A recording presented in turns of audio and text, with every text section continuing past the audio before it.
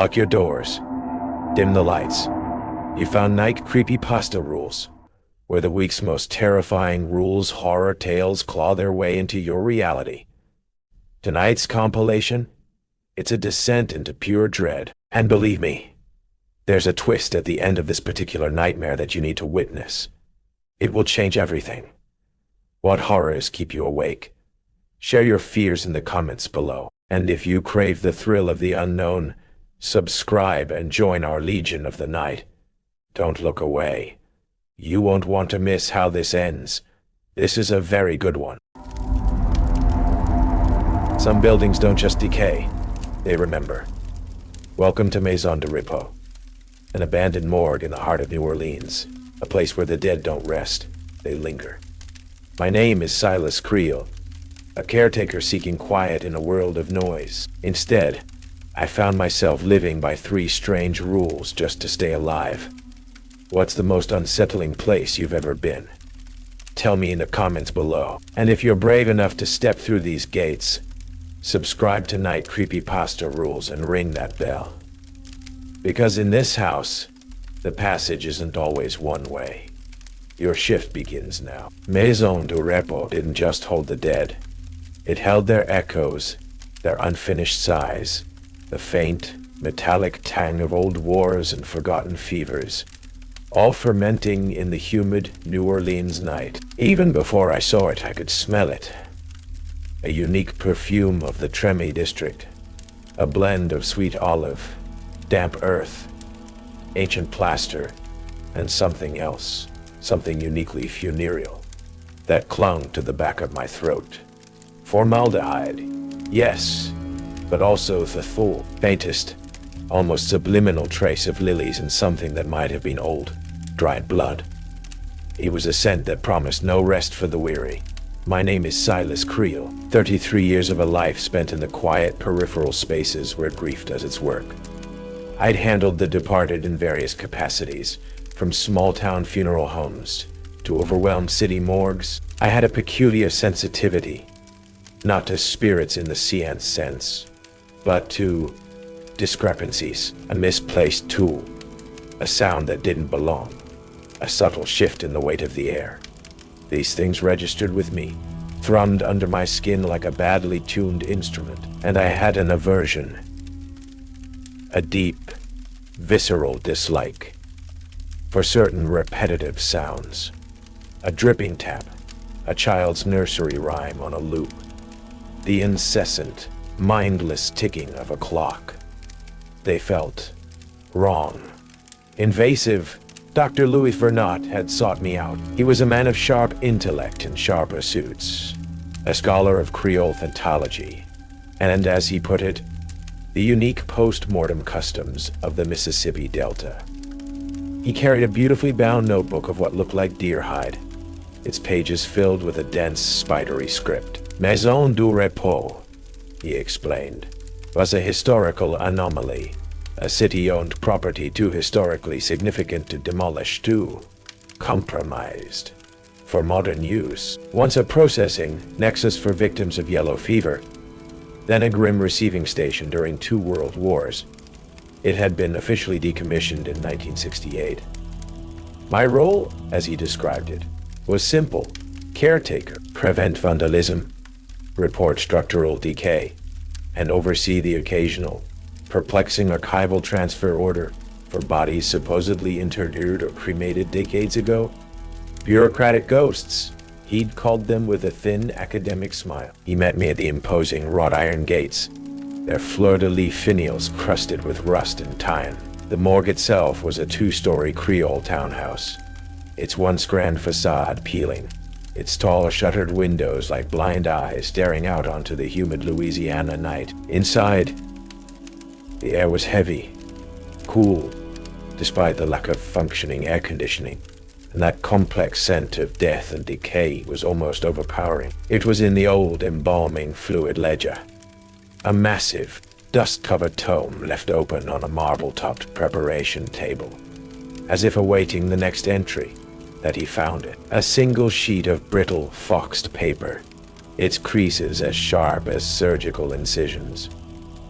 The ink was faded, A brownish purple, the handwriting elegant, archaic. Ah, this must be from Monsieur Thibodeau, Vernot murmured, adjusting his spectacles, the last Creole undertaker to work these halls. He was renowned for his adherence to the old ways. 3 rules. Always 3. It was a folkloric constant I'd encountered before. 1. Don't disturb anybody that has coins on their eyes. They've paid their passage and shouldn't be kept waiting. A common enough superstition. Sharon's obol. I nodded, unsurprised. 2. Never work on July 1st, 2nd, or 3rd. Too many soldiers died those days, and they returned seeking medical attention. That gave me a slight pause. The specificity was unusual. Bernat merely hummed thoughtfully, making a note in his deer-hide book. 3. When red eyes glow in the darkness, don't turn on the lights. The Mothman is deciding if you're worth saving. Mothman. My brows furrowed. That was a name I associated with West Virginian folklore, not the bayous of New Orleans. The Mothman Doctor. Bernat smiled. That thin, scholarly smile again. Local syncretism, Mr. Creel. Our city has a remarkable ability to absorb and reinterpret. Consider it. Colorful local history. He treated it all with a detached, almost anthropological interest. Yet there was an undercurrent I couldn't quite place, a watchfulness in his gaze. He then led me on a cursory tour, the echoing autopsy theater with its tiered seating and central stained marble slab. The rows of refrigerated body lockers in the cold storage wing, most bearing tarnished brass plates with names and dates from a forgotten century. Some were still sealed with heavy old-fashioned hasps and locks. He indicated one particularly large, heavily bolted door at the far end of a dark corridor. The old pataltery, he said. Unused for generations. Records mostly. Best left undisturbed. The city has its own preservation protocols for such things. As he spoke, his hand resting briefly on the cold steel of that bolted door, I heard it. Faint, but unmistakable. A rhythmic clink, clink, clink, clink, like a single coin being dropped over and over onto a cold metal surface from the other side.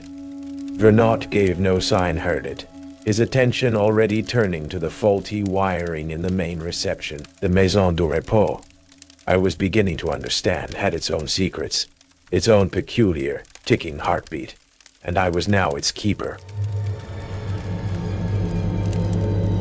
My first few nights at Maison du Repos were a study in oppressive silence and subtle disquiet. The vast empty building sighed and creaked around me. Sounds that in any other place I might have dismissed as the settling of old timbers, the play of wind in loose shutters. Here, each groan felt like a drawn-out exhalation from lungs long since turned to dust. My particular aversion to repetitive sounds was immediately put to the test by a persistent, maddeningly irregular drip from a corroded faucet in the old staff lavatory and the asthmatic hum of the ancient, barely functioning generator that powered the few dim lights. Dr. Vernot had tasked me with a preliminary inventory verification, cross-referencing the names on the sealed cold storage units with a crumbling handwritten ledger from the early 20th century. It was during this grim accounting, in a particularly cold and shadowed alcove of the refrigerated wing, that the first rule asserted its chilling reality. One of the drawers, Unit 73, its brass plate bearing the name Annalise Moreau, 1898, was not fully latched. It was open by a mere fraction of an inch, a dark sliver in the row of sealed compartments. My instructions from Vernot were clear. Ensure all units remain secured. As I reached to push it closed, a wave of intense, unnatural cold billowed out, so frigid it made my teeth ache. I hesitated then, compelled by a sense of duty, or perhaps a more morbid curiosity. I gently pulled it open a few more inches. Inside, shrouded in what looked like yellowed linen, lay a form, indistinct, but what caught my flashlight beam, what made my breath catch in my throat, were two dull tarnished silver dollars, placed with deliberate precision over the area where Annalise Moreau's eyes would have been. They seemed to absorb the light, to radiate a coldness that was more than just the chill of refrigeration. Don't disturb anybody that has coins on their eyes. They've paid their passage and shouldn't be kept waiting. The rule. My hand reaching for the drawer handle froze. The air around the unit seemed to thicken, the silence to deepen, to become expectant. I could almost feel a presence, a silent, unseen watcher, waiting to see what I would do. Carefully, my heart hammering against my ribs, I pushed the drawer closed, the old latch clicking into place, with a sound that seemed to echo through the entire morgue, like a final metallic sigh. Later that night, as I did my rounds, I distinctly heard the faint, metallic clink, clink of that specific drawer sliding open, and then moments later, shutting again. Though I knew I was the only living soul in the building. Father Marcel Roux, the old Haitian-French priest from the nearby St. Augustine parish, visited me the next evening.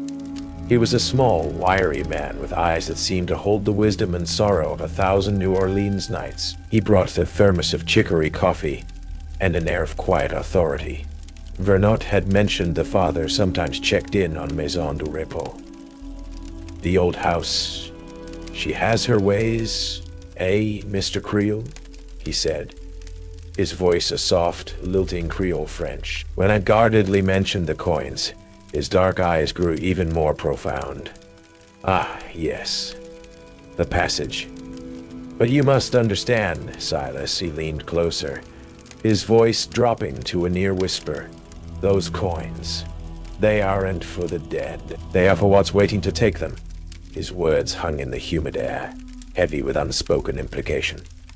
A few days later, an official-looking archival transfer order appeared on the dusty reception desk. It was typed on old, yellowed city stationery, requesting the immediate preparation and release of remains. One Antoine Devereaux, interred March 1919. The order was signed in faded spidery ink by a coroner named Dr. Jean-Luc Boudreau. A quick search of the moth-eaten city archives Vernot had left for me revealed Dr. Boudreau had succumbed to the Spanish flu in the autumn of 1919. The paperwork itself felt cold, imbued with the same unsettling chill as Unit 73. Near one of the larger, more heavily bolted cold storage units in the long-term stasis section, a unit bearing Devereaux's name, I found a single, mud-caked, verdigris-stained military insignia button, French, from the Great War era.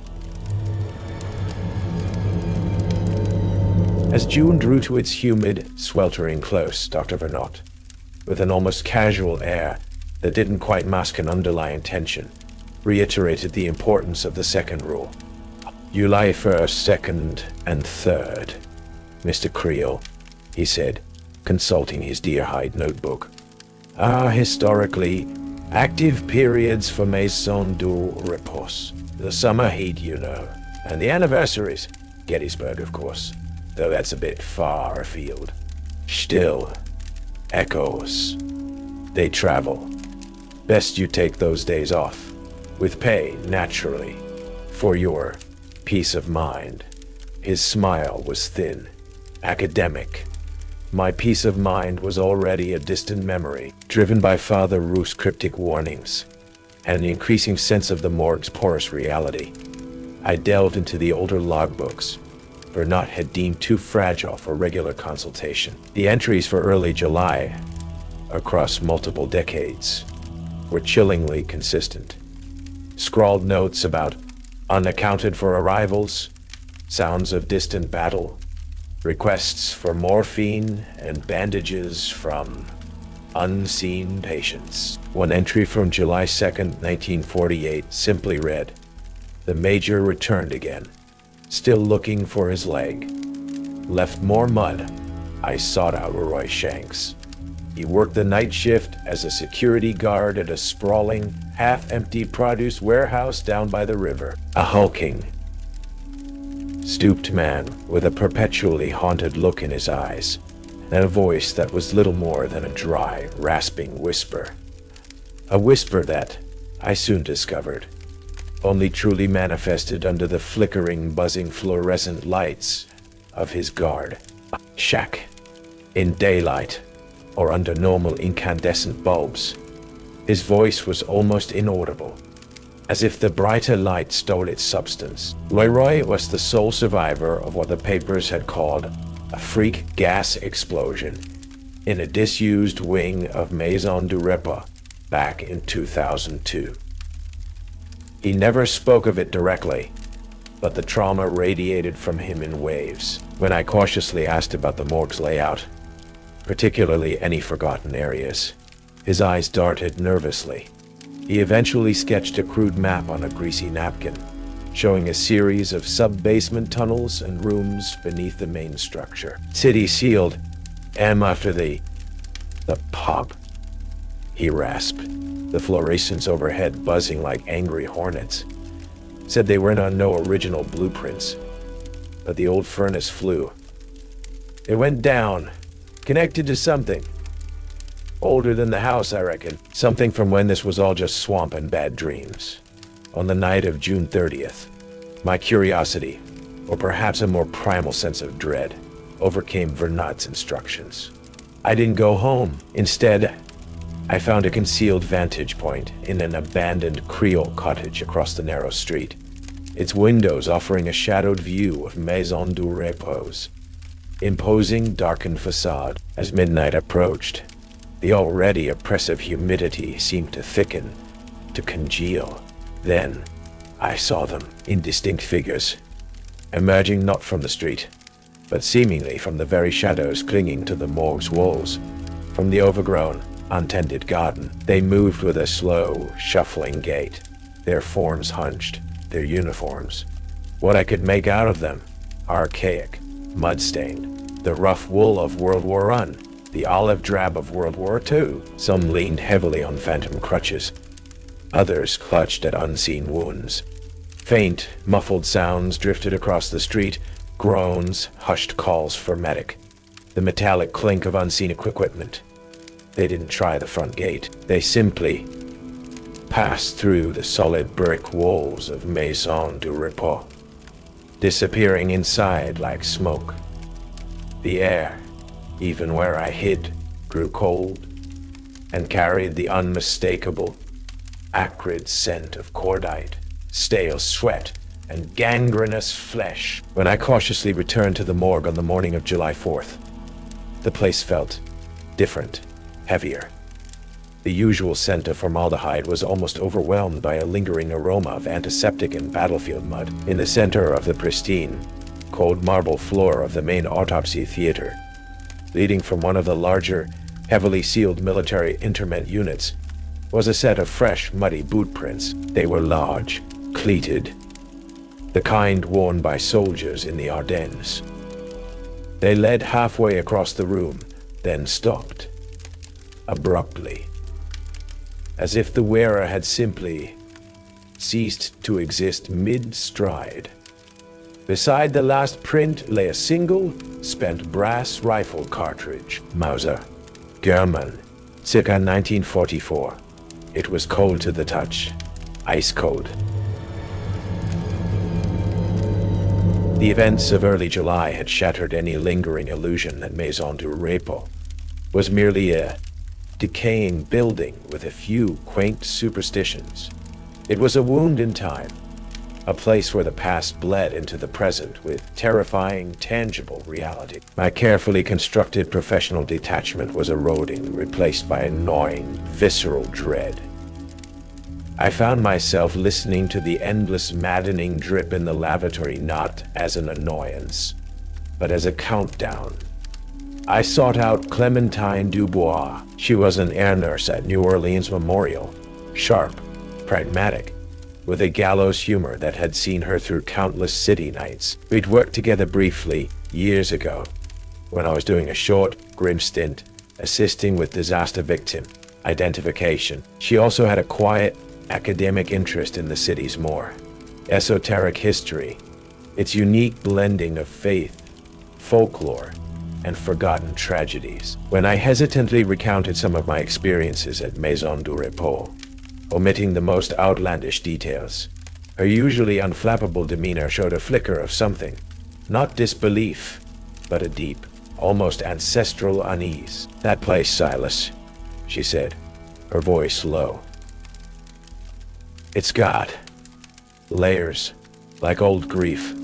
Be careful what you peel back." With her hospital access and a nurse's disregard for bureaucratic red tape, Clementine helped me delve into restricted city archives, cross-referencing old burial permits, epidemic records, and military casualty manifests. The discrepancies were staggering.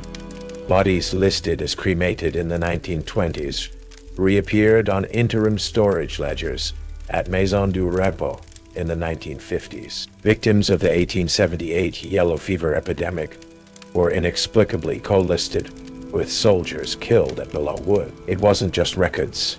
It was as if the morgue itself was a chaotic temporal magnet, drawing in and holding the echoes of distant, unrelated deaths.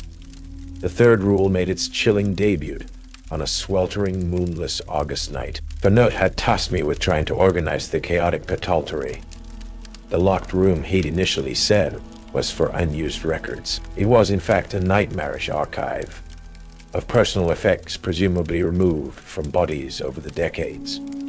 Tarnished lockets, faded photographs, single baby shoes, prayer beads, military dog tags, a museum of last possession. The air was thick with their collective sorrow. Suddenly, the main power to that wing of the morgue sputtered, hissed, and died. The emergency lights, feeble and yellow, cast long, distorted shadows that seemed to writhe with unseen life. I was plunged into a disorienting, almost total darkness. And there, at the far end of a narrow corridor lined with shelves of these tragic mementos, they appeared. 2 points of intense, visceral, crimson light, like the glowing embers of a hellish forge, or the eyes of some enormous nocturnal predator. They floated in the darkness, unblinking, regarding me with a cold, ancient, and utterly alien intelligence. My breath turned to ice, my breath hitched when red eyes glow. In the darkness, don't turn on the lights. The Mothman is deciding if you're worth saving. The urge to flick on my heavy-duty flashlight, to banish that terrifying, piercing gaze with a flood of mundane light, was almost overwhelming. But the rule, Vane's desperate warning, held my hand frozen. I stood there, transfixed, for what felt like an eternity, the crimson eyes boring into me, stripping away pretense, assessing something.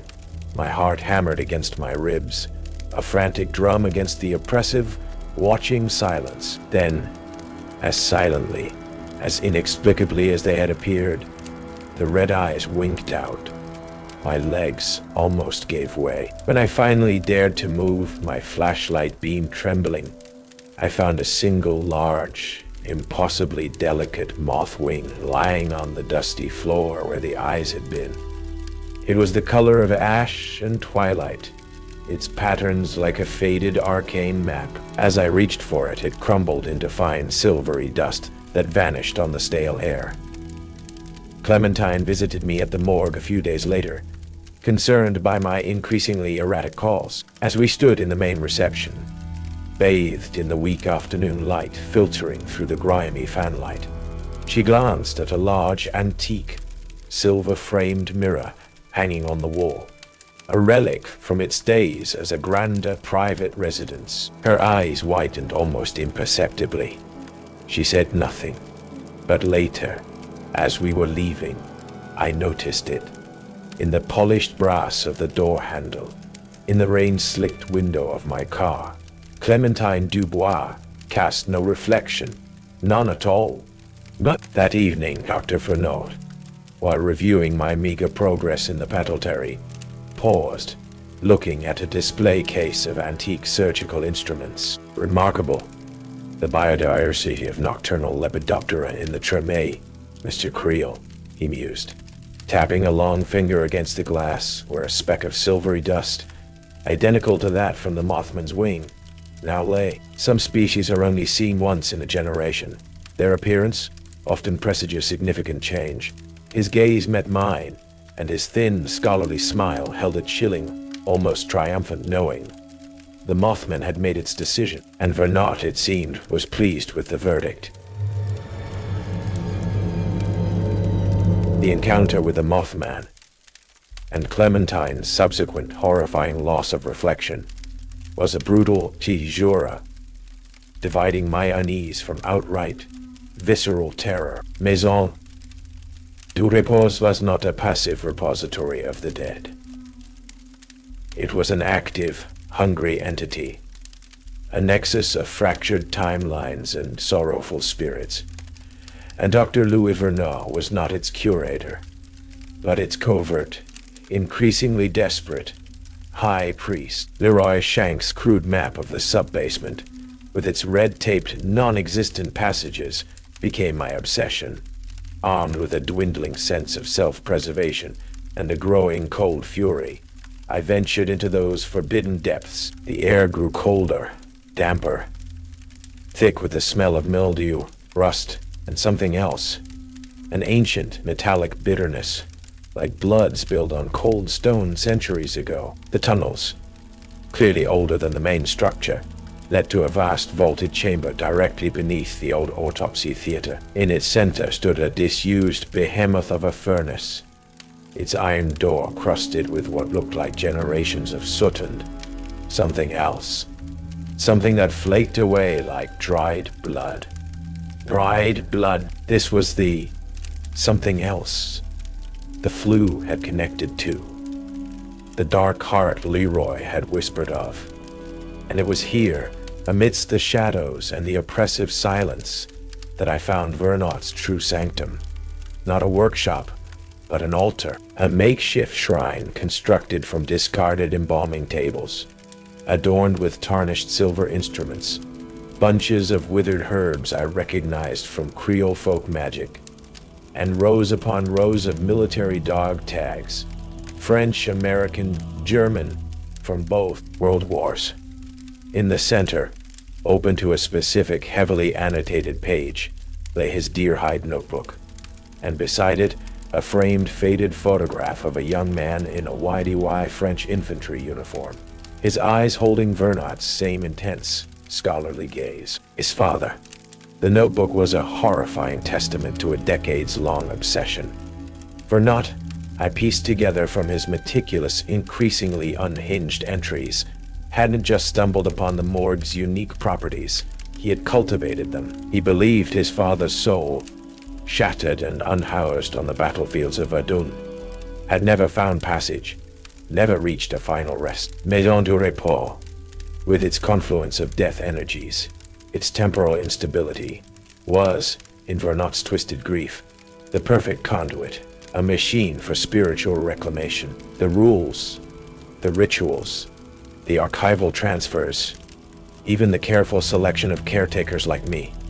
It was all part of his monstrous, protracted effort to create the precise vibrational frequency, the perfect spiritual vacuum, to draw his father back from the abyss.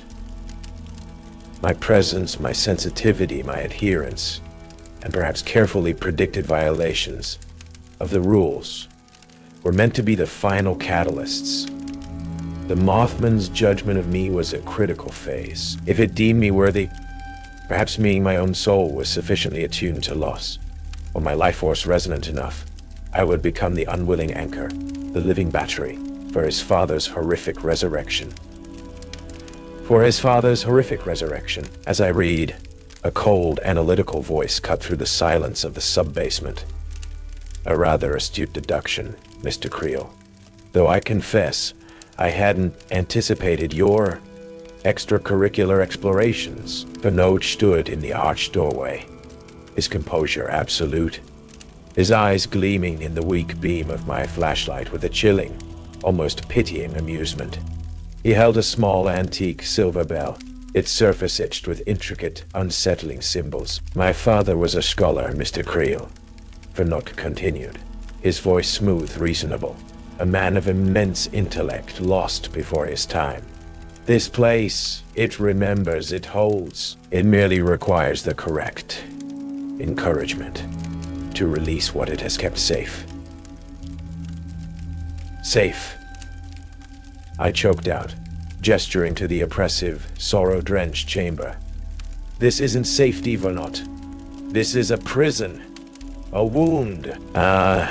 Necessary wound, he corrected softly. A crucible. The Mothman, you see, is not a demon to be feared, but a precise celestial mechanic. It ensures only the most significant emanations persist. My previous attempts were crude. I lacked the understanding, the proper human catalyst. He looked directly at me. Your recent interaction has calibrated the local spiritual pressure perfectly. He rang the small silver bell. The sound did not echo. It was absorbed by the very stones. And then, a deeper, resonant hum began to emanate from the old furnace, from the walls themselves. The air grew thick, vibrating with a terrifying, unseen energy. The scent of magnolias and old blood intensified, now mixed with the phantom reek of cordite, mustard gas, and trench mud. You broke the third rule, Doctor, I said, my voice tight. 15 years ago, you turned on the lights. Father Rue told me. No white light since then. No true passage. Only the Mothman's judgment.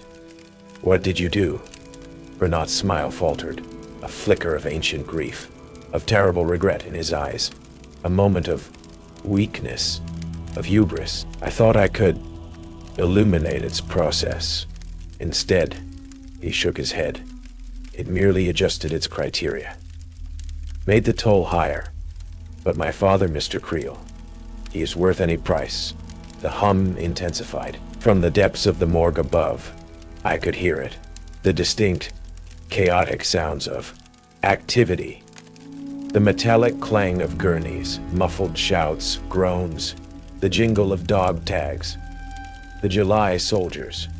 But this was August. Vernot's ritual was pulling them all back, out of season, out of time, creating a maelstrom of spiritual dissonance.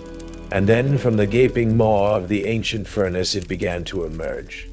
Not his father, not yet, but a writhing amorphous mass of shadow and flickering, indistinct light, punctuated by the agonized, half-formed faces of countless soldiers, their eyes wide with the horrors of forgotten battlefields. Their collective sighs, their whispered pleas for medics, for mothers, for an end to pain, filled the chamber.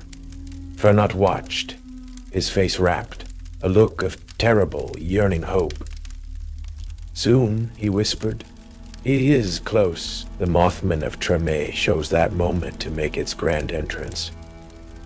Not with a whisper, but with a silent, bone-chilling implosion of shadow at the far end of the vaulted chamber. The red eyes ignited, no longer distant pinpricks, but burning, infernal orbs the size of dinner plates, fixed not on me, but on the emerging chaotic mass of souls from the furnace, and on Vernot. Its immense winged silhouette, darker than the deepest darkness, filled the archway, the air around it thrumming with an ancient, immeasurable power. Its voice, when it came, was not a sound, but a pressure in the skull, a chorus of rustling wings and winds, sucked through 1,000 burning embers. The balance is broken, the toll unpaid, the passage corrupted. Vernot screamed, a sound of pure, unadulterated terror, as the amorphous mass of soldier spirits recoiled from the Mothman's presence, their forms flickering, some dissolving into screaming motes of light. His carefully constructed ritual was collapsing, his father's reclamation turning into a spiritual cataclysm. The Mothman's crimson gaze swept the room, dismissing the cowering Vernot, passing over the dissipating soldier spirits. Then, It settled on me. The Caretaker. You have witnessed the broken compact. You have disturbed the sleepers. Your own passage is now in question. I had to choose. Flay into the chaos of the upper morgue. Now undoubtedly a battleground of agitated spirits. Try to reason with a grieving mad scholar, or face the arbiter of souls itself. The rules, I realized with a sickening lurch, were not just for survival. They were part of the Mothman's ancient, terrible calculus. And I, in my attempts to understand, had become a variable in its grand, ongoing equation of life, death, and the price of remembrance. The Mothman's pronouncement hung in the vibrating air, a sentence delivered from a tribunal beyond human comprehension.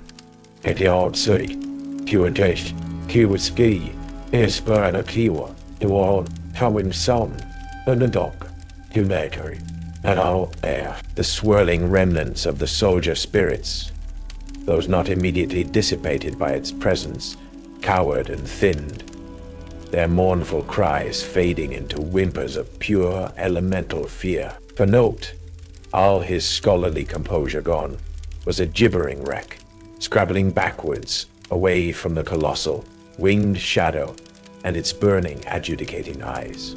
He had sought to control the currents of life and death. Now he was drowning in them. Your debt, scholar, is ancient. The Mothman's thought voice pressed into my skull, each syllable like a shard of ice. You sought to rewrite the ledger with stolen ink. The price is reckoned. The crimson gaze shifted infinitesimally towards Vernot. The doctor let out a thin, reedy scream as shadows, deeper and colder than the ambient darkness, seemed to detach from the Mothman's silhouette, slithering across the stone floor towards him. They weren't physical, but they had weight. A pressure that made Vernot gasp and clutch at his chest, as if his very soul were being compressed. I had to act. Not for Vernot, perhaps not even for myself, but for something. For Clementine, who had lost her reflection to this place-skewed reality. For Father Rue, who had tried to warn me. For the sanctity of passage, however grim. The coins, I yelled, my voice surprisingly steady, cutting through Vernot's whimpers. Rule 1. I've paid their passage. They shouldn't be kept waiting. I was thinking of the soldiers, of Annalise Moreau, of all the souls trapped or delayed by Vernot's manipulations, by the Mothman's altered judgment. The Mothman's gaze swiveled back to me, its intensity undiminished. They paid the old toll. The old paths are clouded. By his hand, a flicker towards Vernot, who was now trying to crawl away, the shadows slowly, inexorably enveloping his legs. This was a negotiation, I realized with a shock, a horrifying, otherworldly appeal. Leroy Shank's map. His raspy warnings about the old furnace flue connecting to something older than the house. Father Rue's words. Coins aren't for the dead. Therefore, what's waiting to take them? What was waiting before Vernot broke the compact? Before the Mothman became the sole arbiter. There was a passage before you were the only judge here, I shouted, pointing towards the ancient, crumbling furnace, the heart of the sub-basement, before the lights were turned on. The passage those coins were meant for. The Mothman was silent for a long, drawn-out moment, its crimson eyes burning into me. The pressure in the room intensified, making my teeth ache. The shadows around Vernot paused, a hair's breadth from consuming him entirely. Show me, Caretaker. The thought voice finally came, colder than any grave. Show me this uncorrupted passage. Prove its worthiness, or all debts here tonight will be paid. In full. My mind raced. The furnace. The flue. The connection to something older. It wasn't just a furnace. It was a gateway, a primitive psychopomp, perhaps from the land's original pre-Creole inhabitants, later co-opted, then forgotten. The coins weren't for the Mothman. They were for this. I scrambled towards the hulking furnace, the Mothman's gaze a physical weight on my back.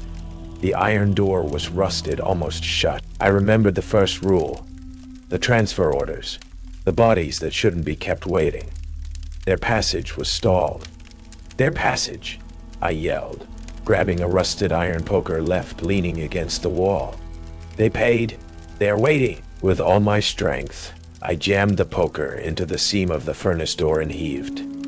Metal shrieked, rust flaked, and with a groan that seemed to echo from the very foundations of the earth, the ancient door creaked open. No firelight greeted me, no heat, only an absolute, profound darkness, a void that seemed to drink the light from my flashlight, and a sound, a low, resonant hum, like a colossal, sleeping heartbeat, deeper and more ancient than any sound I had ever heard. And from within that darkness, a faint, ethereal chorus, not of sorrow, but of release, a sighing, multi-voiced exhalation. The remnants of the soldier spirits, those few that still flickered in the chamber, turned as one towards the open furnace. Their forms, previously agitated and confused, now seemed calmer. They began to drift, slowly, inexorably, towards that welcoming, humming void. Even Vernot, his terror momentarily forgotten, stared, his face slack with disbelief. The shadows that had been consuming him receded slightly. The Mothman watched, its crimson eyes narrowed, if such a featureless entity could be said to narrow its gaze. The pressure in the room lessened almost imperceptibly. One by one, the spectral soldiers reached the furnace and flowed into its lightless depths, their forms dissolving into the humming darkness, their faint sighs joining the ancient chorus. It was a slow, solemn procession. When the last echo had faded into the void, the deep hum from the furnace subsided, leaving behind only a profound, ancient silence. The door of its own accord, slowly, gently, creaked shut. The Mothman turned its burning gaze back to me. A debt is repaid, it projected. The old ways, remembered. Balance, for now, is restored. Its attention shifted to Vernot, who was now a shivering, broken man. Your own account, scholar, remains. You sought to steal from the river. You will tend its banks. The shadows that had receded now flowed back towards Vernot, but they were different. Less consuming, more binding. They wrapped around him not like a shroud, but like ethereal chains, pulling him not into oblivion, but upright towards the now silent furnace. His eyes were wide with a new, dawning understanding, a terror far deeper than mere death. He was to become a part of this place, a new kind of caretaker, bound to the ancient passage he had sought to corrupt. The Mothman's silhouette seemed to shimmer, to contract. The red eyes pulsed once, twice. Maison du repos. Sleeps, caretaker. Do not waken it again unbidden. The toll will always be collected. And then, as silently as it had arrived, the immense winged shadow and its burning crimson eyes simply were not there, gone, leaving behind only the chill, the scent of ancient dust, and a silence more profound than any I had ever known. Louis Vernot stood before the closed furnace door, unmoving, his eyes vacant, a living statue tethered to a forgotten god. I don't know how long I stayed in that sub-basement chamber after the Mothman departed. Time in Maison du Repos had always been a fluid, unreliable thing. Eventually, the instinct for self-preservation, or perhaps just the overwhelming need for breathable air, drove me back up into the main levels of the morgue. The chaos had subsided. The air was still, heavy, but the oppressive, active malevolence was gone. It felt neutral, exhausted, like a battlefield after the fighting has ceased, littered with the unseen casualties of a spiritual war. Louis Fernot remained in the sub-basement, a silent, unseeing sentinel before the ancient furnace. He was part of the morgue now, another sorrowful exhibit in its vast, unseen collection. I walked out of Maison du Repos as the first faint gray light of a New Orleans dawn was painting the sky. I didn't look back. Father Marcel Roux found me later that day, sitting on a bench in Jackson Square, staring blankly at the artists and the tourists.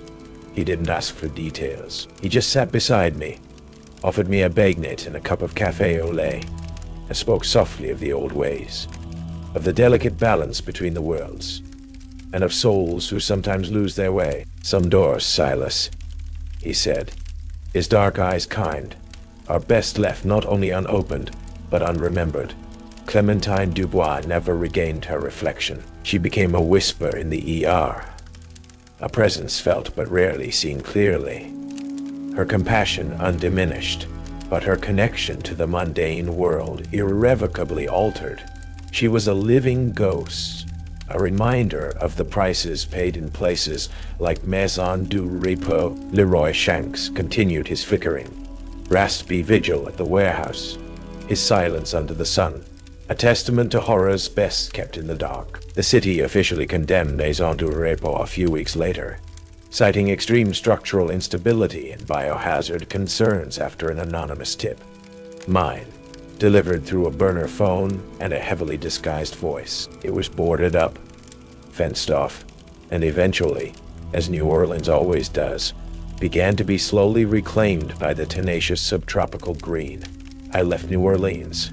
I had to. The humidity, the scent of sweet olive and river mud, the very rhythm of the city, all carried too many echoes. I found work in a quiet, landlocked town in the Midwest, in a small, modern, utterly unremarkable funeral home, where the only mysteries were the mundane sorrows of ordinary lives. Most days, I managed to convince myself that Maison du Repos and its arbiter of souls were a fever dream, a hallucination born of grief, suggestion, and the unique, oppressive atmosphere of a decaying city. But sometimes, on a still, moonless night, when the wind is just right, I think I can smell it.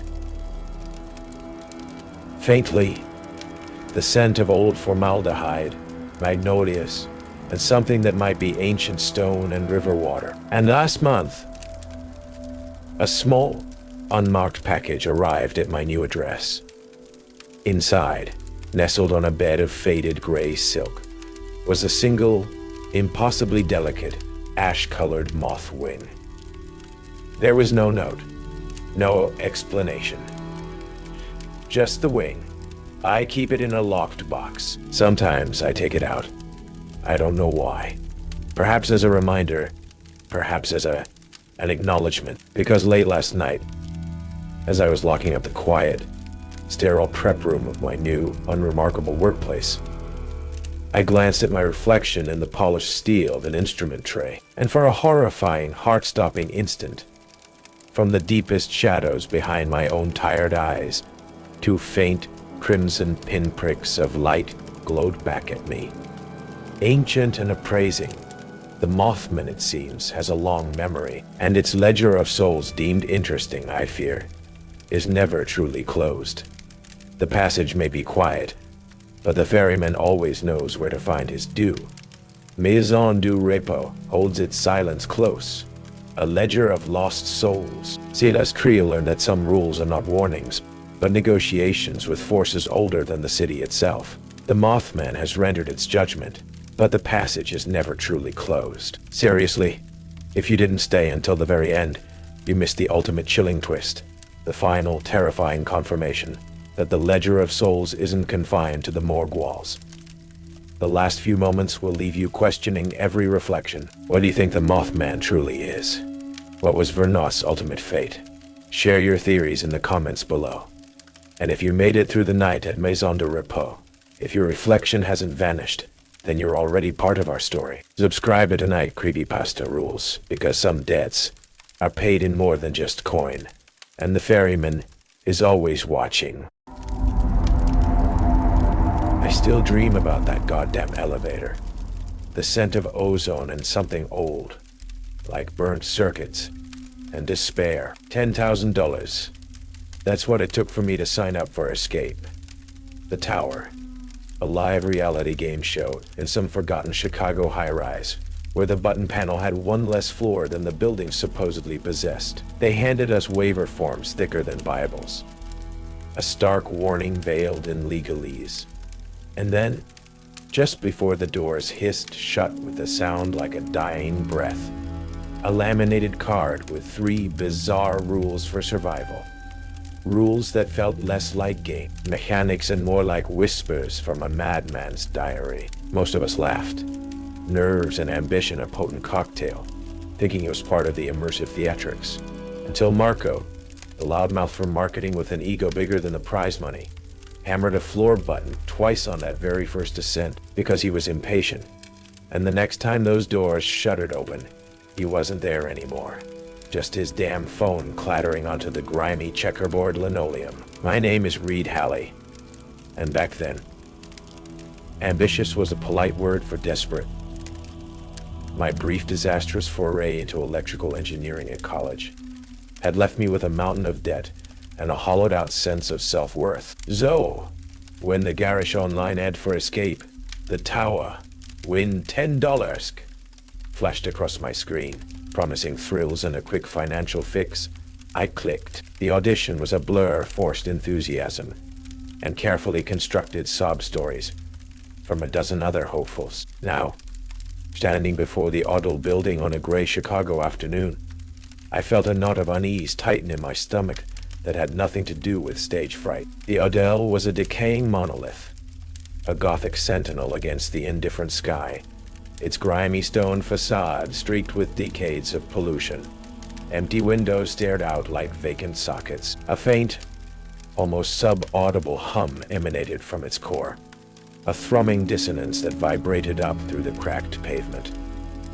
The air around it was heavy, still, tasting of pigeons, damp concrete, and a faint, unplaceable bitterness, like old ashes. Our group of 10 finalists huddled near the boarded-up main entrance, a motley crew of aspiring influencers, thrill seekers, and people like me, just trying to catch a break. There was Cami Rodas, barely 19, already chattering into her phone, her bright pink hair a stark contrast to the building's oppressive gloom. Hey, fearless fam. Cami here, about to conquer the tower. Wish me luck. Her laughter was a little too loud, a little too brittle. And then there was Becca Voss. Even among us, Becca was a minor celebrity, an influencer known for her daredevil urban exploration streams. She was already live, her phone on a gimbal, narrating with a practiced, almost manic cheerfulness. All right, Vossen tribe, the infamous Odell building. They say it's haunted. They say it's cursed. I say it's $10,000 waiting for Becca. She winked at her phone, then at us, her smile wide but not quite reaching her eyes. There was an intensity about her, a predatory gleam that made me uneasy. A figure emerged from a barely visible service door, draped in a dark hooded jumpsuit, their face entirely obscured by a blank, stylized white mask that reflected no light. This was Mr. Lank, our technical guide. This was Mr. Lank, our technical guide. His voice, when he spoke, was filtered, a dry, emotionless rasp that seemed to crawl under your skin. Contestants, welcome. Your silence and compliance are appreciated.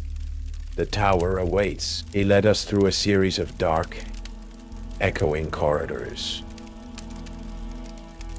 The only light from his own powerful flashlight.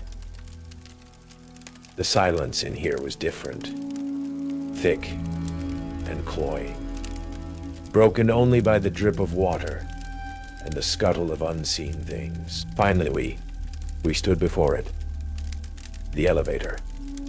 It was an ancient industrial cage, its brass fittings tarnished, its steel mesh grimy. The floor indicator above it was an old-fashioned dial with Roman numerals, some of which were faded or missing. "The game is simple," Mr. Lank rasped, his masked face unreadable. "Ascend. Survive the challenges on designated floors. The last one standing, or the first to reach the designated exit point, wins. The building has 12 floors. This elevator has 11 buttons." He gestured to the tarnished brass panel inside the car. "Roman numerals I threw head out. Roman numerals I threw head out." We crowded in. The air inside was cold, metallic, with that odd smell of burnt sugar I'd noticed outside. Stronger now, as the heavy outer door groaned shut, sealing us in with a disconcerting finality. Becca Voss thrust a small, laminated card into my hand. "Bound this tape to the wall. Guys, looks like our first clue. How deliciously creepy." I looked down. It wasn't a clue. It was a warning. 3 rules to stay alive. Never press the button more than once. It remembers. If you arrive at floor 7 and the lights flicker red, stay inside and keep the doors closed. If someone gets in but has no reflection in the glass, get off at the next floor. No matter what. Nervous laughter rippled through the group. Cammy filmed the card, her earlier bravado faltering. This is normal. Oi! Marco, a beefy guy in a too-tight affliction t-shirt, scoffed. "Dude, it's theatrics. Immersion. They're just trying to psych us out. 10 G's, remember?" He swaggered towards the panel. "All right, who wants to do the honors? Let's get this show on the road. Top floor, right? Or as high as this thing goes." He jabbed dramatically at the button for floor C. It didn't light up immediately. "Huh? Piece of junk." He jabbed it again, harder. This time a faint, sickly yellow light flickered behind the numeral. The elevator lurched, a groan of tortured metal echoing around us. It began to ascend, slowly, agonizingly. The air grew colder. Becca was narrating the whole thing, her voice a little too bright. "And we are off," Lawson tried. "First ride in the murdervator. Who's gonna crack first?" The elevator shuddered to a stop. The old dial indicator pointed to 3, not you 2, doors, with a pneumatic hiss that sounded like a weary sigh, began to open. Marco stood directly in front of them, ready to stride out. "All right, floor 3, what you got for it?" He never finished the sentence. As the doors fully opened, there was a sudden violent rush of air like a vacuum. Marco stumbled forward, a look of utter shock on his face. And then, he was gone. Vanished. One moment there, the next just empty space where he'd stood. No scream, no struggle. Just absence. His phone, which he'd been holding, clattered loudly onto the grimy linoleum floor of the elevator, the screen shattering. It lay there, a stark modern relic in the ancient, silent car. The rest of us stared, mouths agape, at the empty doorway, then at the phone, then at each other. Becca's livestream was still running, her face frozen in a mask of feigned shock that for a split second looked more like grim satisfaction. The doors hissed shut again. The sickly yellow light behind the button for floor G, the one Marco had pressed twice, slowly faded to black, leaving only the faint, almost imperceptible indentation of 2 frantic, greasy fingerprints. The game, it seemed, had already claimed its first player, and the rules were very, very real. The silence in the elevator after Marco vanished was a thick, suffocating blanket, broken only by Cammy's ragged, suppressed sobs and the incessant, almost cheerful hum of Becca Voss's phone as she continued to live stream. "Oh my! God, Tribe. Did you see that? Marka. He's just, gone. This is insane. This game is next level. Her voice was pitched high with feigned, but her eyes, when they flicked towards me, held a chillingly bright, almost triumphant gleam. My own shock was a cold stone in my gut. Theatrics? This wasn't theatrics. This was something else. Something impossible. My engineering mind reeled. People don't just vanish, but Marco had. The only evidence he'd ever been there was his shattered phone, now lying near my foot. Its screen displaying a spiderweb of cracks around a frozen image of his own grinning face. The elevator remained stubbornly on floor 3. The doors stayed shut. No instructions came. No voiceover. Just the 10 of us, now 9, trapped in this grimy metal box. After what felt like an eternity, a new contestant, a nervous-looking guy named Sal, who'd been quiet until now, reached out a trembling hand towards the control panel. Maybe we just pick another floor, he stammered, his eyes darting around. Don't touch it twice, I warned, my voice harsher than I intended. The image of Marco's double tap and subsequent disappearance was burned into my retinas. I knelt, carefully examining the panel. The brass around the button for floor W, the one Marco had assaulted, looked different, darker, as if the metal itself had bruised, and when I tilted my head, I could swear I saw a faint, almost imperceptible greasy residue outlining 2 distinct fingerprints, not there before. It remembers. The rule wasn't a metaphor. A new floor button, guys, suddenly illuminated with that same sickly yellow light, unbidden by any of us. The elevator gave another lurch and began a slow, groaning ascent. The tension was unbearable between rides, if you could call these terrifying, erratic journeys, that. We were herded by the silent, masked Mr. Lank into small, featureless holding rooms adjacent to the elevator shaft, on whatever floor it decided to deposit us. They were bare, concrete boxes with a single steel bench and no windows. It was during one of these tense intervals, while Becca was engrossed in her live stream, and Kami was attempting to fix her makeup with shaking hands, that I spotted Devin Wu. He was younger than me, maybe early 20s, with wide, scared eyes behind thick glasses. He was fiddling with a junction box near the massive, greasy cables of the elevator hoist mechanism, a multimeter in his hand. He looked less like a game technician and more like a cornered rat. "You're with the show, right?" I asked, keeping my voice low. "What the hell is going on with this elevator?" "That guy, Marka." Devin jumped, nearly dropping his meter. I don't know, man. It's not right." He glanced nervously towards Mr. Lank, who stood like a statue at the far end of the corridor. "The schematics they gave me, they don't match this system. This thing, it's ancient, and the power draw. It's not on the building's main grid. It's like it's running on something else. Something self-contained." He licked his lips, his gaze darting to the sealed elevator doors. I tried to tell them something was wrong with the proprietary code for the randomizer, but they wouldn't listen. Before I could ask more, Mr. Lank gestured, his masked face unreadable. Time for another ride. This time a young woman named Anya, a self-proclaimed ghost hunter who'd been surprisingly quiet, decided she'd had enough. As the elevator doors closed, she lunged for the emergency stop button, a big red mushroom cap near the panel. Her hand brushed the button for floor 2 as she reached. The elevator shuddered violently, a sound like tearing metal ripping through the car. The lights flickered, died, then came back on, dimmer than before. Anya screamed, clutching her hand. When she pulled it away from the panel, the button for floor 2 was dark, but there was a faint red, almost burn-like outline of her palm and fingers seared onto the brass around it.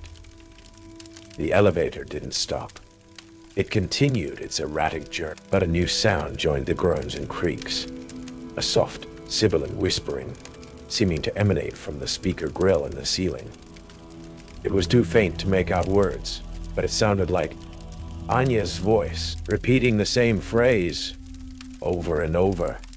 Her last panicked cry of, "Let me out."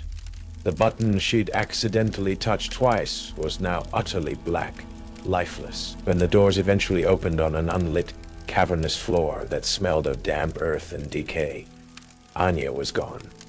The whispering from the speaker stopped. The red handprint on the panel slowly, almost imperceptibly, faded away. Becca's live stream captured it all, of course. Her commentary was a breathless mix of horror and excitement. "Vossen tribe, you are not going to believe this. Anya. She tried the emergency stop, and now she's gone too. This tower, it's actually taking us." But as she turned her phone momentarily away from her face, I saw her quickly swipe at her own screen, as if checking something, a message, a timer, before her wide-eyed shock returned for her audience. Cammy was in hysterics now. She dropped her phone, the one she was using for her own TikToks. It clattered face down. As she scrambled to pick it up, her back was to the reflective chrome paneling on the elevator wall. I saw her reflection clearly, and for a horrifying split second, I saw another reflection superimposed over hers. A tall, shadowy figure standing just behind her in the reflection. A figure that wasn't physically in the elevator with us. It was gone before I could consciously register more than its unsettling, too thin silhouette. Cammy, oblivious, just picked up her phone, tears streaming down her face.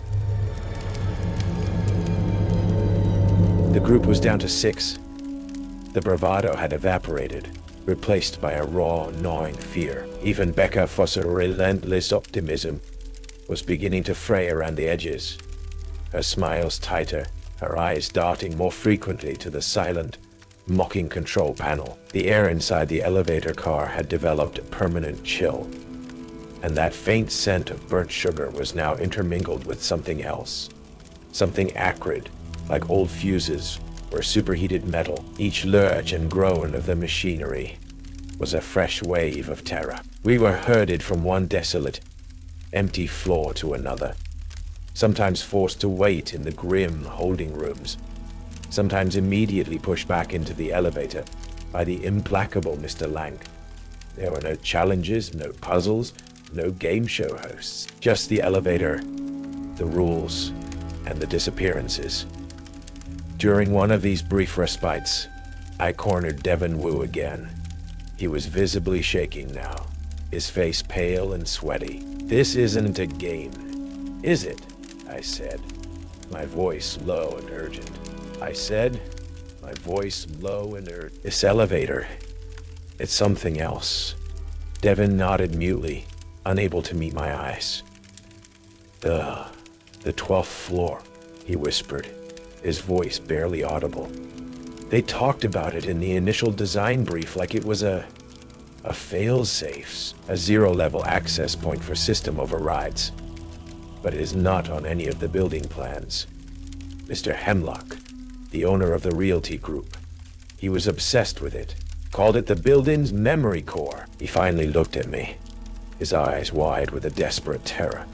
I think this whole game show is just a way to feed it, to make it remember more." Before I could process the chilling implications of his words, Mr. Lang's grating voice summoned us back into the cage. The elevator began to ascend, its movements jerky and unpredictable. The floor indicator dial spun, then slowed, its tarnished pointer settling with a soft click on 7. My heart hammered against my ribs. Rule 2. If you arrive at floor 7 and the lights flicker red, stay inside and keep the doors closed. As if on cue, the main lights in the car sputtered, flickered, and died. We were plunged into momentary, absolute blackness. Then, a series of emergency bulbs in the ceiling pulsed on, casting a grotesque, throbbing crimson light over everything. The effect was instantaneous and horrifying. The polished metal wall seemed to weep a dark, viscous fluid that looked like blood in the hellish glow. The air grew thick, heavy, making it difficult to breathe. "The doors!" I yelled, my voice hoarse.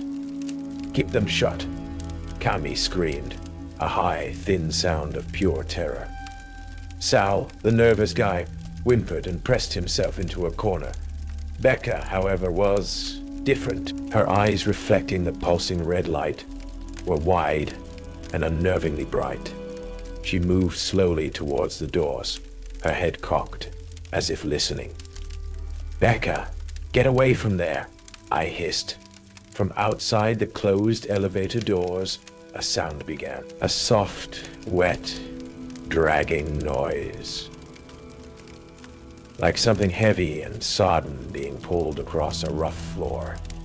It was accompanied by a low, sibilant whispering, too faint to discern words, but filled with a chilling, seductive malevolence. The temperature in the car plummeted. I could see my breath misting in the crimson light. Becca pressed her ear against the cool metal of the door, a strange, almost ecstatic expression on her face. "Amazing content for Centriba," she murmured, her voice a low thrum. "Can you hear that? The tower is speaking to us." She wasn't just performing for her live stream anymore. There was a genuine, disturbing hunger in her posture, in the way her fingers lightly traced the outline of the door. The dragging sound outside grew closer. A soft, rhythmic thump. Drag, thump, drag, accompanied by that insidious whispering. Then something scraped against the outside of the doors. A sound like fingernails or claws on metal. Kami shrieked again and covered her ears. Even Sal was muttering prayers. I grabbed Becca's arm, pulling her back. "Are you insane? Rule 2. She wrenched her arm free, her eyes flashing with an anger that was startling.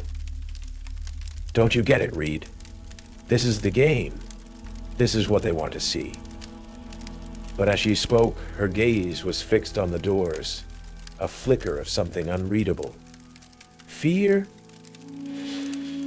Anticipation. In their depths, the red lights pulsed faster now. The whispering outside intensified, cohering into something that sounded almost like names. My name. Kami's. Becca's.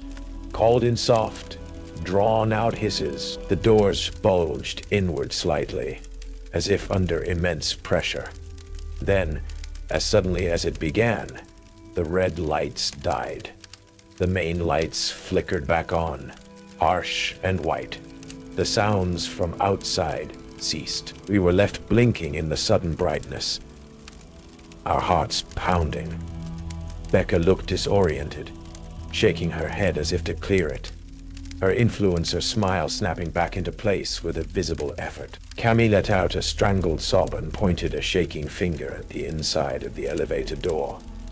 There, etched in the thin layer of condensation that had formed on the cool glass panel, was a single perfectly formed child's handprint.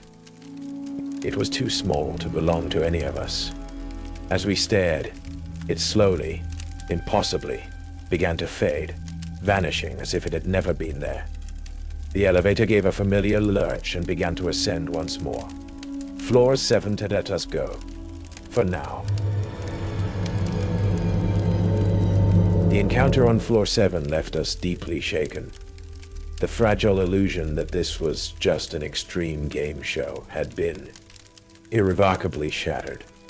Kami was a wreck, barely coherent. Sal was pale and trembling, muttering about wanting out. Even Becca's relentless cheer seemed forced, her eyes constantly darting towards the elevator doors, as if expecting something to come through them.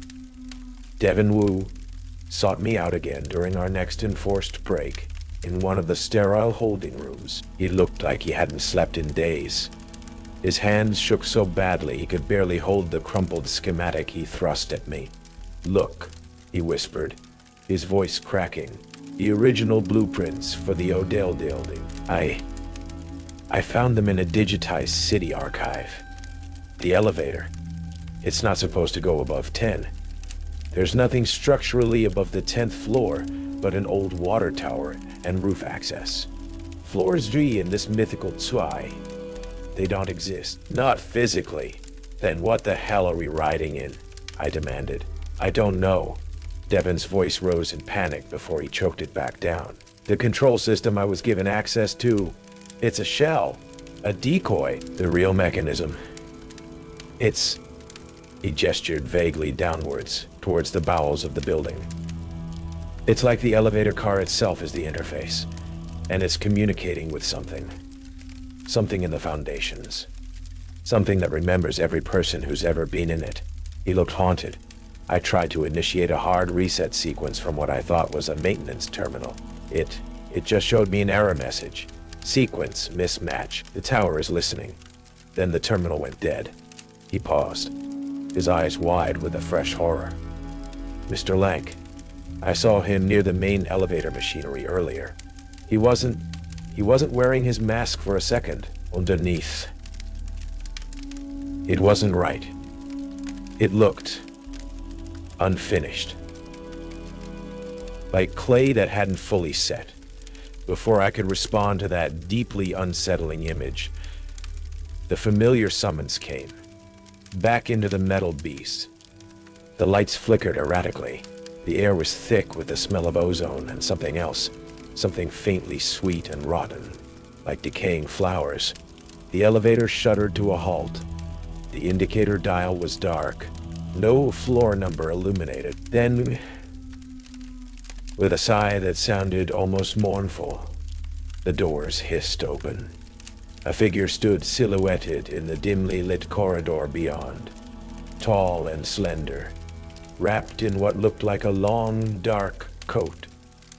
It was impossible to make out any features in the gloom. It didn't move for a long moment. Then, slowly, deliberately, it stepped into the elevator. My blood turned to ice. Rule 3. If someone gets in but has no reflection in the glass, get off at the next floor. No matter what.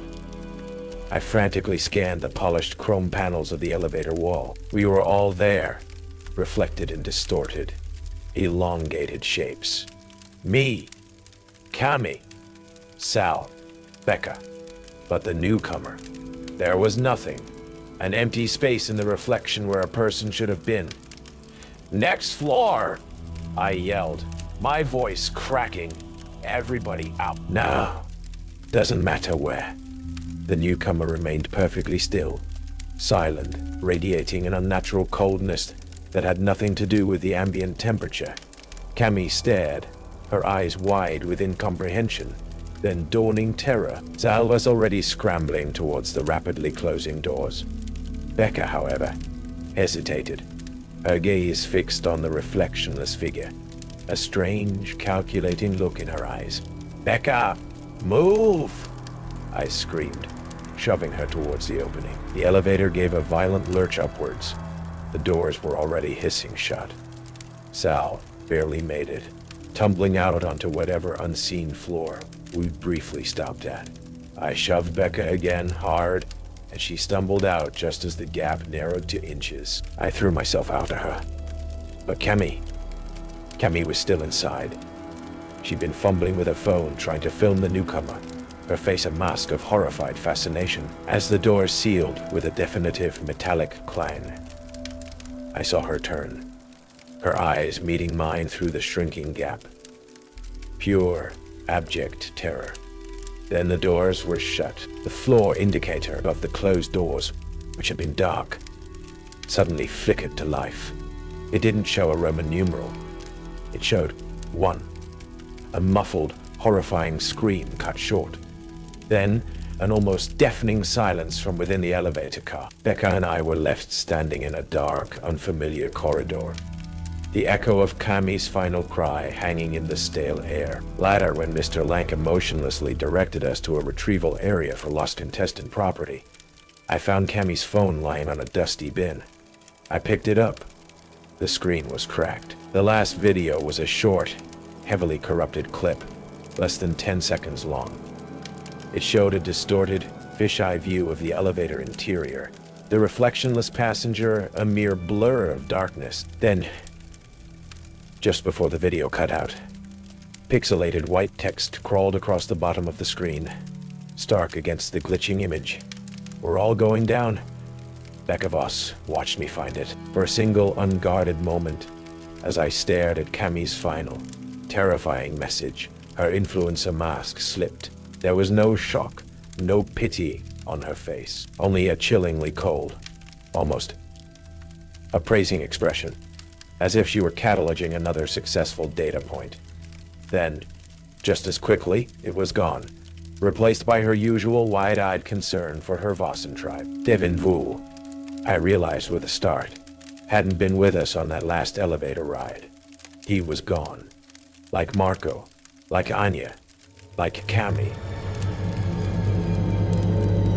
The silence in the holding room after Cammie's departure was a heavy, suffocating thing. It was just me and Becca Voss now.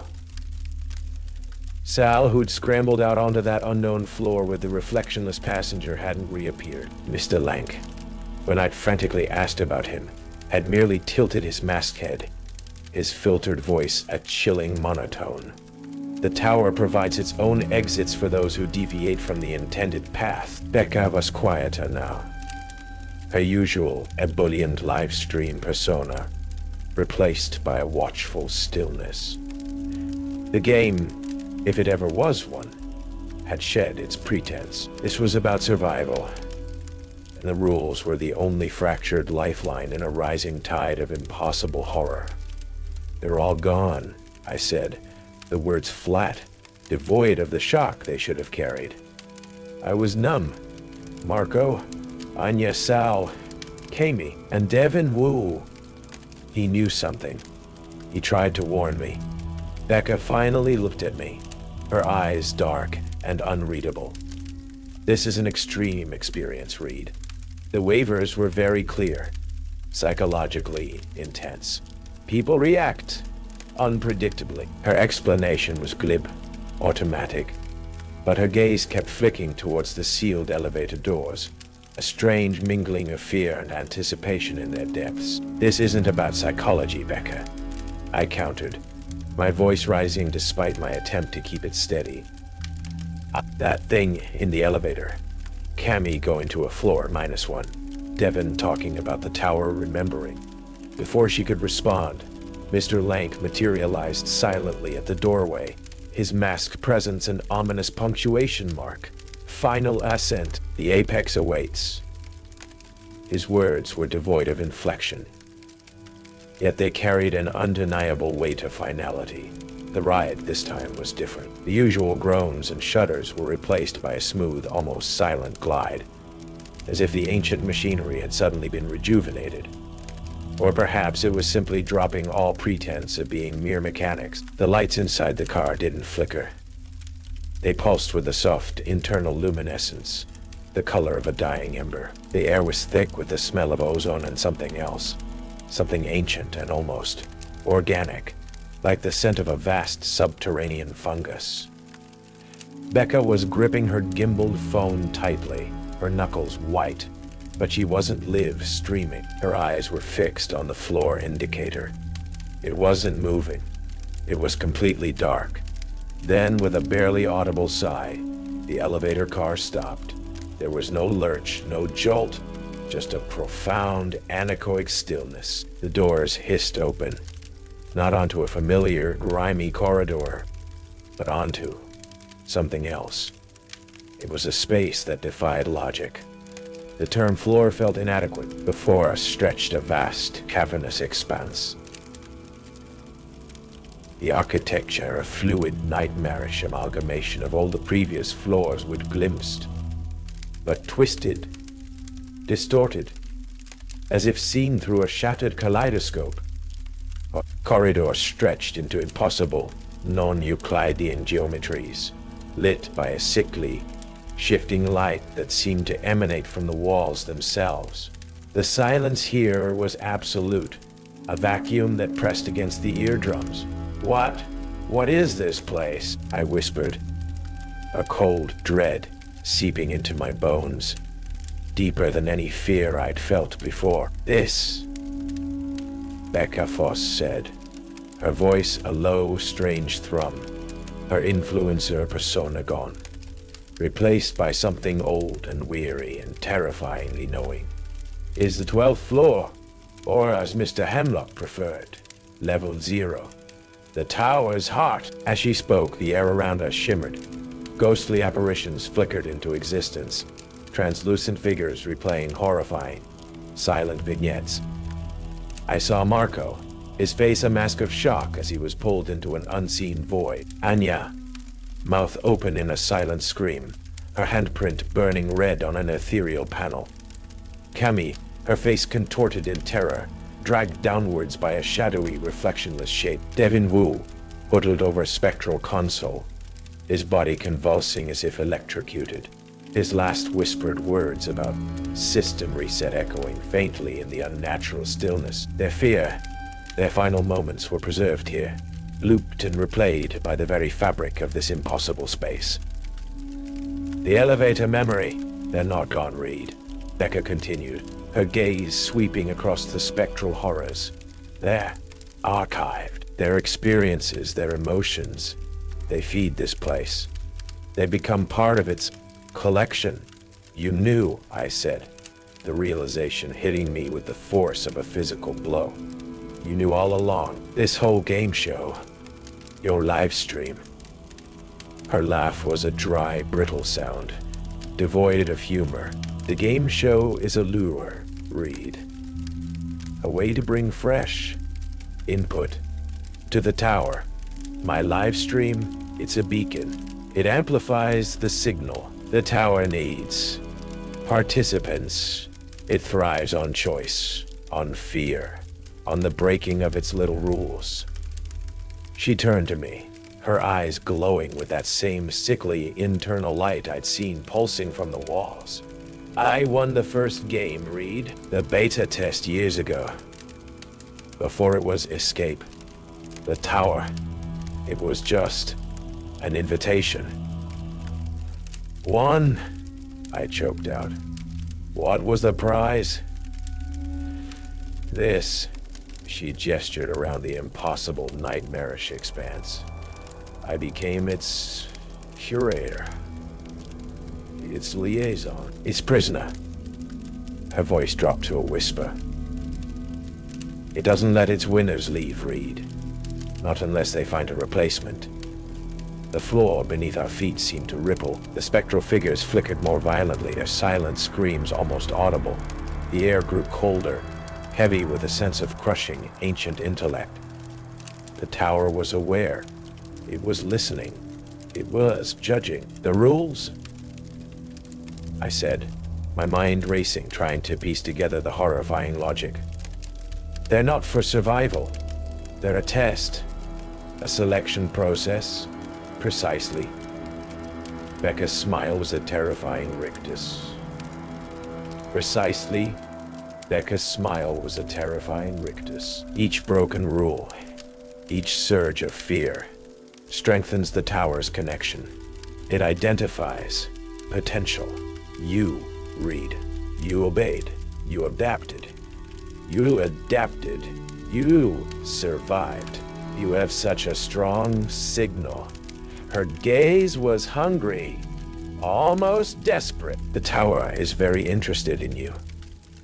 Suddenly, from a distorted corridor to our left, a figure emerged, tall, masked, its movements stiff and unnatural. Mr. Lank, but as he drew closer, I saw it wasn't him.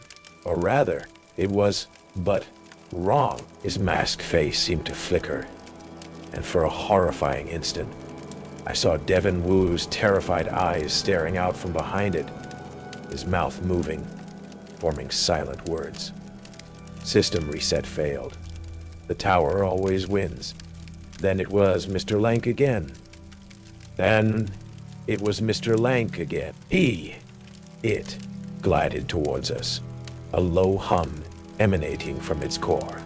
The apparitions of the other contestants swirled around it, their forms becoming more solid, their silent screams taking on a faint, ethereal sound. They were reaching for us. "It's time for the final challenge, Reed," Becca said, her voice tight, almost gleeful.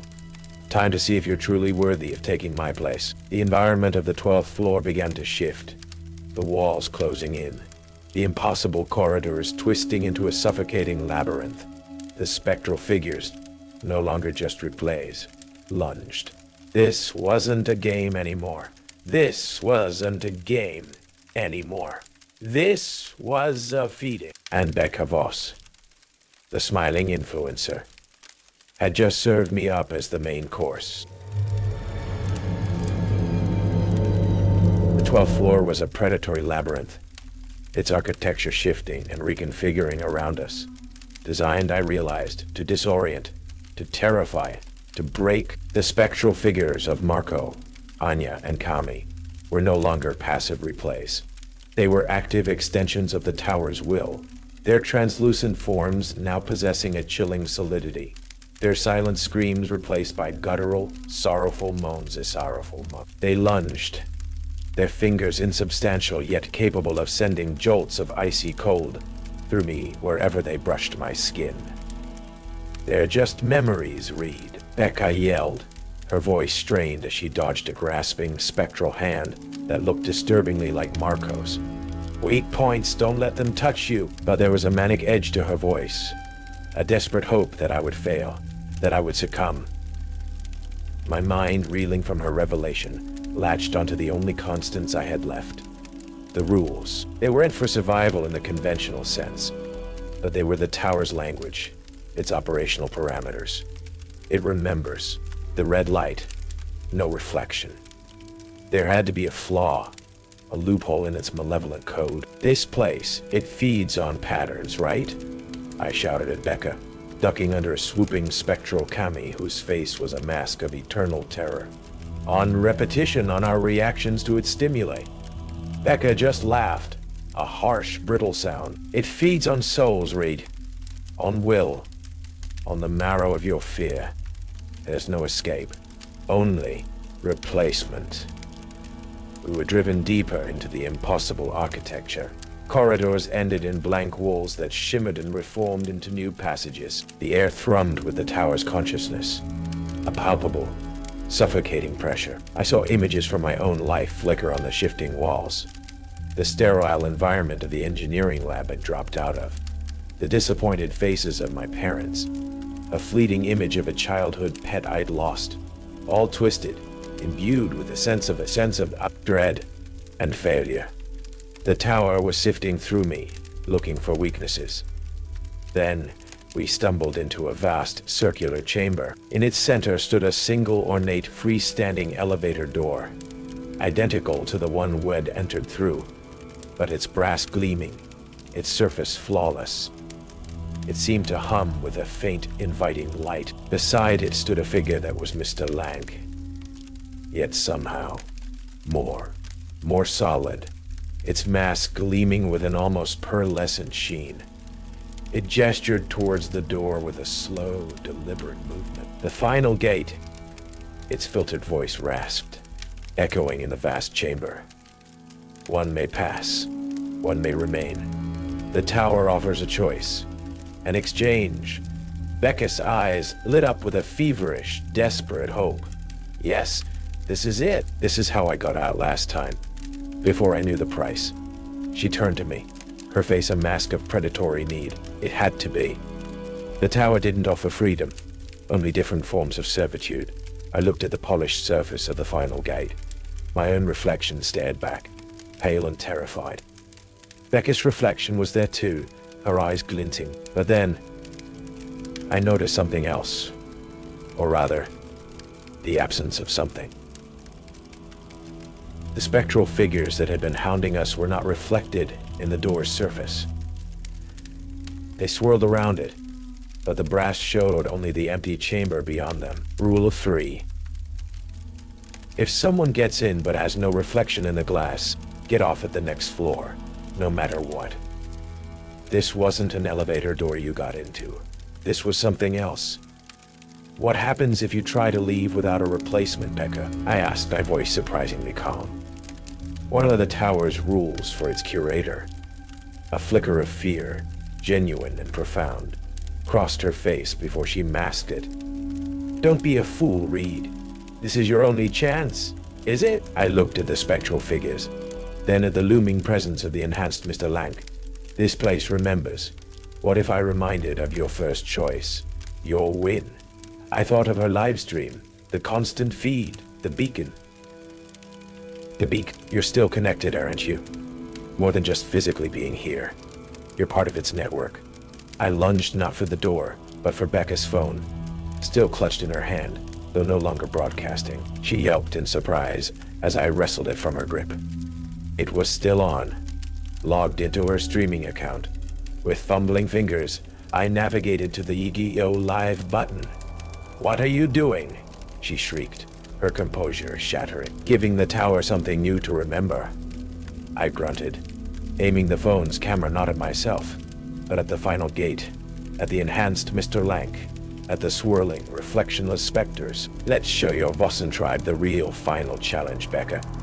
Let's see how the tower likes its deepest secrets broadcast to the world. I hit go live.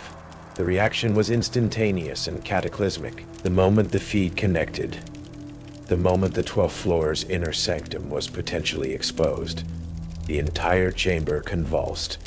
The enhanced Mr. Lank let out a deafening metallic shriek, a sound of pure system overload. The spectral figures recoiled, their forms flickering violently. The final gate shimmered, its inviting glow turning a furious, malevolent red. Becca screamed, a raw, animal sound of terror and fury.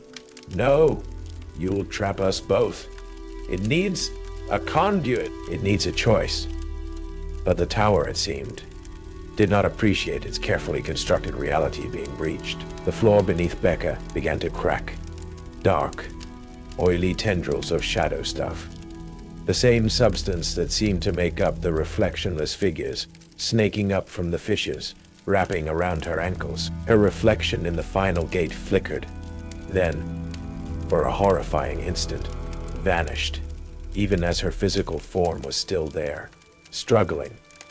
It's choosing now, Becca, I said, my voice trembling as I backed away, still holding the phone aloft, and I think it just found its new permanent curator. The shadowy tendrils dragged her down, her screams absorbed by the pulsing red light of the enraged final gate. The last thing I saw of Becca Voss was her eyes, wide with the ultimate terror, as she was pulled into the very fabric of the 12th floor. Her struggle ceasing as she became just another archived memory, another silent, screaming component of the tower's malevolent consciousness. The phone in my hand went dead, its screen a blank, cold black. The final gate still pulsed red, but the chamber around me was calming. The spectral figures had receded. The enhanced Mr. Lank was gone. And then, with a soft, almost gentle chime, a new door appeared in the wall beside me. A simple, unadorned service door. Its paint chipped, a standard exit sign glowing faintly above it. It hadn't been there a moment ago. The tower had made it its exchange. I don't remember much about going through that service door. Only a disorienting rush of cold, clean air, and the sudden jarring noise of city traffic. One moment I was in the impossible silent heart of the Odell building's 12th floor. The next I was stumbling out of a rusted, unmarked utility hatch into a grimy Chicago alleyway, the pale light of dawn painting the sky. The Odell building loomed behind me, silent and inert, its windows dark, giving no hint of the horrors it contained. It looked just like any other condemned, forgotten skyscraper. My story, when I finally managed to stammer it out to a disbelieving patrol officer I flagged down, was met with the expected skepticism. Exhaustion, dehydration, stress-induced psychosis. There was no record of any escape. The Tower Game Show, the Odell building, had been sealed by the city for over a decade due to safety concerns. Becca Voss, the influencer, was officially declared a missing person a few weeks later. The prevailing theory was that she'd staged her disappearance for clout, or met with a mundane accident during one of her reckless urban explorations. Marco, Anya, Kami, Sal, Devin Wu. They were phantoms, names with no official connection to the building or any game. My insistence on impossible elevators and spectral figures only earned me a referral to a very concerned psychiatrist. Life eventually resumed a semblance of normalcy, but it was a fragile, hollow thing. The Odell building still stood, a dark sentinel in my peripheral vision whenever I dared to venture into that part of the city. I couldn't shake the feeling that it was watching, remembering. Elevators became instruments of low-grade panic. Polished surfaces made me flinch, half expecting to see figures that cast no reflection. The silence of empty rooms was filled with the phantom hum of the tower's consciousness. I tried to warn people. I posted anonymously on fringe forums, detailing the rules, the disappearances, the visceral reality of the 12th floor. My posts were mostly dismissed as creepypasta, elaborate fiction. Some disturbingly garnered interest from a new generation of thrill seekers, mistaking my warnings for a cleverly disguised art. One evening, about a year later, I was scrolling through a bottom-feeder streaming platform, the kind that hosted aspiring influencers and low-budget reality content. A new channel caught my eye. Level Zero Adventures. The host was young, charismatic, with bright, ambitious eyes. He was standing in front of a vaguely familiar, dilapidated building in a different city, hundreds of miles from Chicago. "All right, Zero Seekers," he announced, his voice echoing Becca's manic enthusiasm. "Tonight we're tackling the infamous Blackwood Tower, a place with 12 stories of legend and only 11 buttons in its notoriously temperamental elevator. Rumor has it, there are 3 simple rules to making it out with the bragging rights, and maybe something more." My blood ran cold. He held up a laminated card. The font was different, but the layout, the chilling implications. Then the camera panned slightly, and for a split second, I saw a figure standing in the shadowy entrance behind the host. Tall, slender face obscured by a blank, stylized white mask. It didn't move. It just watched.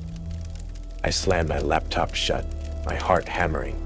Becca was gone, but the tower was eternal, and it was always looking for new curators, new contestants, new memories to archive. The game hadn't ended, it had simply changed its interface, found a new host. Later that night, as I rode the clanking, claustrophobic elevator up to my small apartment, the lights flickered. Just once. Then, for a horrifying, almost imperceptible instant before it corrected itself, the floor indicator didn't show my floor number. It showed a single, stark Roman numeral, 12. The doors opened onto my familiar, dingy landing, but as I stepped out, I couldn't shake the feeling that a part of me, a small, terrified, archived part, was still on that elevator, still riding, still waiting for the doors to open onto a floor that wasn't there. A captive audience to a broadcast that would never end. Its only sound, the faint, anechoic static of a feed that was always terrifyingly live. Escape, the tower. The show never truly ends. Reed Halley learned that some prizes come with eternal strings attached. The rules weren't for winning. They were for selection. The 12th floor is always waiting. Seriously. If you didn't stay until the very end, you missed the chilling final broadcast. The twist that reveals the true, ongoing nature of the tower's game. The last few moments will make you rethink every elevator ride. What do you think the tower is? What was Becca Voss's true role? Share your theories in the comments below. And if you made it out of the Odell building, if the tower hasn't archived you, then you're already part of our audience. Subscribe to Night Creepypasta Rules, because some reality shows are horrifyingly real. And the feed is always live. That motel, even now years later, the memory of its silence, thick and cloying as the desert dust, still crawls under my skin, a phantom itch I can't scratch. I was just a long-haul trucker, Carter Mo, trying to outrun a freak New Mexico electrical storm that was chasing my rig like a hound from hell, and Dry Hollow seemed like a mirage, a forgotten pimple on the raw, sun-blasted edge of nowhere, offering a $30 room for the night. The girl at the desk, Lorna, with eyes that never seemed to blink and held the stillness of a desert noon, handed me a tarnished key to room 5 and a small, neatly folded piece of paper with 3 rules, handwritten in a precise, almost unnervingly elegant script. No explanation offered, just a quiet, almost sorrowful intensity in her gaze that made the hairs on my arms stand up. I nearly laughed, thinking it was some weird desert kitsch to spook the tourists, a way to justify the peeling paint and the buzzing neon sign that only half lit the word motel against the bruised twilight sky, until the first knock came at precisely 3 a.m. Exactly 4 distinct, deliberate raps on my door, and the loudmouth guy in room 2, the one who'd loudly scoffed at Lorna's list of Looney Tunes rules in the parking lot, never checked out the next morning. My 18-wheeler had been wrestling with crosswinds for the better part of an hour, the sky ahead a churning cauldron of black and violent purple. The main highway was a parking lot, thanks to a jackknifed semi. My GPS, usually a reliable voice in the wilderness, was spitting static and suggesting routes that looked like goat tracks. That's when I saw the sign, faded and leaning precariously. Dry Hollow. Pop.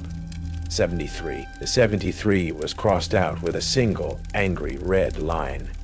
Below it, smaller, almost an afterthought, motel, vacancy, desperation, and the promise of a few hours of horizontal unconsciousness before the storm broke proper made the decision for me. Anything to escape the sleepless ghosts that rode shotgun with me on every long haul. The ones that whispered of twisting metal and a life I'd shattered. The town of Dry Hollow itself was little more than a collection of skeletal buildings, swallowed by dust and time, their windows like vacant eyes, staring out at the endless expanse. The motel, set back from what might have once been a main street, was a low, U-shaped stucco building.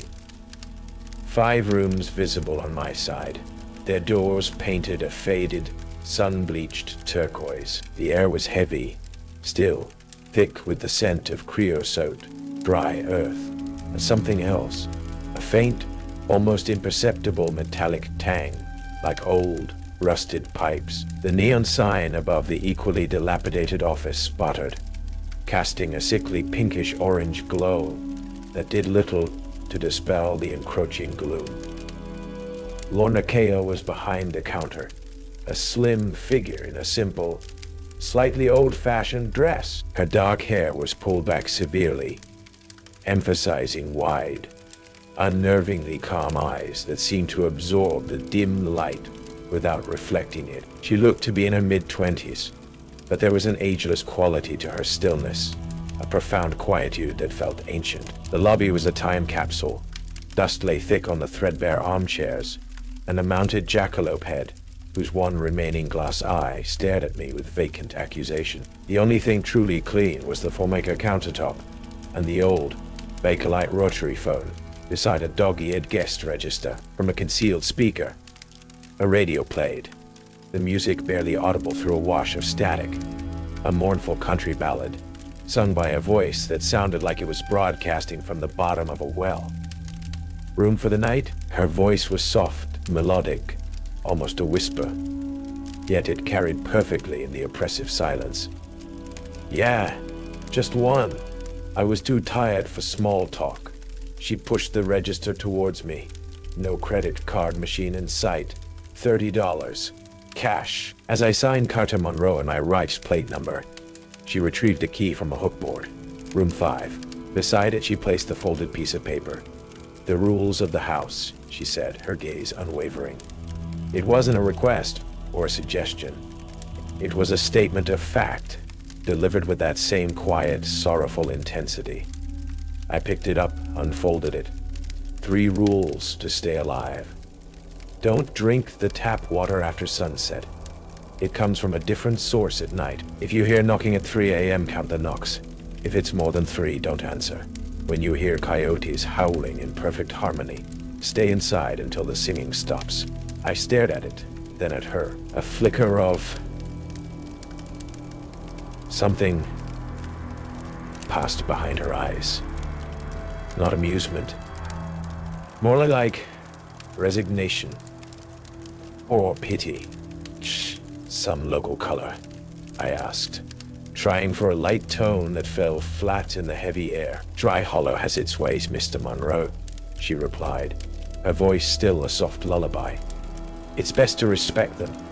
My room was at the end of the U, clean, surprisingly, but stark. A saggy double bed, a scarred dresser, and a small buzzing refrigerator. The mirror above the sink was old, its silvering slightly flawed, yet it reflected the room with an unnerving, almost hyper-realistic clarity, as if it were perpetually high noon within its depths. Regardless of the dim light in the actual room, the tap water, when I experimentally ran it, came out with a faint rusty smell and a brownish tinge, even before sunset. I made a mental note to stick to the bottled water I had in my truck. Next to my room, room 6 was different. Its door wasn't turquoise. It was raw, weathered wood, no number on it, and it looked to be bricked up from the inside, judging by the uneven lines of old crumbling mortar visible around its edges. Yet, as I stood there, a faint, almost inaudible sound reached me from within, a rhythmic drip, drip. Impossible. As I was hauling my duffel bag from the truck, I saw the occupant of room 2, a burly, red-faced man in a greasy trucker cap, arguing with Lorna near the ice machine, which looked like it hadn't worked since the Eisenhower administration. His voice was loud, dismissive. Some damn list of Looney Tunes rules. Lady, I just need a bed, not a ghost story. He snatched his key and stomped towards his room, muttering. I watched him go, a small, cold knot of unease tightening in my chest. Lorna didn't react, just stood there, a slim, still silhouette against the dying light, her gaze fixed on room 2. The desert wind picked up, carrying the scent of distant rain, and that faint, unsettling metallic tang, stronger now, as if the very earth around Dry Hollow was exhaling something ancient and unwell. The sun bled across the vast New Mexico horizon, a spectacular, violent smear of bruised purples and molten oranges, before finally surrendering to the night. True to the forecast, the distant storm was building, flashes of lightning illuminating the underbellies of the clouds like exposed nerves. Inside room 5, the single bare bulb in the ceiling fixture cast a harsh, unwelcome glare. I'd long since given up on finding any TV channels that weren't pure static, and my phone remained a useless brick. No bars, no signal, nothing. Exhaustion was a lead weight on my eyelids, but sleep, as usual, was a skittish creature. My mind kept replaying the rules, Lorna's unnervingly calm demeanor, the bricked-up room 6, with its phantom dripping. I thought of the sleep medication in my bag, the little blue pills that rarely offered more than a few hours of drugged, dream-filled oblivion. I needed water, despite Lorna's warning. A part of me, the stubborn, road-weary trucker part, still rebelled against the idea that tap water could magically change its properties with the sunset. I turned the faucet in the small porcelain sink. The water that sputtered out was different now. Visibly different. It had a dark, almost oily sheen to it, and the faint metallic tang from earlier was now a pronounced coppery reek, like old blood mixed with damp, disturbed earth. A small, iridescent bubble rose from the stream and popped, releasing a faint, swampy odor. I remembered the first rule. Don't drink the tap water after sunset. It comes from a different source at night, with a shudder of genuine revulsion that overrode my skepticism. I watched it gurgle down the drain. The sound it made wasn't normal, more like a thick, viscous liquid being reluctantly swallowed, ending with a soft, choked sigh from the pipes. Restlessness gnawed at me. I started to pace the small room, the worn linoleum cool beneath my socked feet. My gaze fell on the cheap nightstand beside the bed. One of its drawers was slightly askew. Idly, I pulled it open. Stuck at the very back, wedged beneath a faded Gideon Bible, whose pages were fused together by damp and time, was a small, spiral-bound notebook. Its cover was stained and warped. The ink of the handwritten title, Dry Hollow Maint, Loke, R. Murdoch. Faded, but legible. Ray Murdoch. The name felt vaguely familiar, though I couldn't place why. I opened it. The entries, penned in a cramped, spidery hand, began mundanely enough. Notes about leaky faucets, a faulty ice machine, complaints about the buzzing neon. But as the dates progressed, the tone shifted, growing more agitated, more fearful. Oct 12, 81. Water in room 3, acting up again. Smells like a damn swamp after dark. Old Man Hemlock, the previous owner presumably, says it's just the aquifer, that it's always been this way. Don't believe him. Something ain't right with the wells out here. Knock 5, 81. Heard the knocking again. Room 6, always room 6. 3 taps, then 1 more, told Hemlock. He just stared at me with those dead fish eyes of his, said to leave it be. Janetine, 82. The calls. Started hearing calls from inside 6, like someone's whispering my name from the pipes. And the faces, sometimes when the water runs dark, I see faces in the plumbing. Just for a second. Told the wife I'm seeing things. She thinks I'm drinking again. The entries grew more erratic, the handwriting more frantic. The final one, dated February 3rd, 1983. The year Dry Hollow was supposedly abandoned, was barely legible. A desperate scrawl across the page. Saw him in the mirror.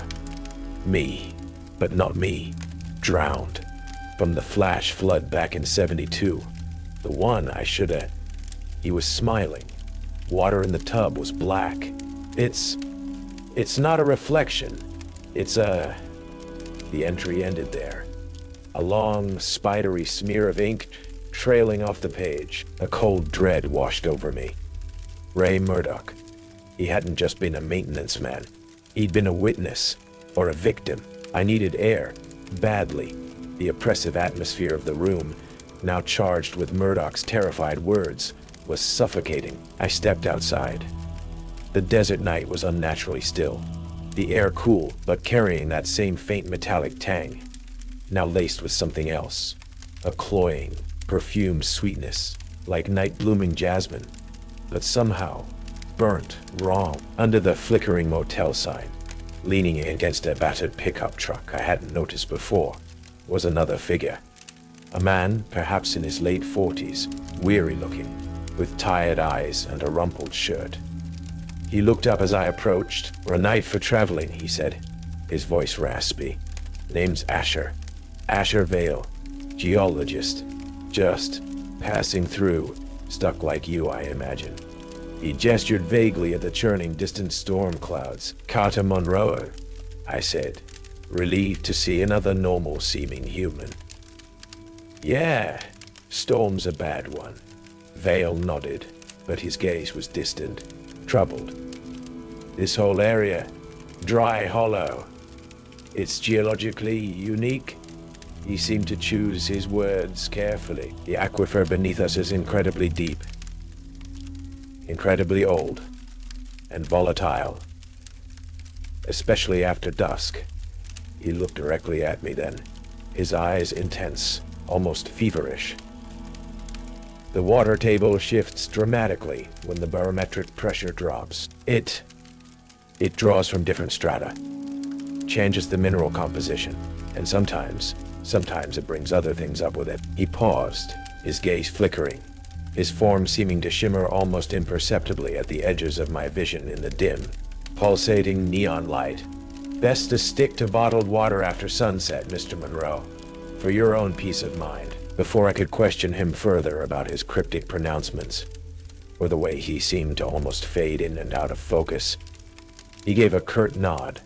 Well, try to get some rest. He turned and walked towards one of the darker, unoccupied rooms at the far end of the motel, disappearing into shadows that seemed deeper than they should be. Lorna, who I now saw standing motionless in the doorway of the motel office, her face a pale oval in the darkness, gave no sign that she'd seen or heard him.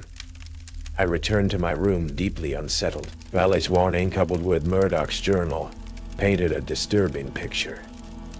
As I closed the door, my gaze fell on the glass I'd left empty by the sink earlier, the one I'd poured the sunset water out of. It wasn't empty anymore. A thin film of dark, viscous, almost oily residue coated the bottom, as if the glass had refilled itself with that foul night water, and then the liquid had evaporated, leaving only its sinister sediment behind. Sleep was a distant, unattainable shore. Every creak of the old motel, every sigh of the desert wind sounded amplified, sinister. The old radio in the lobby, its static-laced tunes barely audible, seemed to be playing on a loop, the same mournful country song about lost love and a river that swallowed souls. I reread Ray Murdoch's frantic journal entries, each word a fresh drop of ice water down my spine. The knocking, room 6, faces in the plumbing, my own past, the ghosts of the accident, the faces of my wife and daughter, swam in the periphery of my vision, their remembered sorrows mingling with the palpable dread of Dry Hollow. I was used to sleepless nights, but this was different. This wasn't just my own internal torment. The motel itself felt like a living entity, watching, waiting, its silence teeming with an unspoken ancient malevolence. The cheap digital clock on the nightstand, its numbers a garish red, ticked over with agonizing slowness. 2:58 a.m., 2:59 a.m. I found myself holding my breath, an irrational anticipation tightening my chest. Then, precisely as the clock flipped to 3:0 a.m., it began. Knock, knock, knock. 3 distinct, deliberate raps on my door. Not loud, not aggressive, but firm, resonant, as if made with a heavy, cold knuckle. My heart leaped into my throat. I froze, every nerve ending screaming. Rule 2. If you hear knocking at 3 a.m., count the knocks. If it's more than 3, don't answer. Silence descended again, thick and absolute, for what felt like an eternity. I counted the seconds, my breath shallow.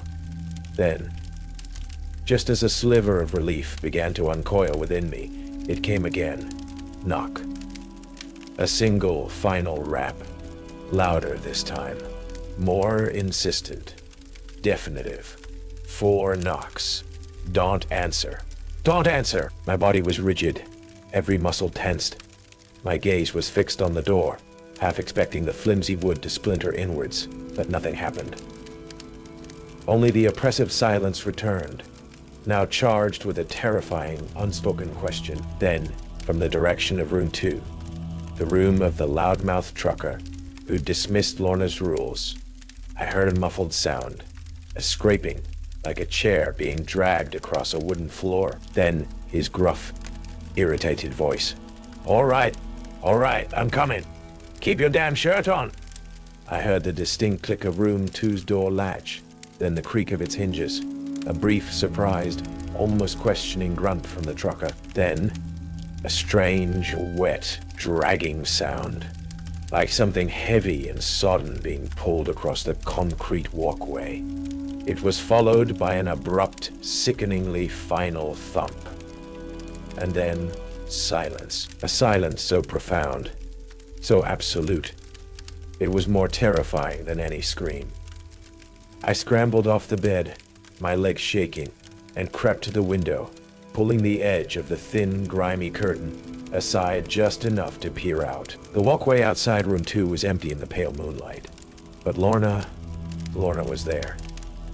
She stood motionless in the open doorway of the motel office, a slim, dark silhouette against the dim interior light. She was looking directly at room 2, her head tilted slightly, not with surprise or alarm, but with that same unnerving, almost ritualistic attentiveness I'd seen earlier, as if she were observing a well-rehearsed play, its tragic conclusion foreknown and accepted. She remained there for a long minute, a statue carved from desert stillness, before slowly, deliberately, retreating back into the shadows of the office. I didn't sleep for the rest of the night. Every shadow in my room seemed to writhe with unseen presences. Every creak of the building was the sound of something dragging itself closer. When the first pale light of dawn finally seeped through the grimy window, I felt an almost desperate relief. I had to get out of Dry Hollow. As soon as it was light enough, I threw on my clothes and practically ran to my truck. The tire was still flat, utterly, hopelessly flat, and the specific lug nuts, I now realized with the surge of cold dread, were specialized type I didn't have a wrench for in my standard kit. Room 2's door was closed. The curtains were drawn. The burly trucker's rig, which had been parked 2 spots down from mine, was gone. Vanished as completely as if it had never been there. When I cautiously approached the office, Lorna was behind the counter, calmly polishing a glass with a clean cloth, the static-laced radio playing its mournful tune. "Morning, Mr. Monroe," she said, her voice the same soft, unwavering melody. "Sleep well?" "The guy in room 2. I began, my voice hoarse. "Did you see him leave?" She paused in her polishing, her gaze meeting mine, calm and direct. "He checked out very early, Mr. Monroe. Said he had a long drive ahead." She didn't blink. And there wasn't a flicker of deception in her eyes, only that profound, ageless stillness. As I turned to leave, defeated for the moment, my gaze fell upon the concrete walkway just outside my own door. Room 5. There, almost invisible against the pale gray, was a small damp patch of dark, reddish-brown sand, the kind you find deep under riverbeds. It was arranged in a crude, unsettling spiral pattern, as if something had been patiently waiting there in the dark hours after the knocking, leaving behind a tiny, telltale calling card. The second day in Dry Hollow stretched before me like a prison sentence.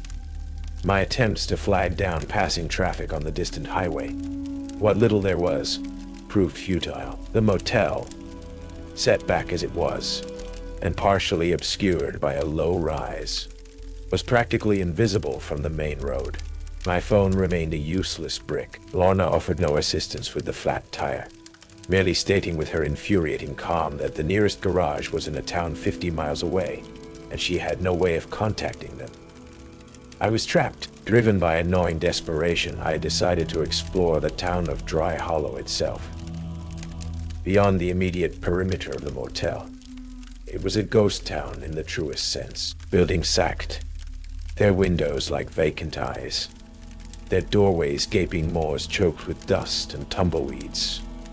A thick layer of fine reddish dust coated everything, undisturbed by human passage for what looked like decades. I found a general store, its shelves long since looted or rotted, but a stack of old newspapers lay yellowed and brittle in a corner. The Dry Hollow Chronicle. The headlines, dated sporadically through early 1983, spoke of strange seismic tremors, unexplained ground subsidences, and a growing number of inexplicable disappearances. The final edition, dated March 1983, had a banner headline: "Officials order Dry Hollow evacuated. Town declared uninhabitable." There was no specific reason given, just vague references to geological instability.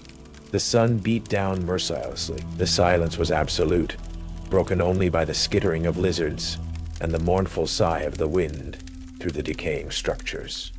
It felt as if the entire town had simply held its breath one day and never exhaled. As dusk began to settle on my second, unwilling day, casting long, distorted shadows across the desolate landscape, the coyotes began to howl. I'd heard coyotes before, plenty of times, their yips and yaps a familiar soundtrack to many a desert night. But this was different, utterly different. It started with a single high, mournful cry from the distant mesas. Then another joined it, then another and another, until the air was filled with a chorus of voices, a multitude of coyotes, all howling in perfect, unearthly harmony. It wasn't the scattered, chaotic sound of a wild pack. It was a structured, almost melodic dirge, a mournful, layered chant that seemed to vibrate in my bones, resonating with a primal, unsettling frequency. Rule 3. When you hear coyotes howling in perfect harmony, stay inside until the singing stops. The sound was both beautiful and terrifying, ancient and deeply wrong.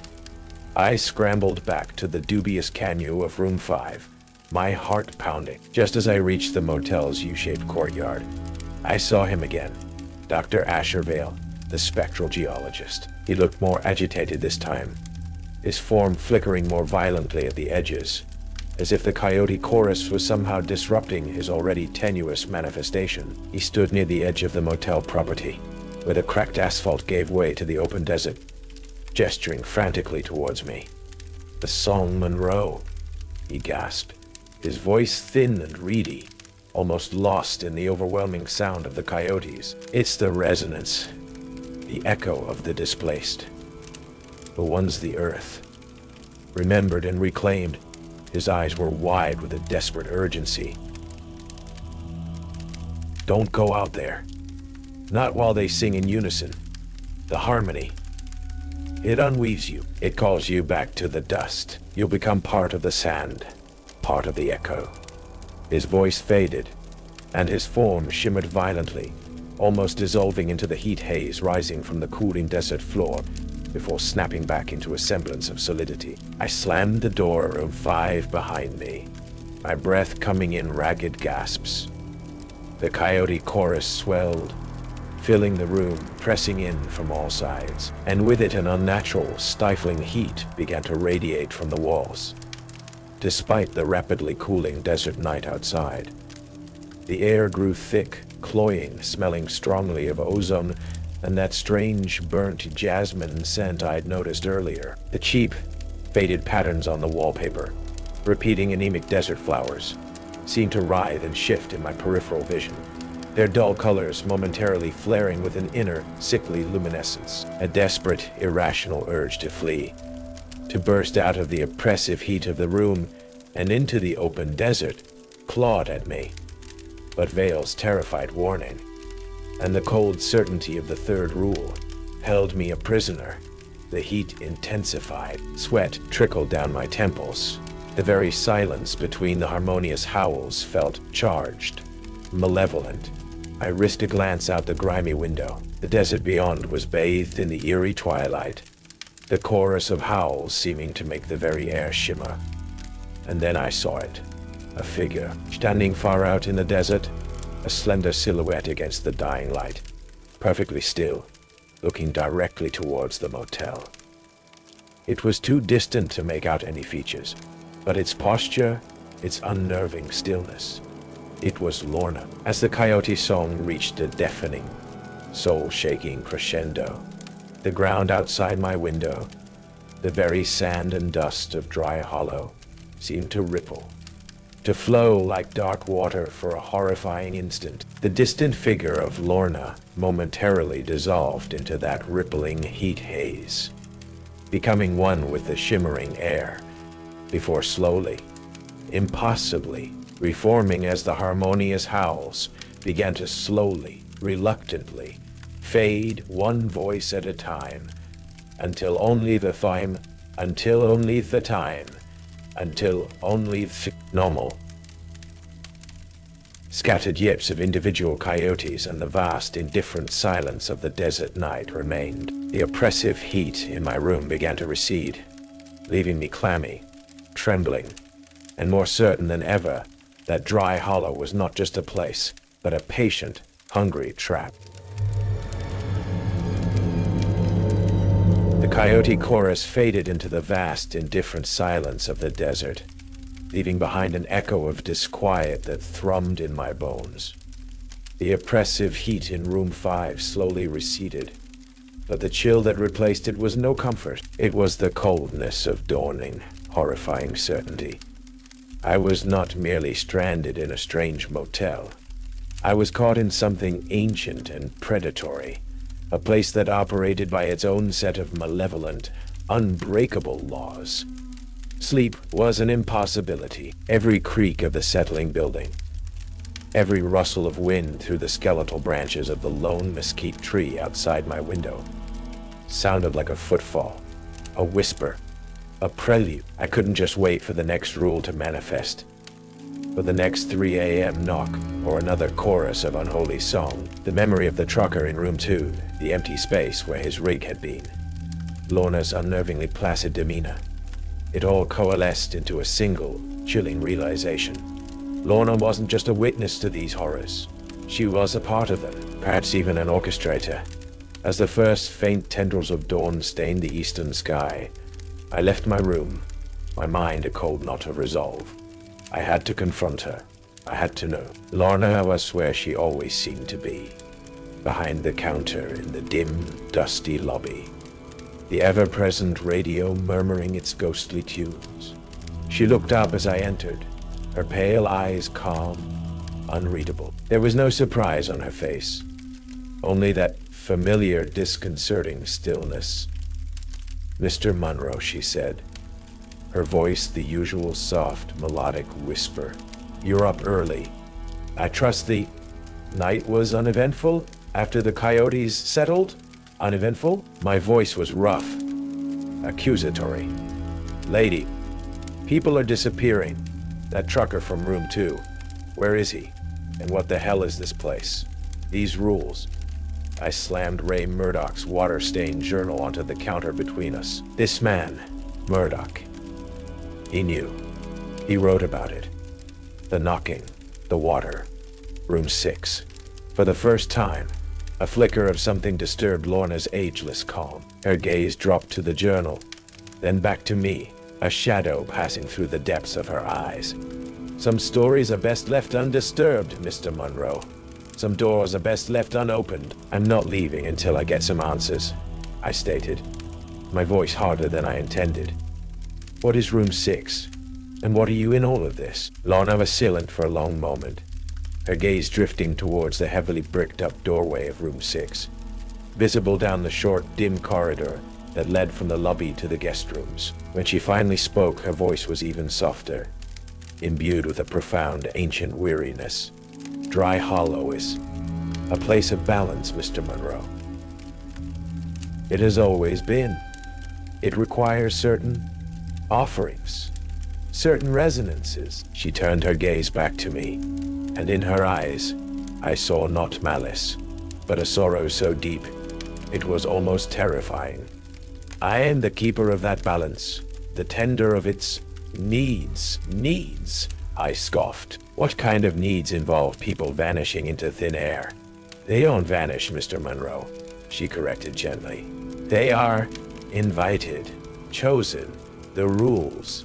They are a filter, a way for Dry Hollow to find those who resonate with its particular frequency." She paused, her gaze almost pitying. "The one beneath the sand, as some of the old ones called it.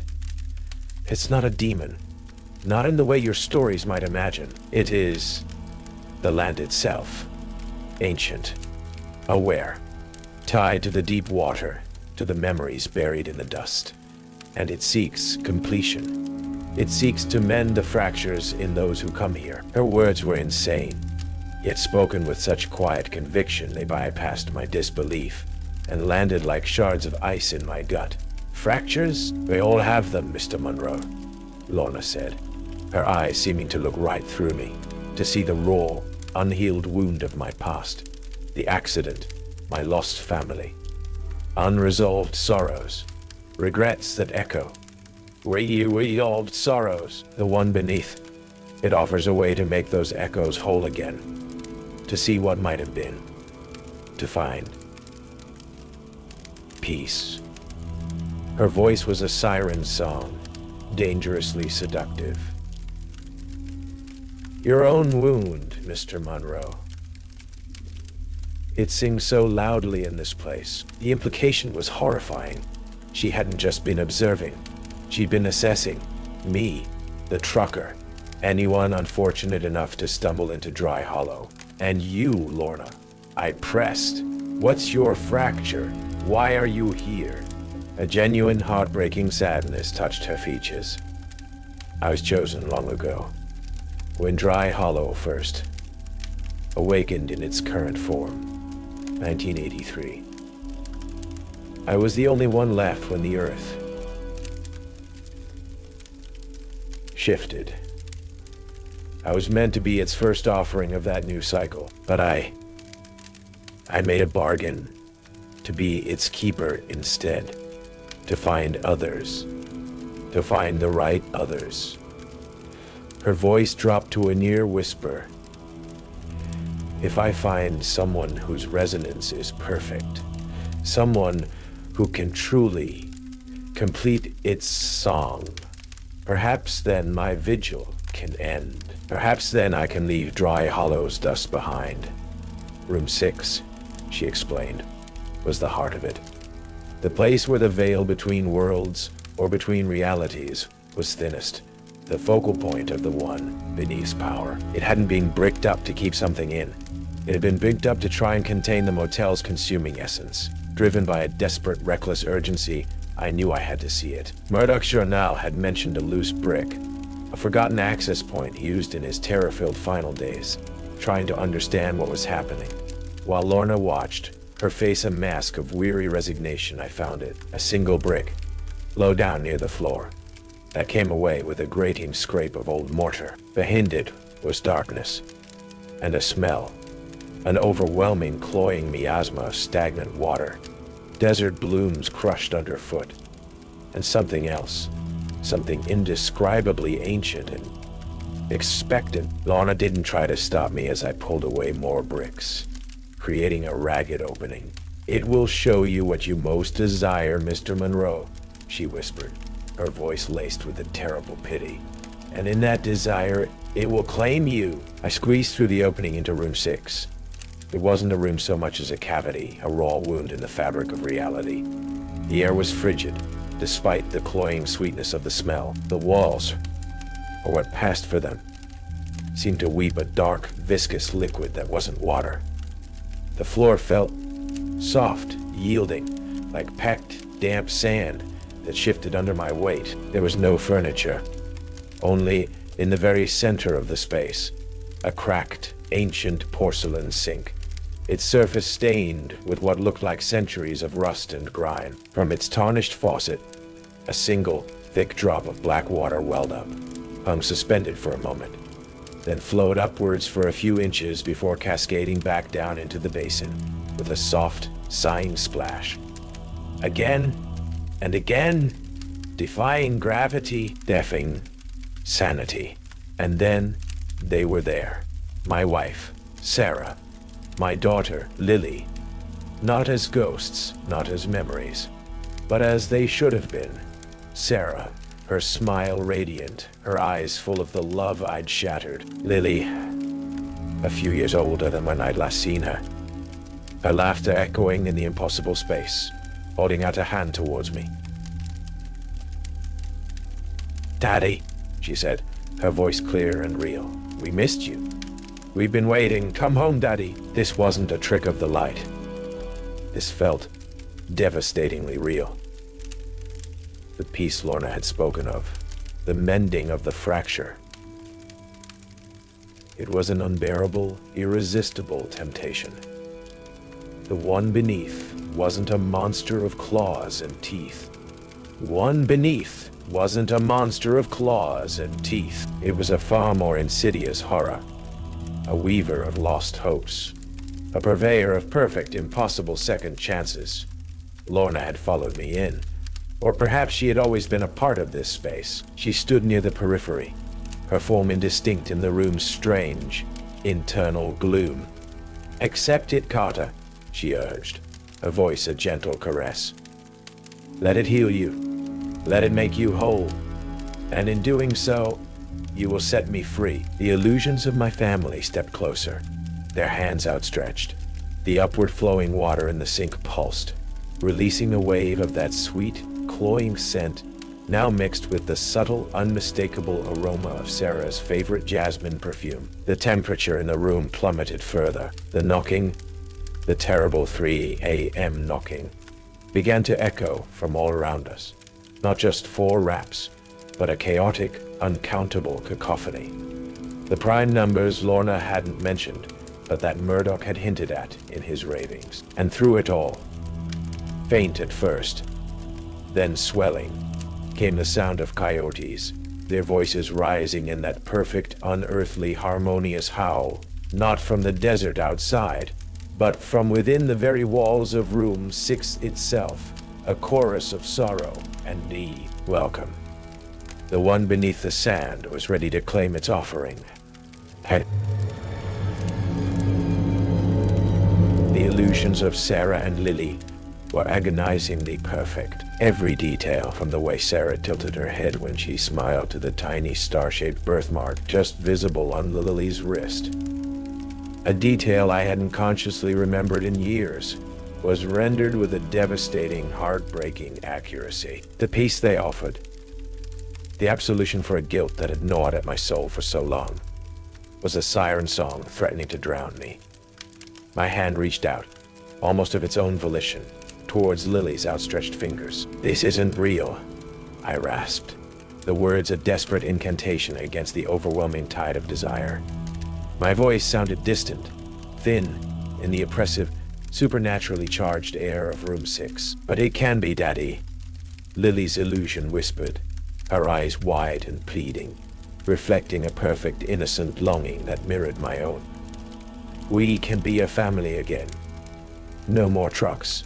No more lonely nights. Just us." The scent of jasmine intensified, a suffocating sweetness. The coyote chorus swelled, their unearthly harmony seeming to vibrate through my very bones, shaking my resolve. The cacophony of prime-numbered knocks battered at my sanity. Lorna's voice, soft and insidious, echoed from the periphery. "Let go, Carter.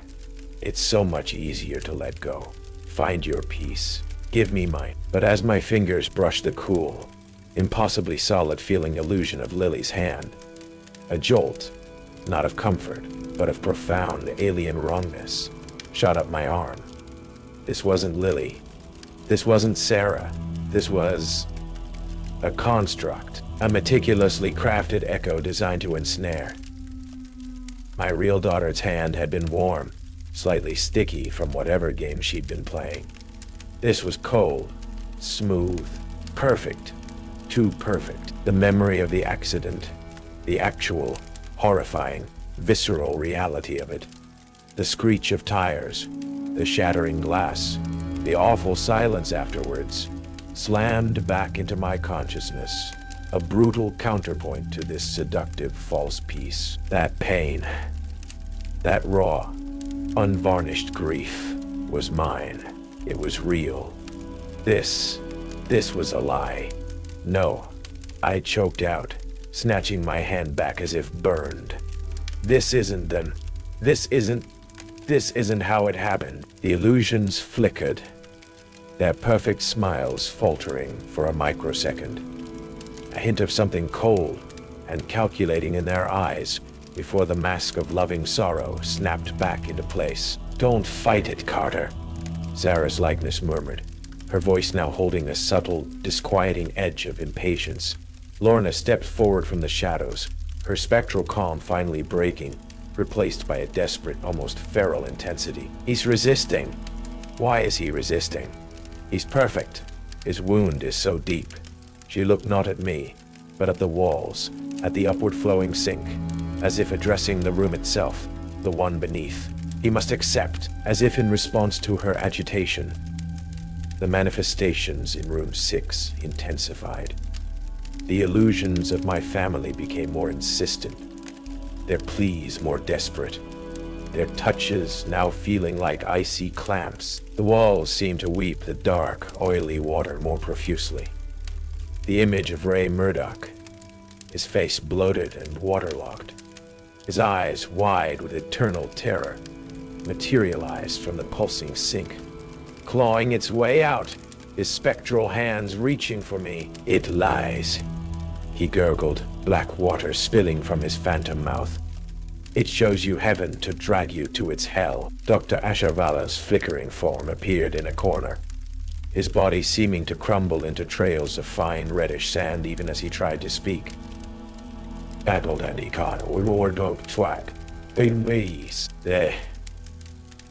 The water. Its memory. It rewrites. His voice dissolved into a whisper of static and blowing sand. Lorna, her face contorted in a mask of frustration and dawning fear, lunged at me, trying to physically push me deeper into the room, towards the epicenter of the sink. "You have to stay. You have to complete the cycle. It's the only way." In the desperate struggle, my hand, flailing, knocked against the sink, a glass I hadn't noticed before, sitting on its edge, filled with that dark, glistening night water from the upward flowing faucet, teetered and fell, not onto the floor, but into the illusion of Lily. The effect was instantaneous and horrifying. Where the water touched her, Lily's form dissolved, not like a ghost fading, but like a sugar sculpture melting in acid, her perfect features contorting into a silent scream as she unraveled into shimmering, dark particles that were instantly absorbed by the pulsating floor. "No!"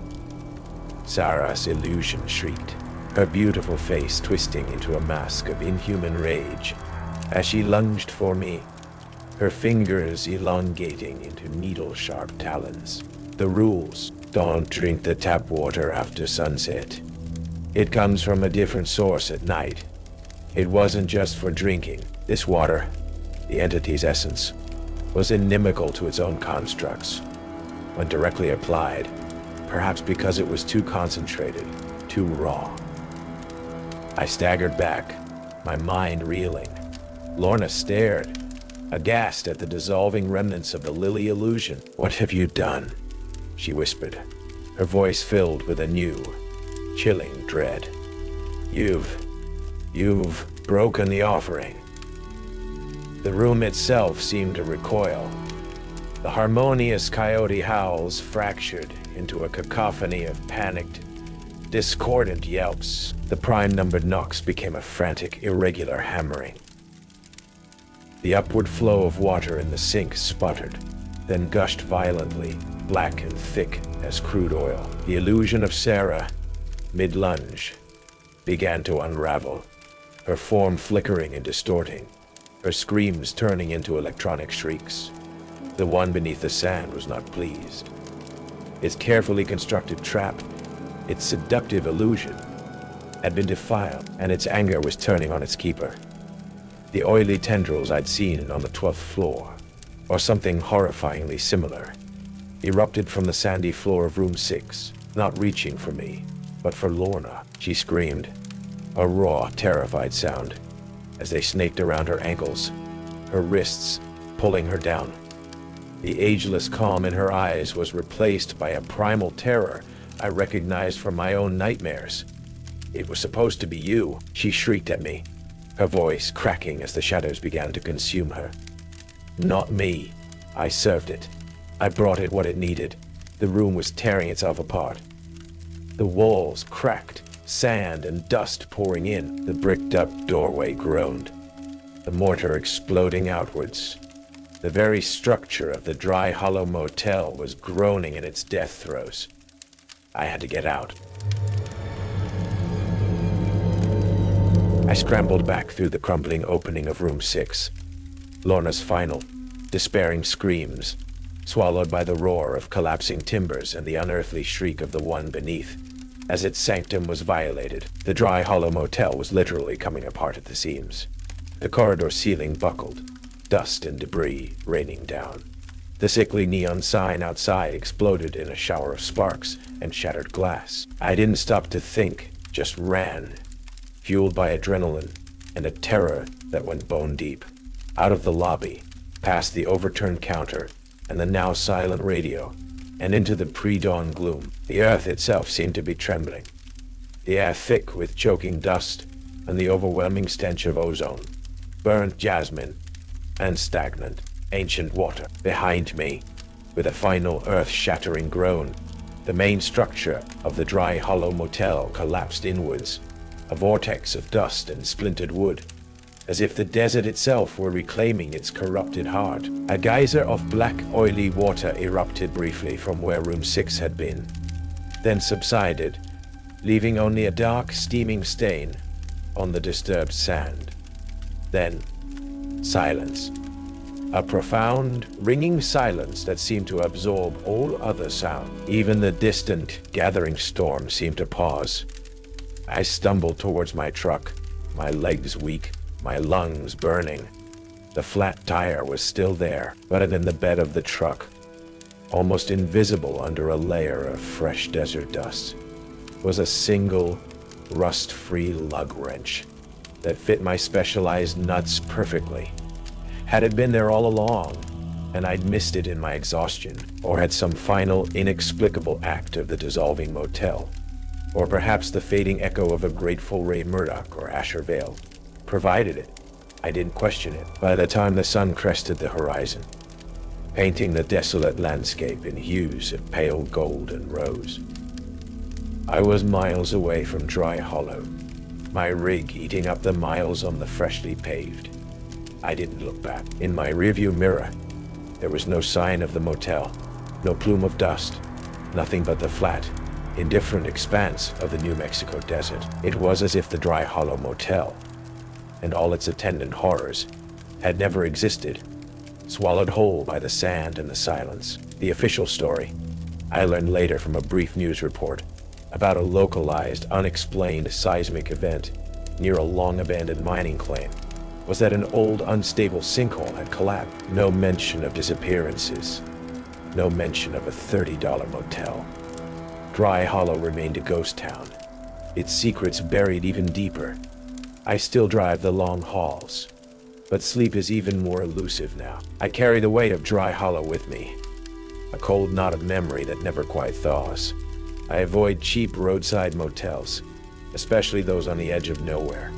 I purify all my water, no matter where it comes from. And sometimes, late at night, when the wind is just right, rustling through the canvas cover of my trailer, I think I can hear it.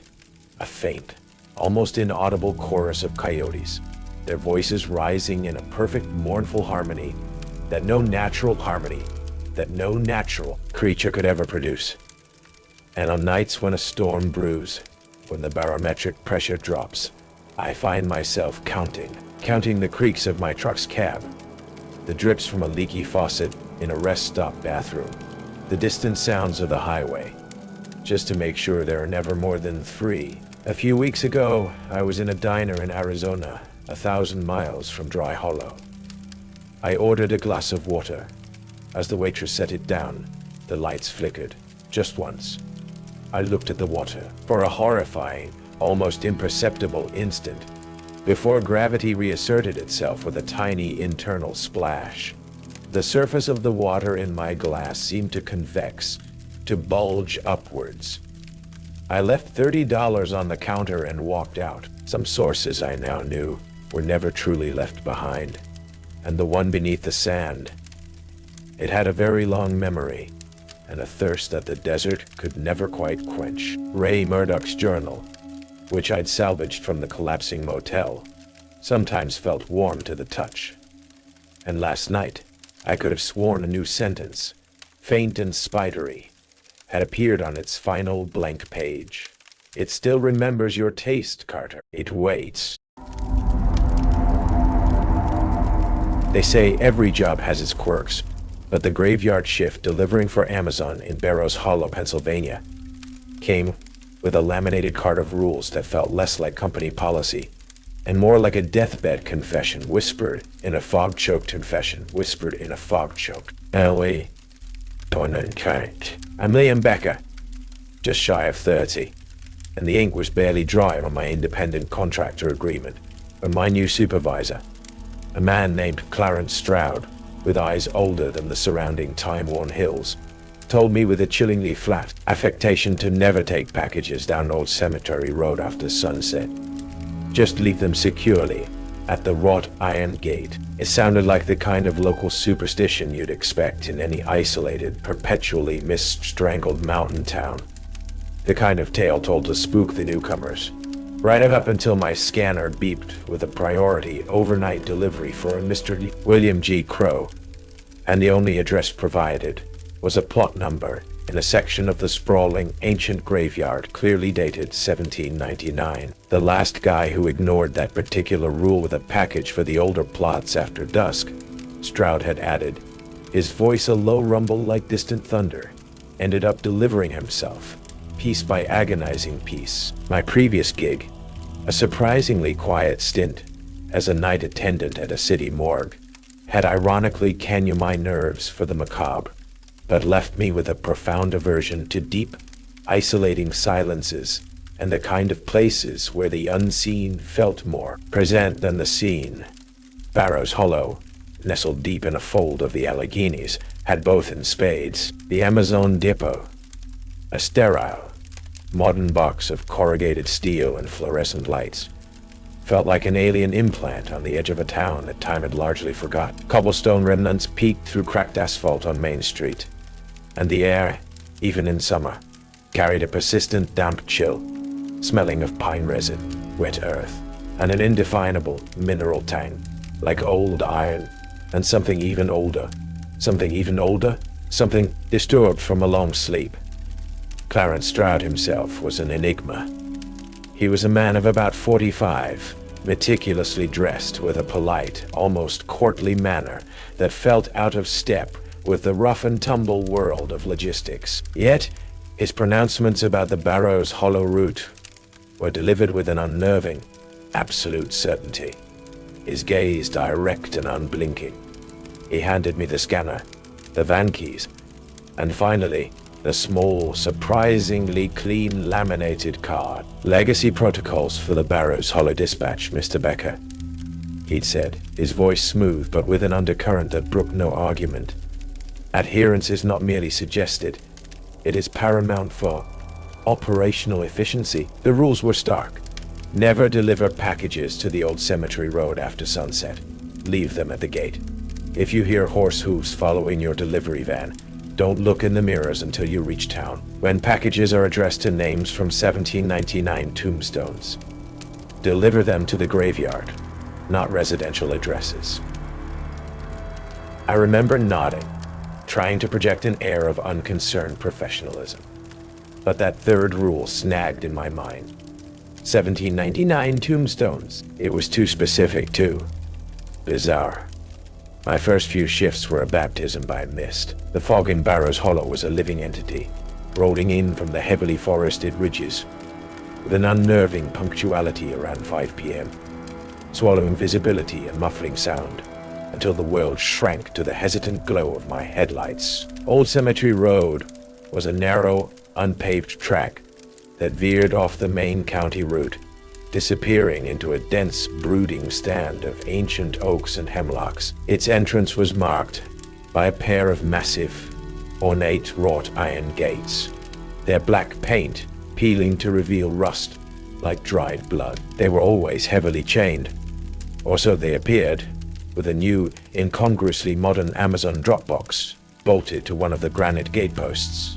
It was near these gates on my second evening that I first saw the boy. He couldn't have been more than 12, small and solemn, with Stroud's watchful eyes. He was just standing there, half hidden by an ancient weeping willow, as I deposited a late package into the Dropbox, just as the sun dipped below the tree line, painting the swirling mist a sickly orange. He didn't speak, just watched me with an unnerving, adult perceptiveness. Later, Stroud casually mentioned him. Ah, that would be my son, Ezra. He feels a connection to this place. A family trait, you might say. One of the last packages on that first normal run, before the truly strange ones started appearing, was a small, unassuming brown box addressed to a farmhouse on the far side of the valley. As I picked it up from the sorting shelf in the depot, it felt unnaturally cold, despite the stuffy air, and I could have sworn, for the briefest of instants, that I heard a tiny, dry tap, tap, tap from inside, like a single fingernail patiently tapping against the cardboard. I shook my head, blaming the long hours and Stroud's unsettling rules. It was just a package. It had to be. The rule about Old Cemetery Road and Sunset became a non-negotiable part of my routine. If the scanner routed me that way as the light began to fail, the package went into the drop box at the gate. Period.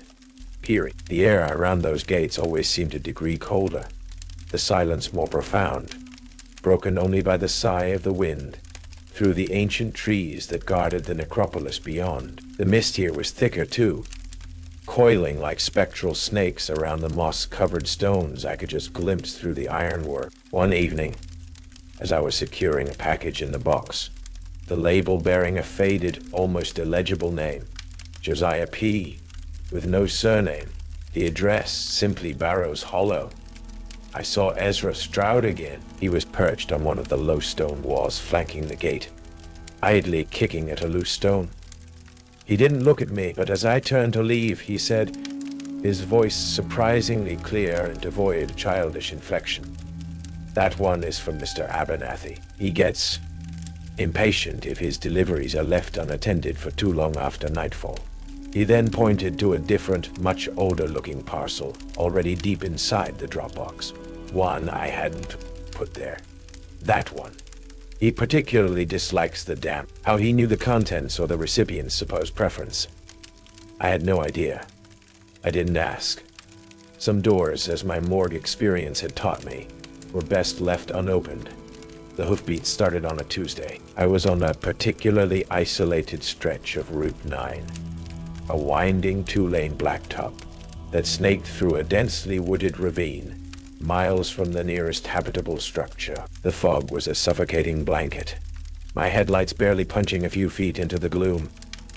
It was well after 9 p.m., and then I heard it. Clop, clop, clop, clop. The unmistakable rhythmic cadence of shod hooves on pavement. It was close, directly behind my Amazon van. My blood ran cold. There were no farms out here, no stables, no bridle paths marked on any map. I fought the instinctive urge to check my rearview mirror. Rule 2. If you hear horse hooves following your delivery van, don't look in the mirrors until you reach town. Flashing like a neon warning in my brain, I sped up. The hoofbeats sped up, maintaining their unnerving proximity. I slowed down. They slowed down, never falling back, never overtaking. Just there. A persistent ghostly escort. The interior lights of the van flickered erratically. A sudden, inexplicable gust of cold air, smelling strongly of damp wool, old leather, and something else. Something metallic and sharp, like old bloodstains on a rusty blade, swept through the cab, even though the windows were tightly shut against seed. Even though the windows were tightly shut against the chilling mist. My skin crawled. I gripped the steering wheel, my knuckles white, focusing on the small patch of road illuminated by my headlights, praying for the distant glow of town. The next morning, shaken and underslept, I had to pick up a certified mail hold from the Barrows Hollow post office. Mirabelle, the postmistress, was a refreshingly normal, pragmatic woman in her late 20s. Her cheerful gossip usually a welcome antidote to the town's oppressive atmosphere. She took one look at my pale face and the dark circles under my eyes. "You look like you've seen a ghost, Liam," she said, her usual breezy tone tinged with concern. Hesitantly, I told her about the hoofbeats. Her smile faltered. Harold Lott, the driver on this Amazon route before you, he quit without notice about 6 months back. Said almost the same thing. Hoofbeats out on Route 9, and he got real spooked about looking in his mirrors. Claimed he saw things that should be there. She leaned closer, her voice dropping. And this is the really weird part, Liam. About a week before Harold quit, late one night, I was driving home from my sister's. Had to take a detour that brought me past the old cemetery road. And I swear, I saw your van. Well, a van just like it. Parked inside the cemetery gates, parking lights on. Just sitting there. I slowed down, thinking someone was in trouble, and I saw a figure in the driver's seat. It looked like you, Liam. Best I could tell in the mist. But you were just staring straight ahead, like you were sleepwalking or in a trance. It gave me the absolute creeps. I sped off. Next day I asked you if you'd been out there, and you said you were on a delivery run clear over in Miller's Creek, miles away. I had no memory of any such event. Miller's Creek was indeed on my route that night. A cold dread, sharp and sickening, uncoiled in my stomach. Later that day, while cleaning out the cab of my van, a futile attempt to restore some normalcy, I found it. Tucked down between the driver's seat and the center console, glinting dully in the weak sunlight, was a small, antique brass button.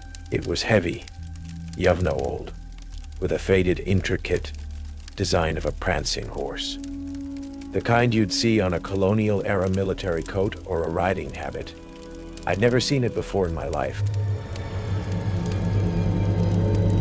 The arrival of the 1799 packages began subtly.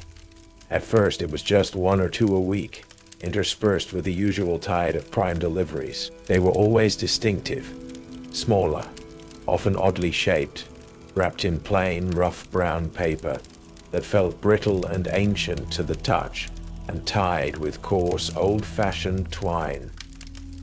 The labels were the most unsettling part, handwritten, not printed, in an elegant, spidery copperplate script that looked like something lifted from a museum. Exhibit.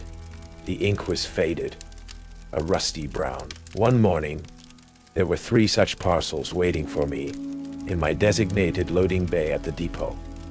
One was addressed to a Mr. William G. Crow, another to a Mistress Abigail Thorne, a third, a long, thin package that felt unnervingly like it might contain a rolled scroll, or perhaps bones, was for the Reverend Ebenezer Piety. The delivery address on each was identical. Starkly simple. Barrows Hollow Cemetery. Plot and number? The plot numbers, when I cross-referenced them later on a faded, almost illegible cemetery map I'd found tacked to the wall in the local historical society.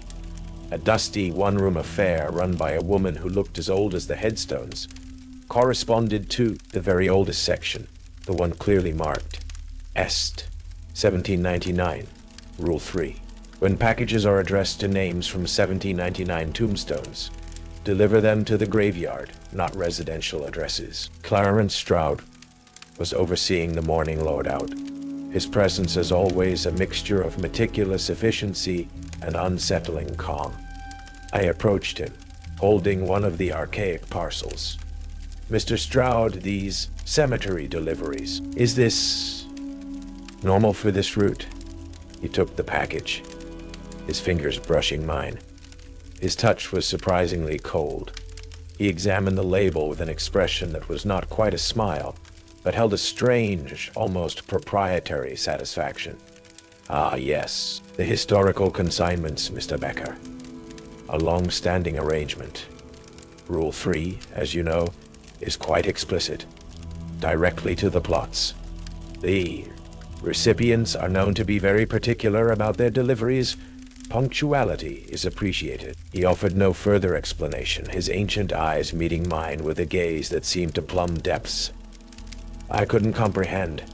My first daylight delivery directly into the cemetery was an exercise in controlled dread. The massive wrought iron gates, the ones I'd always seen heavily chained, creaked open with a surprising, almost sighing ease when I pushed against them. Had they ever truly been locked by anything more than perception and fear? The atmosphere inside was instantly different. The air was heavy, still, carrying the scent of damp earth, decaying leaves, and a faint, almost sweetish odor like overripe apples. The ancient tombstones, many leaning at precarious angles, their inscriptions weathered into illegibility by centuries of Pennsylvania winters, seemed to watch me with a silent, stony regard. I found William G. Crow's plot without too much difficulty. A crumbling ledger stone beneath a gnarled ancient oak, whose branches seemed to claw at the sky, as I carefully placed the brown paper-wrapped parcel on the cold, moss-covered stone. An icy gust of wind swirled around me. Though the trees higher up the slope were perfectly still, the package itself felt unnaturally cold in my hands. And as I set it down, I could have sworn I heard a faint, dry, almost contented sigh emanate from the earth beneath the stone, a sound like autumn leaves rustling when there was no breeze. As I straightened up, my heart thumping, I saw Ezra Stroud. He was sitting on a nearby, equally ancient tombstone, that of a temperance goodwife, idly tracing the faded inscription with a small, pale finger. He hadn't been there a moment before. Mr. Crow appreciates promptness, Ezra said, his voice unnervingly flat and adult for a boy his age. He didn't look up from the stone, especially for the packages that tick. He then lifted his gaze, not to me, but to a different package still in my shoulder bag, one with a modern Amazon label addressed to a Mrs. Elaine Henderson, 121 Maple Street. He pointed a slim finger towards it. That one isn't truly for Mrs. Henderson, Mr. Liam. Not the one living now, anyway. It's for her great-great-grandmother, Patience Henderson, née Thorne. Her plot is 2 rows over by the Broken Angel. He returned his attention to Temperance Goodwife Stone. The system often misreads the older intentions. Happens all the time with the new drivers. You need to be more careful with the consignments. My blood ran cold. He was right. I pulled out the package. The name was indeed Elaine Henderson, but tucked into the shipping pouch, almost hidden, was a smaller, handwritten slip of paper. For Patience, she waits. Patience Henderson, as I later confirmed at the Historical Society, had died in childbirth in November of 1799.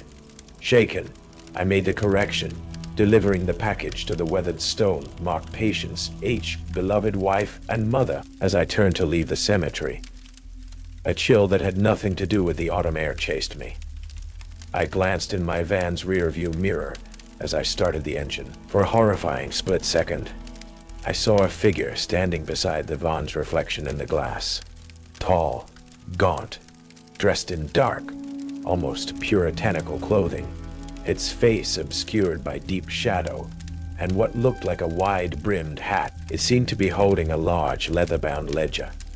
Then it was gone, replaced by the empty, moss-covered path behind me.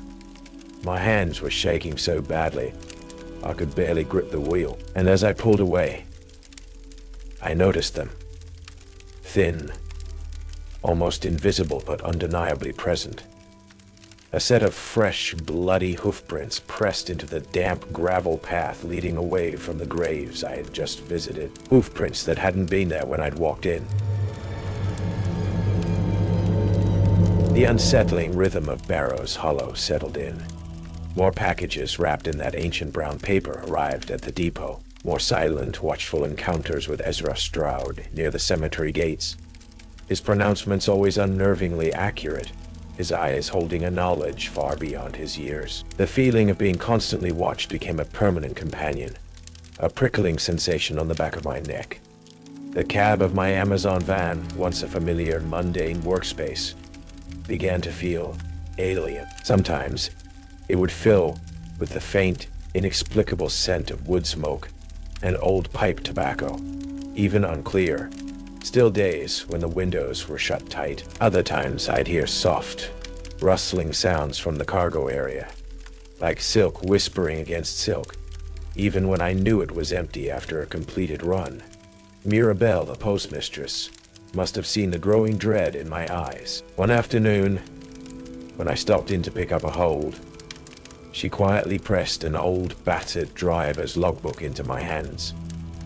"Found this in the back, Liam," she'd said, her usual cheerfulness subdued. "Belonged to Harold Lott, the guy before you. Thought you might want to see it. Be careful, okay?" Harold Lott's logbook was a descent into madness.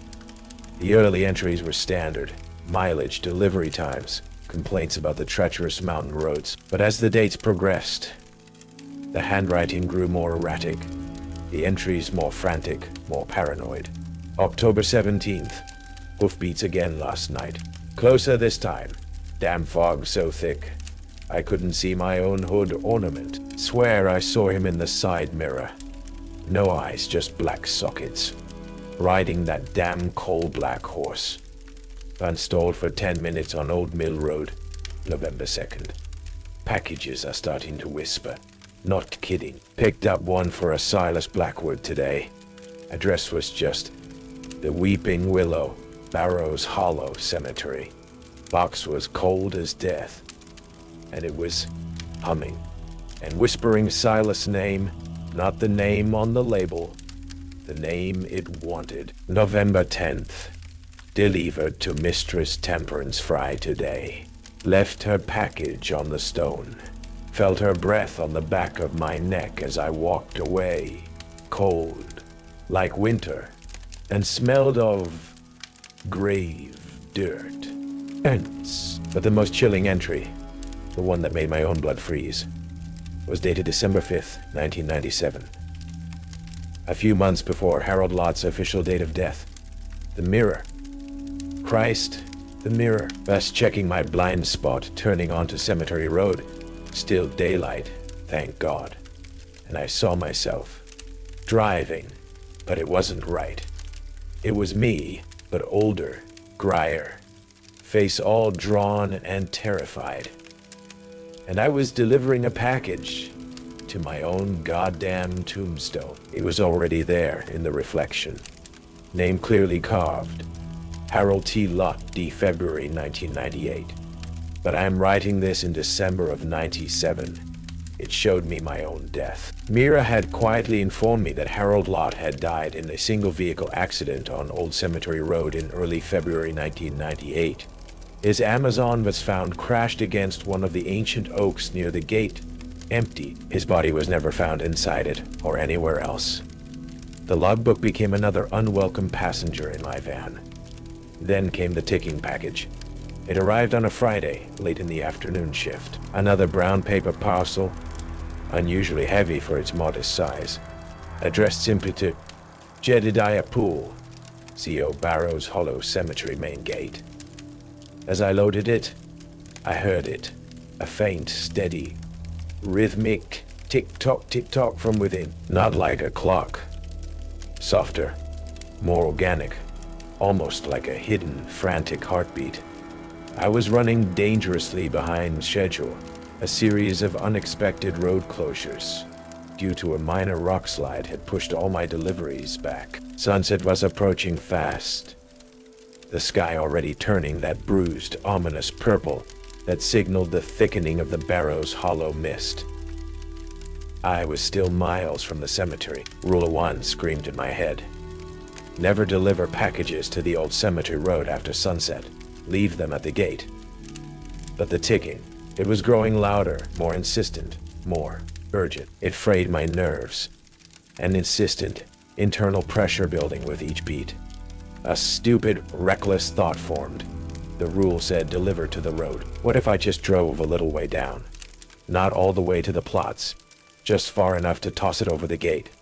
Not technically delivering to the road after sunset, just facilitating its arrival. It felt like a dangerous, lawyerly distinction. The kind of loophole that places like Barrows Hollow would swallow whole and then spit out your bones. Against my better judgment, fueled by the unnerving ticking and the rapidly fading light, I made the turn onto the dark, tree-lined Old Cemetery Road. My headlights, already struggling against the encroaching fog, landed on the wrought iron gates, and my heart plummeted.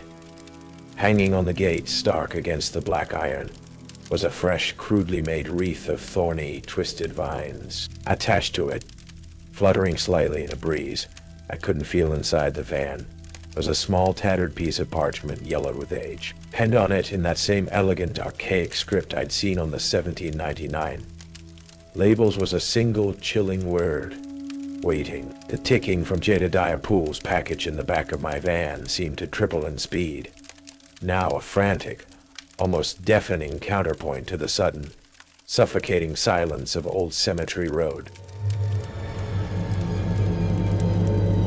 The word waiting on that parchment seemed to leach the remaining warmth from the air. The ticking from Jedediah Poole's package was a frantic metronome counting down to something dreadful. My headlights carved a weak tunnel through the oppressive fog that now swirled around Old Cemetery Road like a living shroud, so thick I could taste its damp, earthy bitterness. The ancient oaks on either side of the narrow track loomed like skeletal sentinels, their branches gnarled and grasping. I drove slowly, cautiously, the van's tires crunching on unseen gravel and snapping twigs. My plan to just toss the package over the gate seemed ludicrously optimistic now. The gate itself felt miles away, receding into the deepening gloom. The silence, apart from the incessant ticking, was absolute unnatural. No crickets, no night birds, just the sound of my own ragged breathing and the frantic thrumming from the cargo area. Then I heard them, the hoofbeats, not behind me this time. They were alongside the van, keeping perfect pace, one on each side, just beyond the reach of my headlights, in the impenetrable darkness beneath the trees. Clop, clop, crunch. Clop, clop, crunch. The sound was heavier now, more deliberate, accompanied by the snap of undergrowth, as if whatever was out there was larger, more substantial than before. I could feel the vibration through the floorboards of the van. My skin prickled with a cold, primal fear. Rule 2, don't look in the mirrors, was a frantic prayer in my head, but the urge to glance to see what was pacing me in the dark was almost unbearable. Suddenly, a shape materialized directly in the path of my van, coalescing from the swirling mist with horrifying speed. I slammed on the brakes, the van skidding on loose gravel, the ticking package in the back thudding violently against the bulkhead. It was a horse, a massive black destrier, its eyes like glowing coals in the fog, its breath pluming in the chill air, and on its back sat a figure, the hoofed courier, as described in Harold Lott's tormented journal. It was tall, gaunt, impossibly so, wrapped in what looked like decaying, dark colonial riding clothes, a wide-brimmed hat pulled low, obscuring its face. Or perhaps there was no face to obscure, only a shadowed void where features should have been. One skeletal, gloved hand held the reins. The other was outstretched towards my van, expectantly. It didn't make a sound, but its presence radiated an icy, ancient authority, a demand that transcended words. My mind screamed at me to reverse, to flee. I fumbled with the gear stick, my hands slick with sweat. The engine coughed, sputtered, and died. Panic, cold and absolute, seized me. The courier dismounted with an unnatural gliding grace, its spurred boots making no sound on the gravel. It moved towards my driver's side door, its empty gaze fixed on me. In a paroxysm of terror, I grabbed Jedediah Poole's ticking package, wrenched open my window, and hurled it out onto the road towards the advancing figure. There! Take it! That's what you want, right? The courier paused. It didn't even glance at the package lying on the ground between us, its ticking now a deafening, frantic pulse. In the sudden silence, its shadowed head tilted slightly, as if considering. Then, it continued its slow, inexorable advance towards my door. It wasn't the package it had come for. The van's engine, with the tortured whine, finally caught. I slammed it into reverse, spinning the wheel, tires screaming as they fought for purchase. The courier was momentarily silhouetted in my reversing lights, a figure of pure, unadulterated dread. I swerved, narrowly avoiding one of the ancient oaks, and careened back up Old Cemetery Road. The sound of those relentless, heavy hoofbeats now definitely behind me. Chasing, keeping pace. I didn't look in the mirrors. I didn't dare. I burst back onto the main county route, nearly sideswiping a guardrail, my heart trying to hammer its way out of my chest. And there, parked just off the shoulder, its lights off, almost invisible in the fog, was Clarence Stroud's dark sedan. He stepped out as I skidded to a halt, his face a mask of calm, almost paternal concern that didn't quite reach his cold, watchful eyes. "Mr. Becker, are you all right? You look as if you've seen a spirit." "Spirit?" I gasped, my voice raw. That thing on the road, the horseman, and the package. Pool's package. It was ticking. Stroud held up a placating hand. "Easy, Mr. Becker." Deep breaths. He walked closer, and in the faint glow from my dashboard, I saw something glint in his hand. Not a weapon. Something small, metallic. A key? No. It was a small, intricately carved wooden stamp, the kind used with sealing wax. "You encountered a local legend, shall we say. An occupational hazard for the Barrows Hollow dispatch." His calm was more terrifying than the courier's silence. "Local legend?" I choked out. "That was no legend, Stroud. That thing was real, and you knew about these packages. About the rules." His demeanor shifted then, the thin veneer of civility peeling away to reveal something hard and ancient beneath. "Indeed, Mr. Becker. I know a great deal." He gestured vaguely back towards Old Cemetery Road. "My ancestors, the Crows, the Thorns, the Abernathys, they made certain arrangements when they first settled this hollow in the late 1700s. Pacts, if you will, for prosperity, for a foothold in this unforgiving land. These pacts involved specialized trade, and they came with obligations. A periodic settling of accounts." "Accounts?" I whispered, a horrifying understanding dawning. "With what?" "With those who reside beyond the Sunset Gate," Stroud said, his voice a low, resonant hum. "They require reciprocation. Not in goods, Mr. Becker. Not anymore. The old trade routes have long since faded." He smiled then, a slow, chilling curve of his lips. "But new routes emerge, new methods of consignment. Amazon." I breathed. "You're using Amazon deliveries. A remarkably efficient system." Stroud conceded, "A constant influx of new personnel, a precise logistical network. The rules, Mr. Becker, are not for your protection. They are a calibration, to test, to guide, to ensure the correct individual makes the correct transgression at the appointed time." He looked at me, his eyes like chips of wintry flint. "The hoofed courier does not merely deliver to the target, Mr. Becker.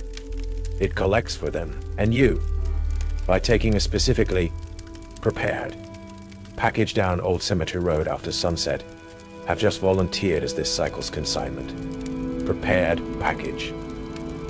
Jedediah Poole's ticking bomb. It had all been a setup. Stroud's calm, his archaic phrases, Ezra's unnerving pronouncements.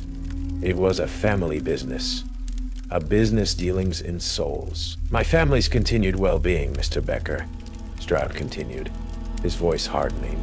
"The safety of my son, Ezra, who is uniquely attuned to the energies of this place. It depends on these obligations being met.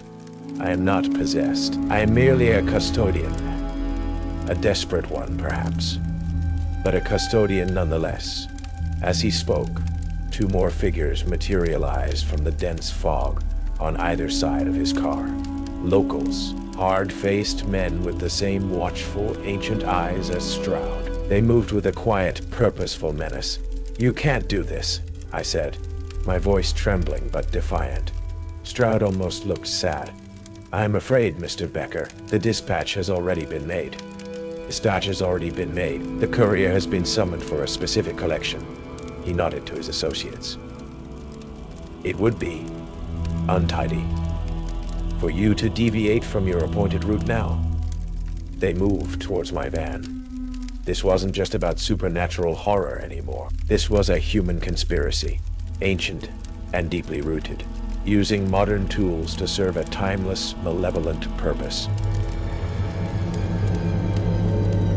My mind raced, a chaotic jumble of fear and adrenaline. Stroud and his men were closing in, their expressions grim, resolved.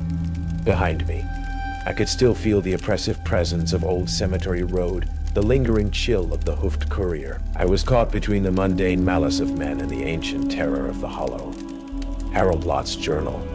Mirror showed me. Me, but older, grier, delivering a package to my own goddamn tombstone. And Ezra Stroud's words. "The horseman only takes the one who carries the marked package past the threshold after the bell tolls." The marked package. Jedediah Poole's ticking parcel was still lying back on Old Cemetery Road. Had throwing it out broken the immediate connection? Or was I now the marked package? "The threshold," I muttered, thinking aloud. "What threshold? The cemetery gate. And what bell?" Stroud paused, a flicker of surprise in his cold eyes. "Impressive, Mr. Becker. You glean quickly." He almost smiled. "The bell is metaphorical, mostly. An alignment. A specific confluence of time and receptivity, which you, I'm afraid, have just perfectly achieved." His men were at my doors. I had one chance. My van, my only weapon, my only escape. I slammed the gear shift into drive, not towards the road, but fishtailing, cutting the wheel hard, aiming for the narrow gap between Stroud and one of his advancing men. The man yelped and jumped back. Stroud, with surprising agility, sidestepped, his face contorting in fury. The van's tires spun, spewing gravel and mud, then caught. I roared past them, back onto the main road, but not towards town. I went deeper into the mist-choked backcountry, away from Barrow's Hollow proper, taking a winding, little-used logging trail I vaguely remembered from my route map. Stroud's sedan peeled out after me, its headlights twin spears in my rearview mirror. This was no longer a subtle manipulation. This was an outright pursuit. The logging trail was treacherous, slick with wet leaves and unseen ruts. My Amazon van, not built for this, bucked and complained. Branches scraped against the sides, sounding like skeletal fingers. The fog was a disorienting wraith-like presence, constantly shifting, revealing and concealing the narrow track ahead. And then, Ezra Stroud was there. He was standing at the side of the logging trail, almost invisible in the mist, his small figure unnervingly still. How had he gotten here? As I sped past, he didn't flinch. He just looked at me with those ancient, knowing eyes and held up something small and dark. A package, wrapped in plain brown paper, tied with twine. Smaller than Poole's, but an exact replica in style. "You dropped this, Mr. Liam." His childish voice, yet carrying an unnatural resonance, seemed to pierce the roar of my engine. "The courier prefers a complete manifest." In my rearview mirror, I couldn't help but glance this time, a desperate, fleeting look. I saw Stroud's sedan skidding to a halt beside Ezra.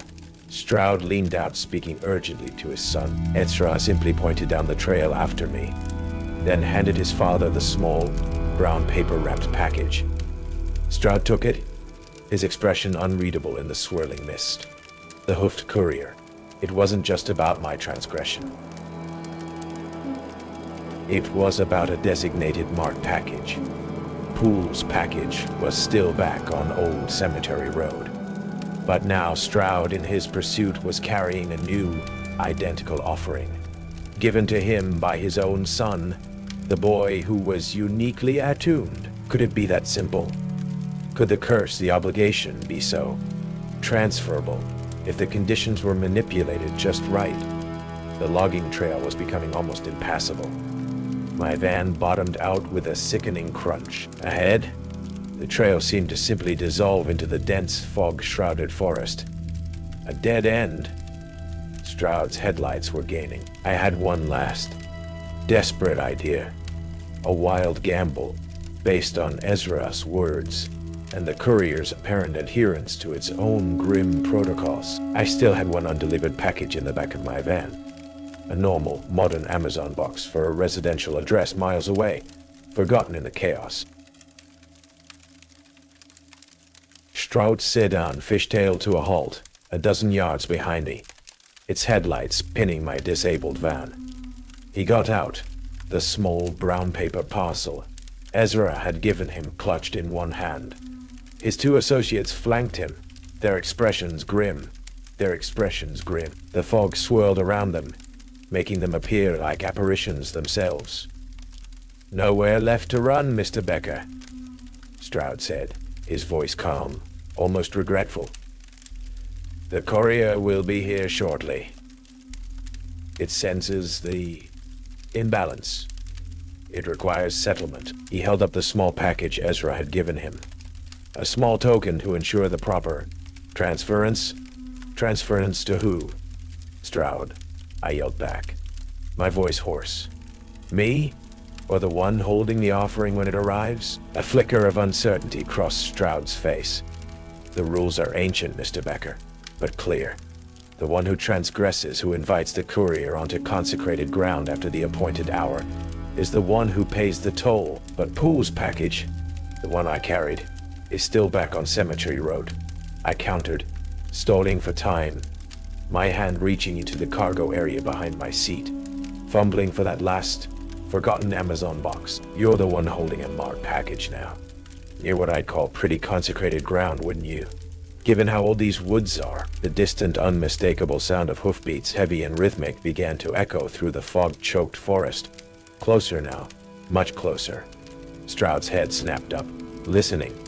His composure finally cracked, a sliver of genuine fear in his eyes. "Ezra," he whispered, more to himself than to me. This was my chance.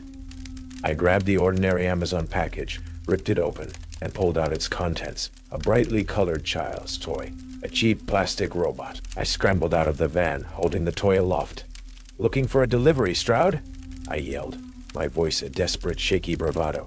"Or is the courier looking for this specific consignment you're holding?" The hoofed courier materialized from the mists then, not on the logging trail behind Stroud, but from the dense woods to his side, its spectral horse stepping silently over fallen logs, its eyeless gaze fixed not on me, but on Clarence, Stroud, and me, the small brown paper parcel in his hand. Stroud froze, his face ashen. His two associates backed away slowly, their bravado evaporating in the face of the truly supernatural. "No," Stroud breathed. "No," Stroud breathed. "Ezra." He wouldn't. "The pact protects my line. Maybe Ezra's more attuned to the courier's rules than yours, Stroud." I shouted. Maybe he just ensured the manifest was complete, in the hands of the one who was truly extending the invitation tonight. "You, by chasing me out here with it." The courier dismounted, its movements fluid and unearthly. It glided towards Stroud, its skeletal hand outstretched. Not for the package yet, but as if to take Stroud's arm to escort him. Stroud, in a final act of desperate self-preservation, did the unthinkable. He shoved the brown paper parcel into the hands of one of his stunned associates. "Here, you take it. Settle the account."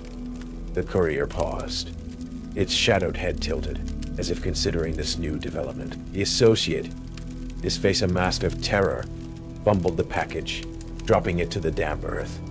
And in that moment of confusion, of transferred obligation, I ran.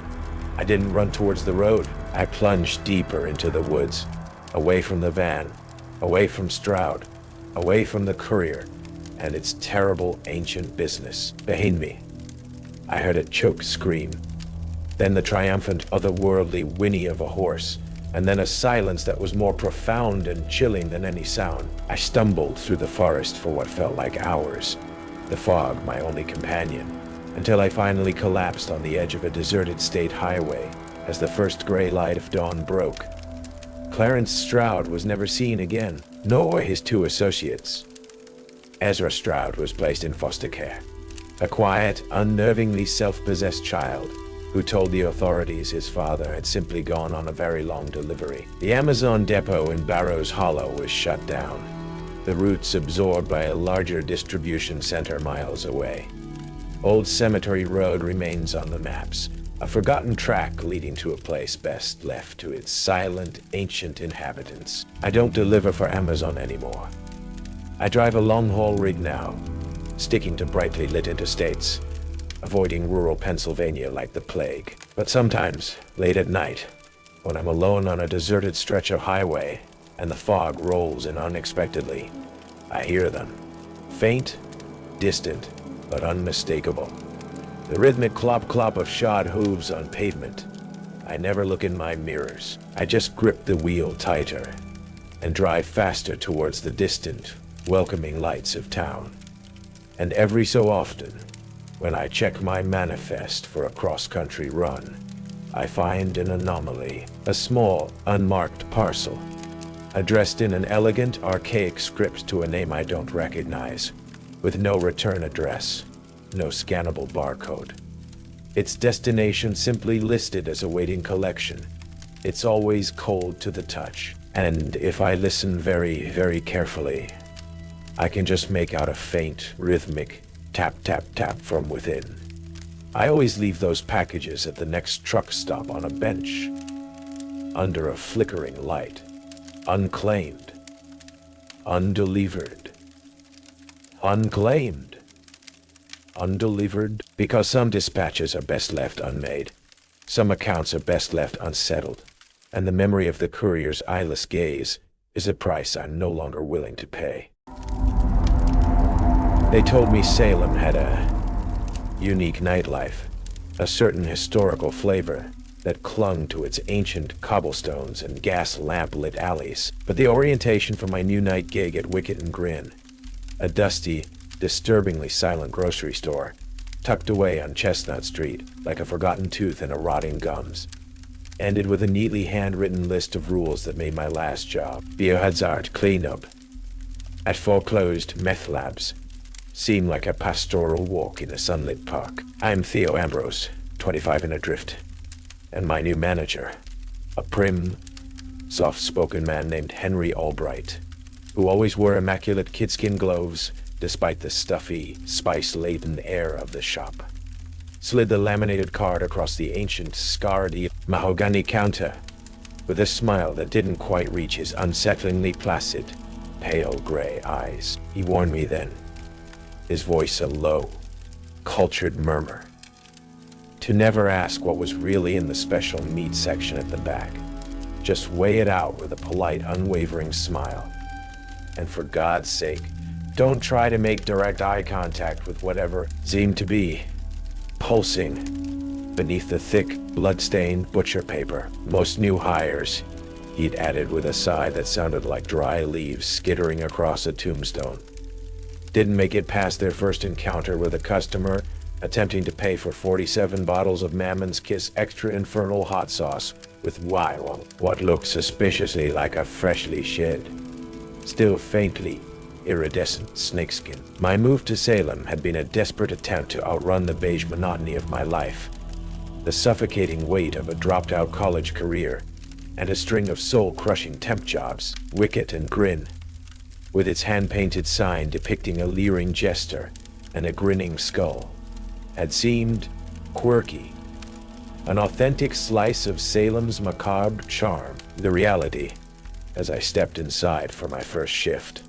was less charming and more actively unnerving. The air within was a thick, palpable cocktail of old paper, dried herbs I couldn't name, exotic spices that tickled the back of my throat, something metallic like cold, rusting iron, and a faint, sickly sweet almost cloying undertone that reminded me vaguely of overripe fruit and formaldehyde. The lighting was abysmal, emanating mostly from flickering gas-style lamps affixed to the dark wood-paneled walls, their flames casting long, dancing shadows that made the mundane stacks of canned goods and dusty bottles look like waiting grotesques.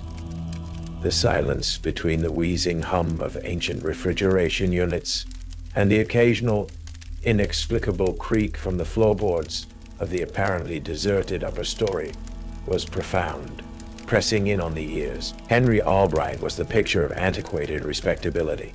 Mid-50s, I guessed, slender with neatly combed silver hair, dressed in a starched high-collared white shirt, dark trousers, and those ever-present butter-soft gray leather gloves. He moved with a quiet, precise grace, his footsteps making no sound on the worn floorboards. His voice, when he explained my duties, stalking, facing, manning the ancient, clunky brass cash register, was modulated, almost soothing, yet held an undercurrent of something else. Weariness, or a deeply buried, tightly controlled warning. Wicket and Grin caters to a discerning clientele, Mr. Ambrose, he'd said, his pale eyes unblinking. Many of our patrons have particular needs and preferences. Your role is to facilitate their purchases with discretion and efficiency. Then came the rules, presented on that small, surprisingly clean laminated card, placed beside the point-of-sale system. A monstrous brass and wood contraption that looked like it belonged in a Victorian bank, complete with bizarre, unlabeled ivory buttons and a tarnished crank handle whose purpose I couldn't begin to fathom. 3 rules for continued employment. Never ask what's in the special meat section. Just weigh it and smile. Don't question why some customers need 47 bottles of the same hot sauce. When customers speak in languages that make your ears bleed, nod politely and process their transaction. Understanding isn't required for service. I remember forcing a laugh, a weak, nervous sound. Right. Salem theatrics. Got it. Keep the tourists spooked. Albright did not smile. His gaze remained fixed on me, steady, unwavering. Theatrics, Mr. Ambrose, have their place. These are operational necessities for your well-being and for the continued smooth commerce of Wicket and Grin.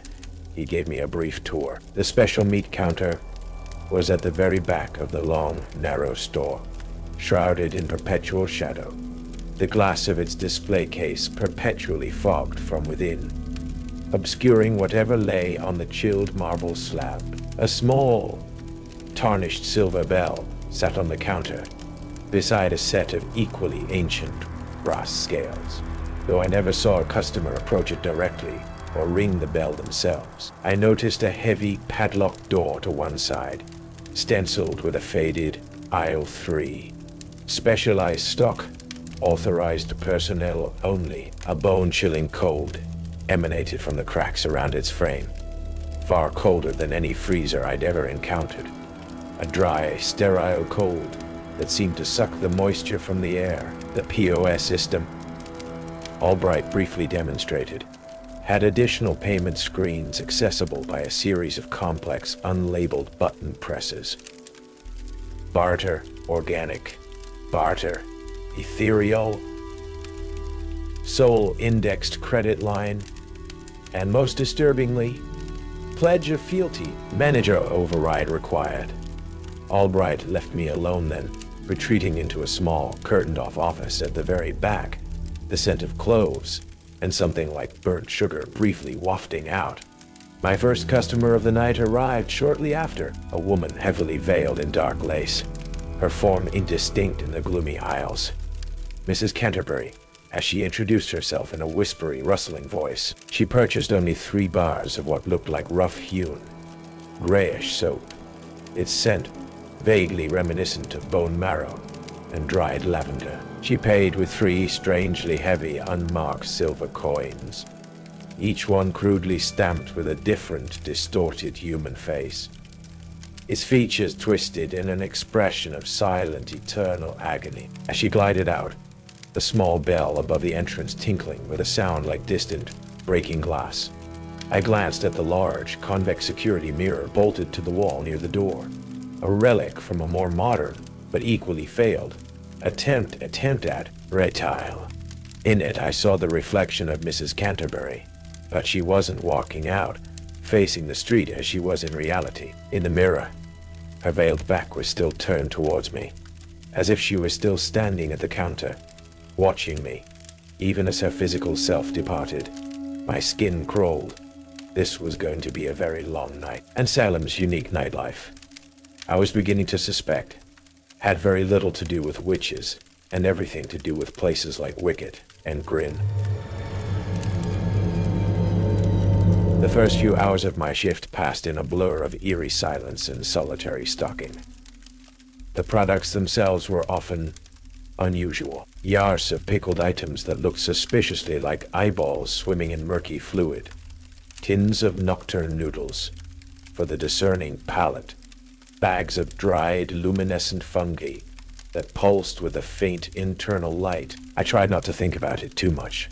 Then a customer approached the special meat counter. He was tall, almost unnaturally so, and gaunt, dressed in impeccably tailored but old-fashioned clothes that seemed to absorb the dim light. His face was shadowed by the brim of a wide hat, but I could see his eyes, or rather, I could see too many of them. Each socket held what looked like a cluster of small, glistening black beads, all independently swiveling, observing me from multiple angles. He didn't speak, merely raised a long, gray, multi-jointed finger and pointed towards a darkly wrapped oblong parcel resting on the chilled marble slab inside the perpetually fogged display case.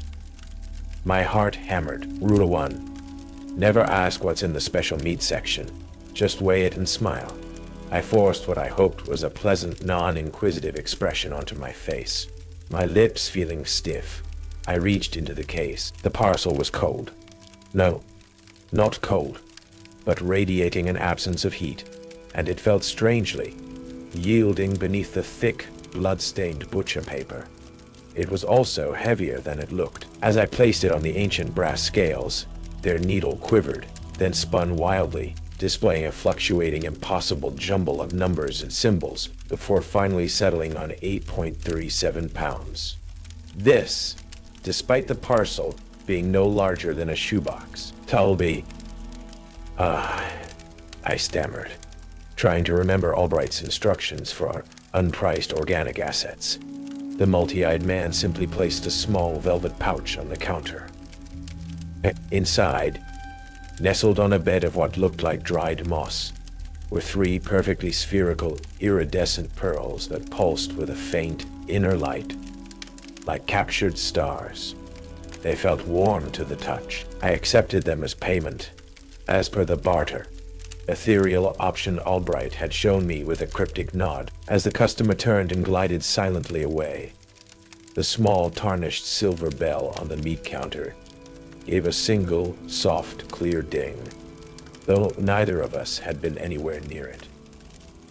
The sound seemed to hang in the air, expectant. Later, during the pre-dawn lull, when the store was utterly silent, Mara Burns, one of the day shift stalkers, arrived early for her shift. She was in her early 30s, I guessed, with tired, haunted eyes that seemed to hold a universe of unspoken anxieties. She looked even paler and more worn than she had the previous day. "You made it through your first night, then," she said, her voice low, almost a whisper, as she clocked in. She glanced nervously towards the back of the store, towards aisle 3. "Listen, Theo," she said, her gaze darting around. "All right, he's not what he seems. And this place, it's not just a store." She leaned closer. "Whatever you do, never go into aisle 3, not for anything. Not if he asks, not if he orders. The things they keep in there, they don't like being seen. They don't like being seen. And some of what goes in," she shuddered, her eyes clouding over, "some of it doesn't always match what's on the inventory manifests, if you catch my drift." The freezer thermometer for that aisle? It's a lie. It always reads a few degrees above freezing. But the real cold in there, it'll freeze the marrow in your bones in minutes. Before I could ask her what she meant, the bell above the main entrance tinkled, announcing another customer, cutting our conversation short. Mara gave me one last, worried look and scurried off towards the stockroom. This new arrival was cloaked and hooded, their features entirely lost in the deep shadows of their garment. They approached the counter and began to speak. It wasn't a language, not any human language I'd ever heard, or could even conceive of. It was a horrifying alien symphony of clicks, guttural growls that seemed to vibrate deep in my chest, and high-pitched, piercing whistles that felt like needles being driven into my eardrums. My vision swam. A sharp, stabbing pain lanced through my temples, as if my skull were about to crack open. I instinctively clapped my hands over my ears, but it did no good. The sound seemed to bypass my auditory canals entirely, resonating directly within the bones of my skull. Rule of 3. When customers speak in languages that make your ears bleed, nod politely and process their transaction. Understanding isn't required for service. My ears. I touched one gingerly. My fingers came away wet and sticky. Blood, dark and warm, fighting back waves of nausea and vertigo. I forced myself to nod, to feign polite comprehension. The cloaked figure gestured with a pale, long-fingered hand towards several items on the shelves behind me. A dusty jar containing what looked like preserved, multifaceted eyeballs, swimming in a cloudy, faintly glowing green liquid. A small, velvet pack that seemed to squirm slightly on its own, and a bundle of dried, black, thorny vines that pulsed with a very faint, dark purple light. Somehow, through a haze of agony and encroaching unconsciousness, I managed to scan them. The ancient power system word clicked, and then displayed the total, not in dollars, but in a series of rapidly shifting, unreadable sigils that burned into my retinas, before finally, mercifully, resolving into a dollar amount that seemed far too low for such exotic wares. The customer paid by placing a single, perfect black rose on the counter.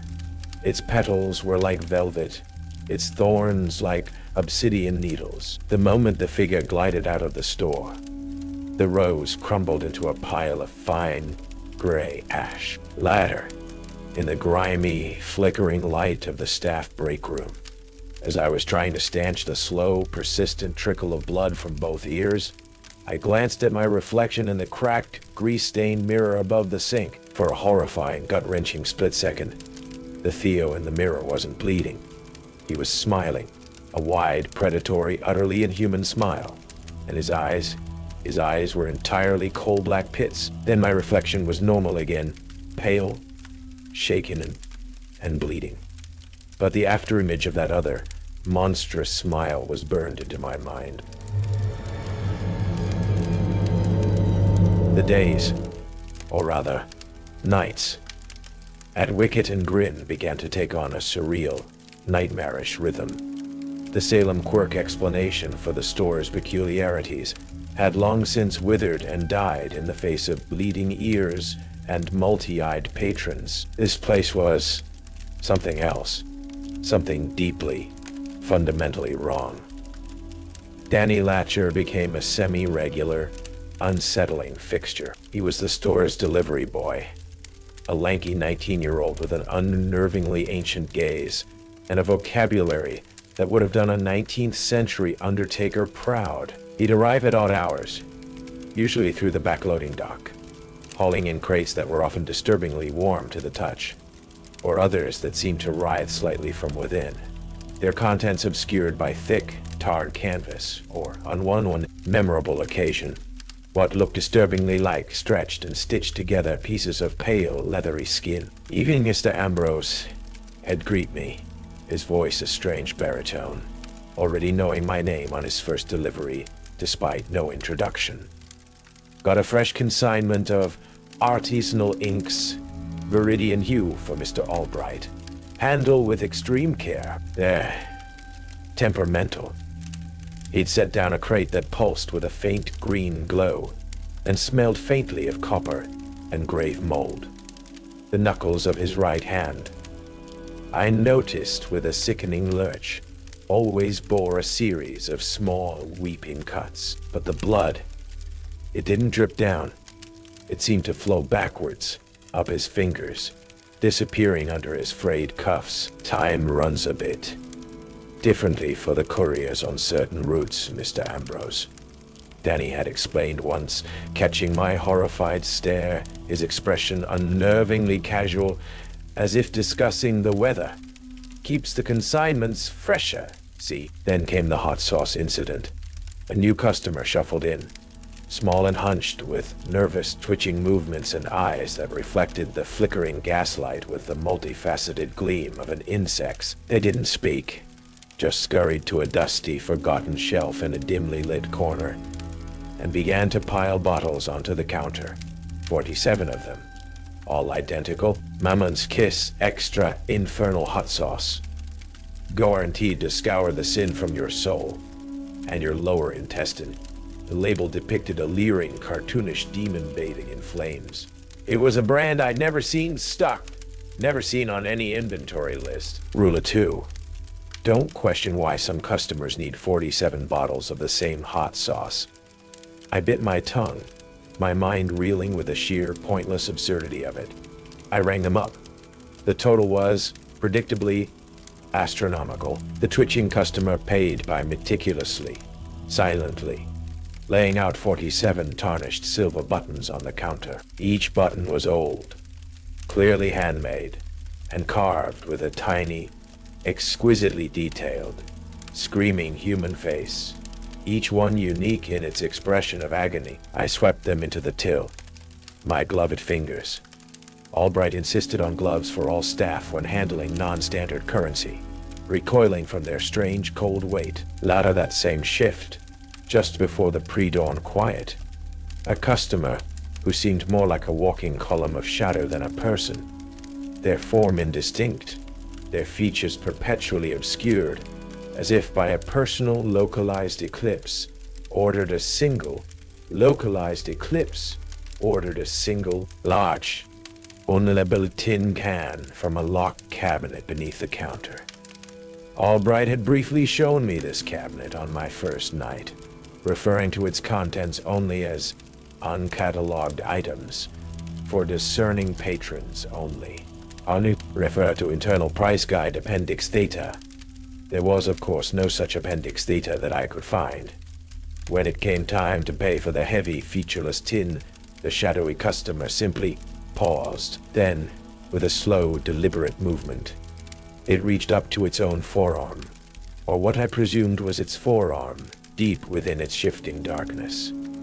There was a soft, tearing sound, like wet leather being slowly peeled. The customer then laid a large, roughly rectangular patch of what looked, unmistakably, like perfectly tanned, unnervingly supple human skin on the counter. It was devoid of blood, yet it felt disturbingly warm and faintly resilient to my glove touch. Its surface bore a faint, intricate pattern that might have been a tattoo, or something far older. My stomach churned. I remembered Albright's emotionless instruction for my orientation.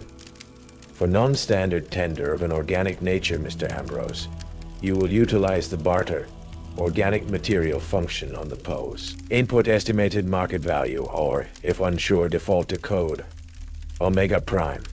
The system will adjust accordingly. I processed the payment, my hand shaking as I keyed in Omega Prime. The ancient register word clicked and spat out a receipt that simply read, "Transaction complete.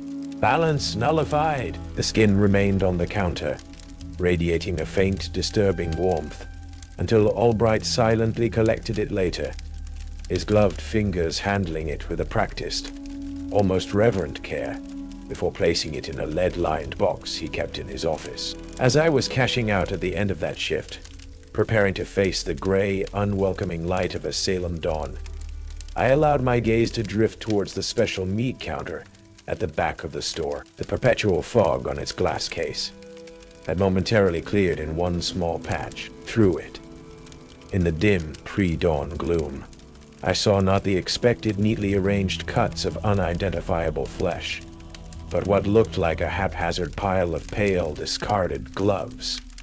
Dozens of them. Some were impossibly long and slender, others disturbingly wide and flat.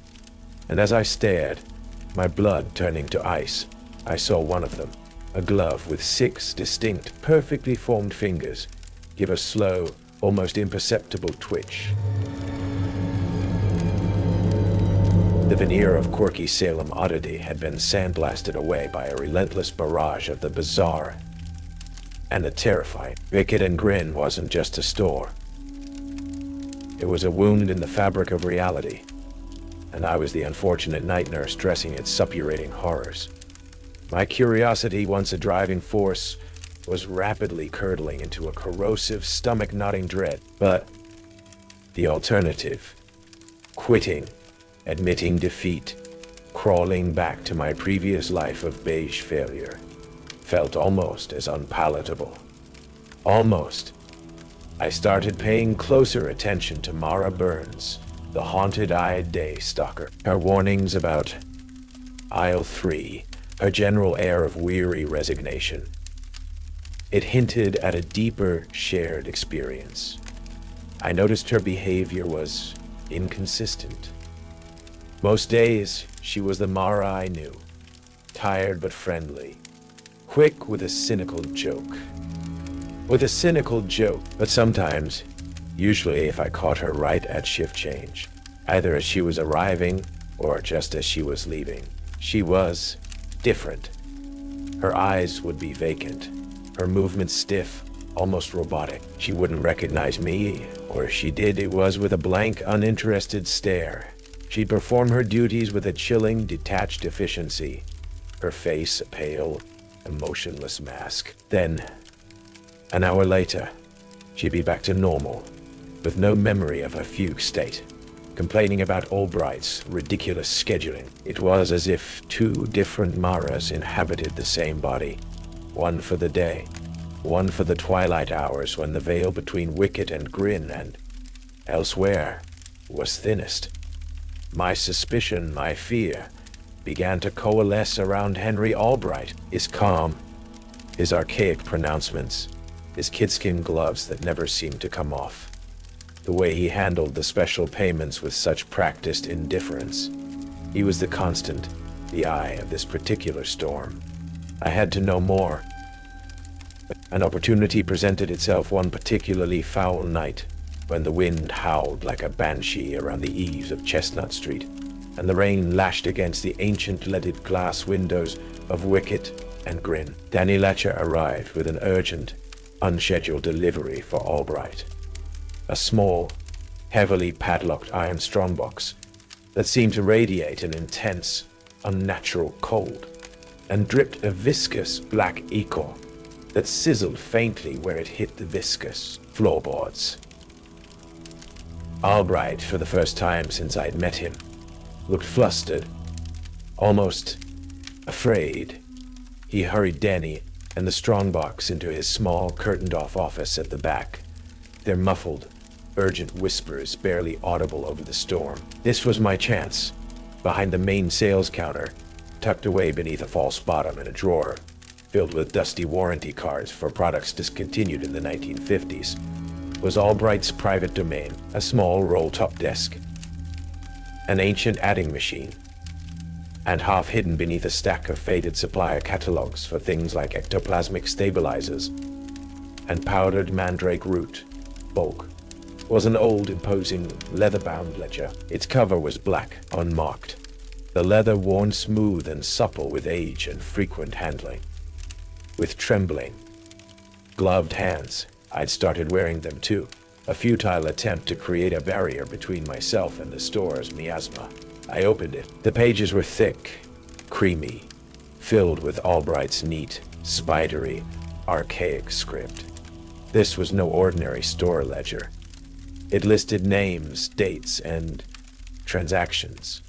October 17th, client, The hooded parliament. Acquisition. 1. Fully expressed human scream. Female, soprano, terror-induced.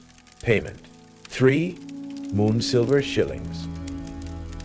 November 5th. Client. Old man Hemlock. Deceased, but accounts outstanding. Barter. 47. Bespoke regrets. Mine are mostly pertaining to Miss T engagements. 411. Vile tears of a forgotten god. Diluted. December 12th. Procurement agent. Ache donation. 1 pint. Typo negative. Unzillate. Source. Transient. Unmissed. 4. Continued lucidity. Monthly tithe. My blood ran cold. There were names I recognized from obscure Salem histories. Accused witches. Forgotten merchants. And there were other chillingly contemporary entries. And then, near the bottom of the most recent page, dated only yesterday, prospective conduit assessment. T.A.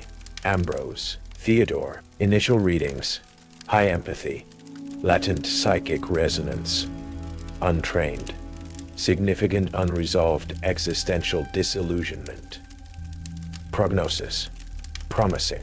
Suitable for advanced negotiations following standard acclimatization period. Next sourcing stage.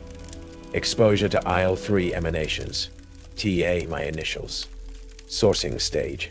Drawn by a horrifying, irresistible compulsion, my gaze drifted towards the padlocked door of aisle 3. The bone-chilling cold emanating from it was more intense tonight. A palpable wave of icy dread that seemed to whisper directly into my mind. I pressed my ear against the thick, ancient wood. The whispers from within were clearer now, though still not in any recognizable language. They were sibilant, multi-layered, filled with a cold, calculating amusement and an immense, ancient, bottomless hunger. And beneath the whispers, a soft, rhythmic, wet drip. Drip. Drip like something thick and viscous, striking a cold stone floor.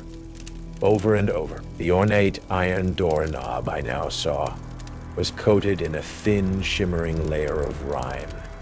Despite the relative warmth of the main store, it looked like a frozen scream. An interesting choice of reading material, Mr. Ambrose. Albright's voice, soft as disturbed grave dust, came from directly behind me. I hadn't heard him approach. I spun around, my heart hammering, the heavy ledger still clutched in my hands. He wasn't looking at the ledger. His pale gray eyes, like chips of winter ice, were fixed on me. His lips curved in that same unsettling smile that never reached them. Curiosity, as I may have mentioned, he continued, his voice a silken thread, is a perishable commodity in an establishment such as Wicked and Grim. Some doors, Mr. Ambrose, are best left to those who hold the precisely calibrated keys, and who fully comprehend the delicate nature of the necessary exchanges required to keep them functioning. He took a slow, deliberate step closer, and the scent of cloves and burnt sugar that always clung to him seemed to intensify, now mingled with something else.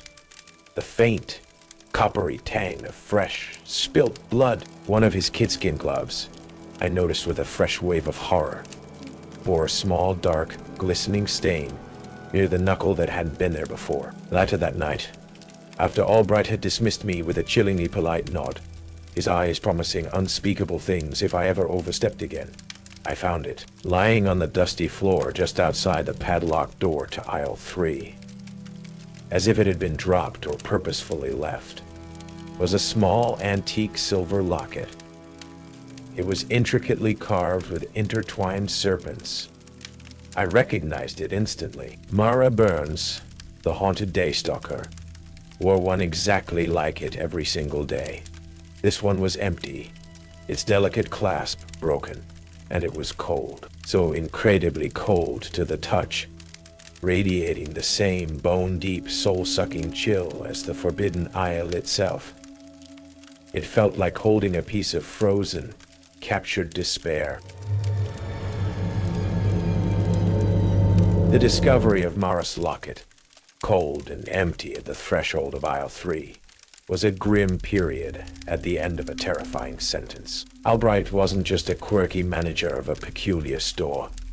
He was a predator, and I, along with who knew how many others before me, was his designated prey. The acclimatization period mentioned in his blood-chilling ledger was clearly nearing its end. He became more overt in his manipulations. He accidentally leave me alone to handle a customer whose guttural, ear-bleeding language was accompanied by a visible shimmering in the air around them. Their payment a handful of teeth that were still disturbingly warm. He'd forget to restock mundane items like milk or bread. Then subtly suggest I offer a nervous-looking elderly woman a can of nocturne noodles or a vial of essence of distilled moonlight instead, his eyes watching my reaction with keen, analytical interest. Each successfully navigated transaction, each suppressed shudder, seemed to please him, like a scientist observing a particularly promising specimen. The psychic pressure in the store intensified, a constant, low hum beneath the surface of reality. The whispers grew louder, no longer confined to aisle 3 but seeming to bleed from the very walls, from the ancient, scarred floorboards. Sometimes late at night, when the store was empty, the items on the shelves would subtly shift and rearrange themselves when my back was turned. Then came the special order. It wasn't announced by a customer walking through the door. It arrived as a thin, sibilant whisper that seemed to coalesce directly inside my skull, bypassing my ears entirely. The voice was genderless, ancient, and filled with an icy, implacable hunger. "It is time," it hissed, the words forming not from sound but from pure, cold intent. "The vessel requires sustenance." The unopened heart. From the third chamber. "Fetch." Simultaneously, the small, tarnished silver bell on the special meat counter at the back of the store began to ring.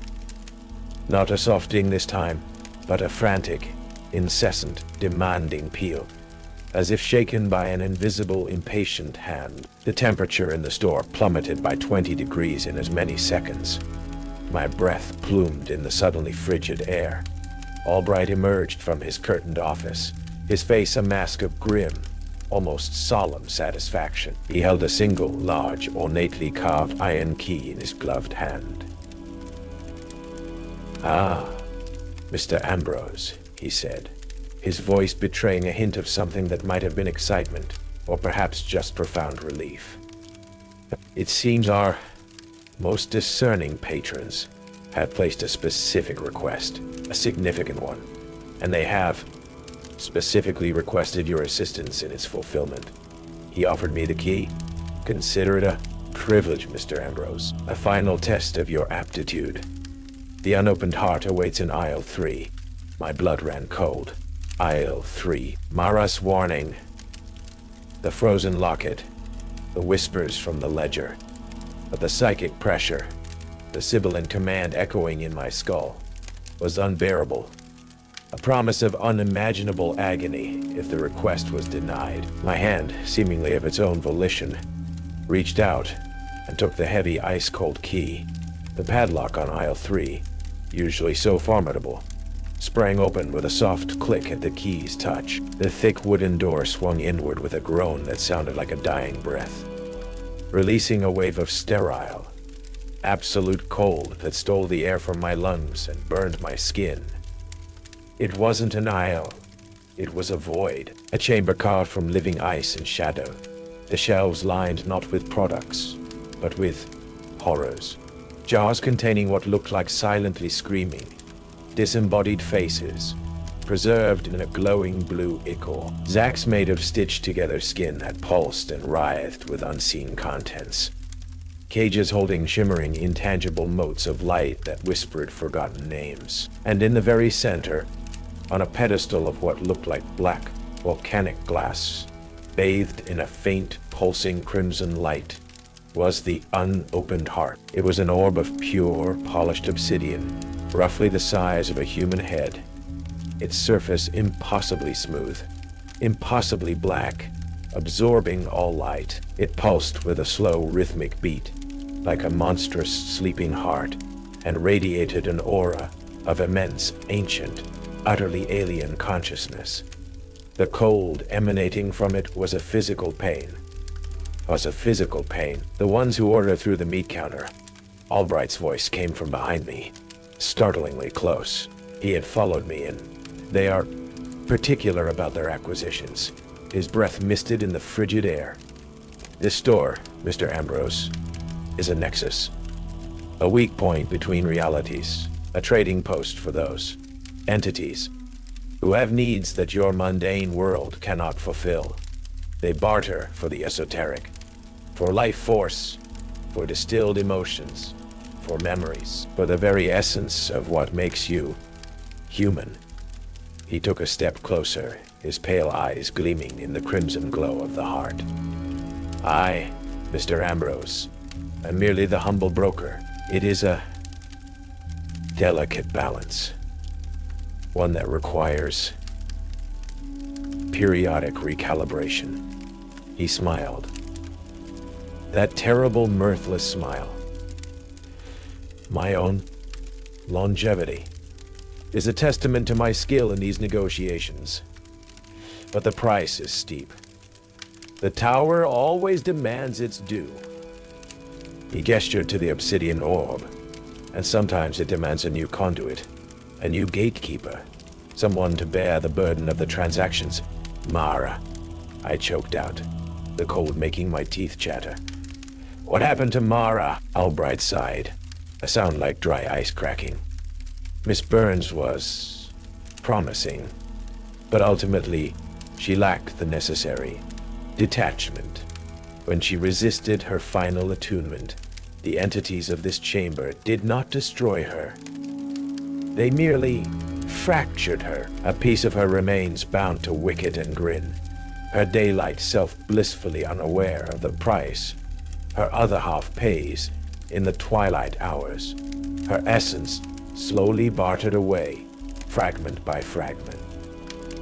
He looked at me, his gaze like a scalpel. You, however, Mr. Ambrose, your existential disillusionment, your unique resonance, you are far more suitable.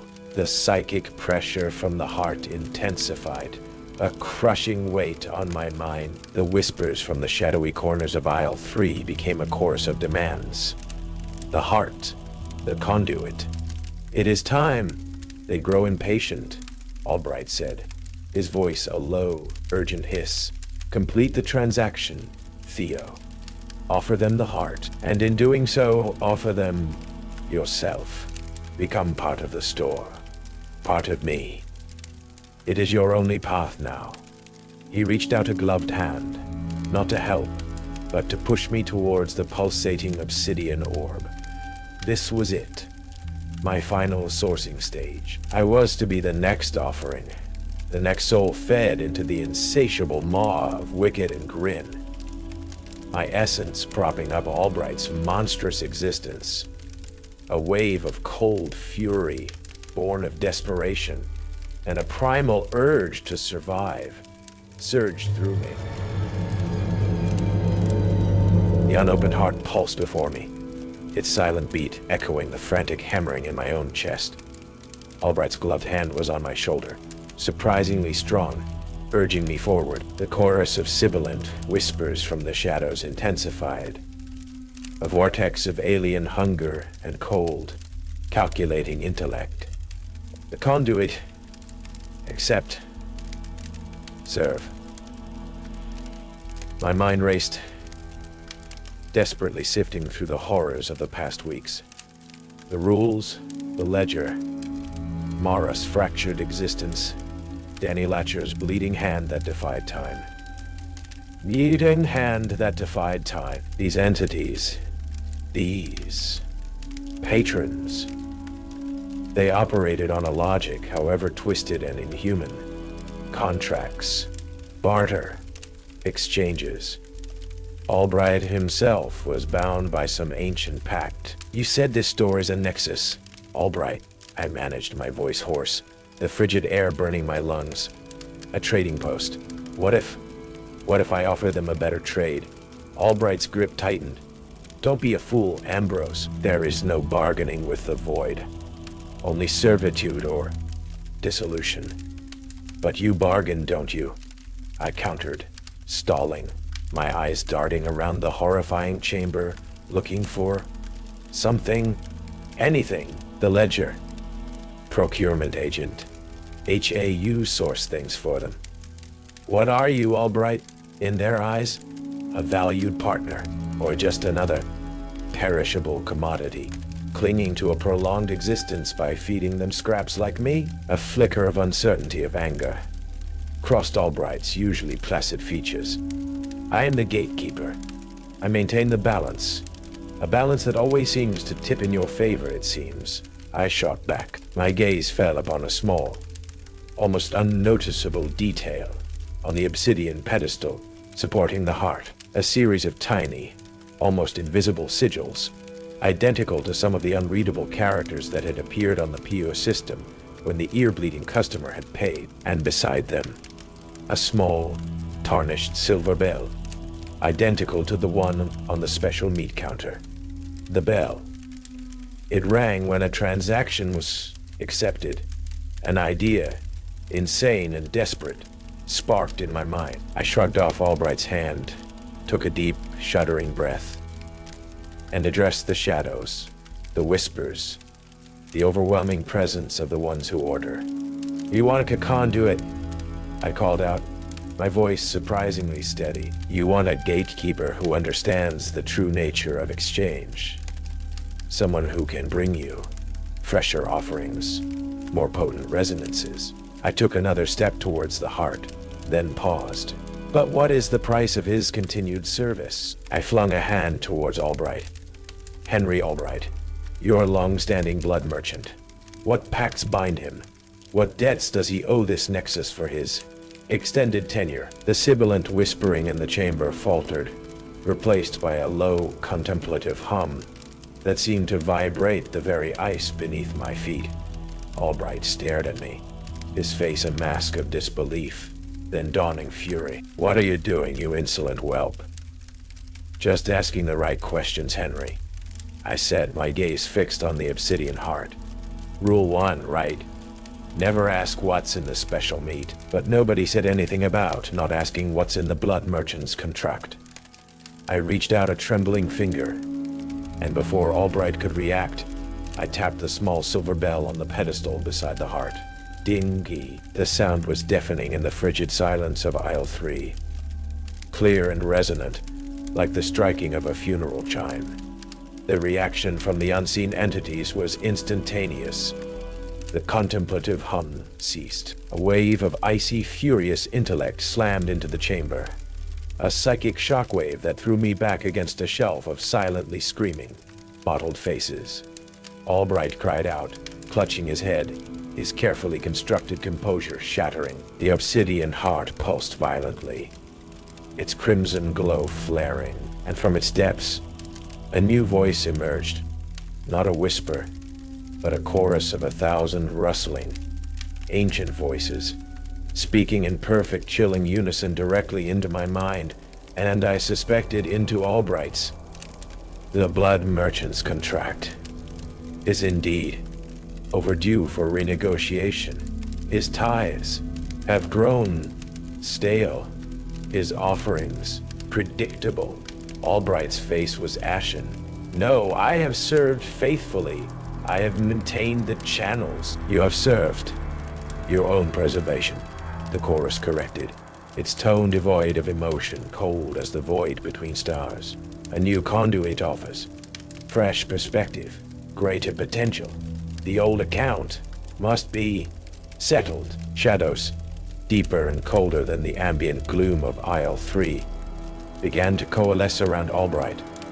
Not the shadowy forms of customers, but something far more elemental.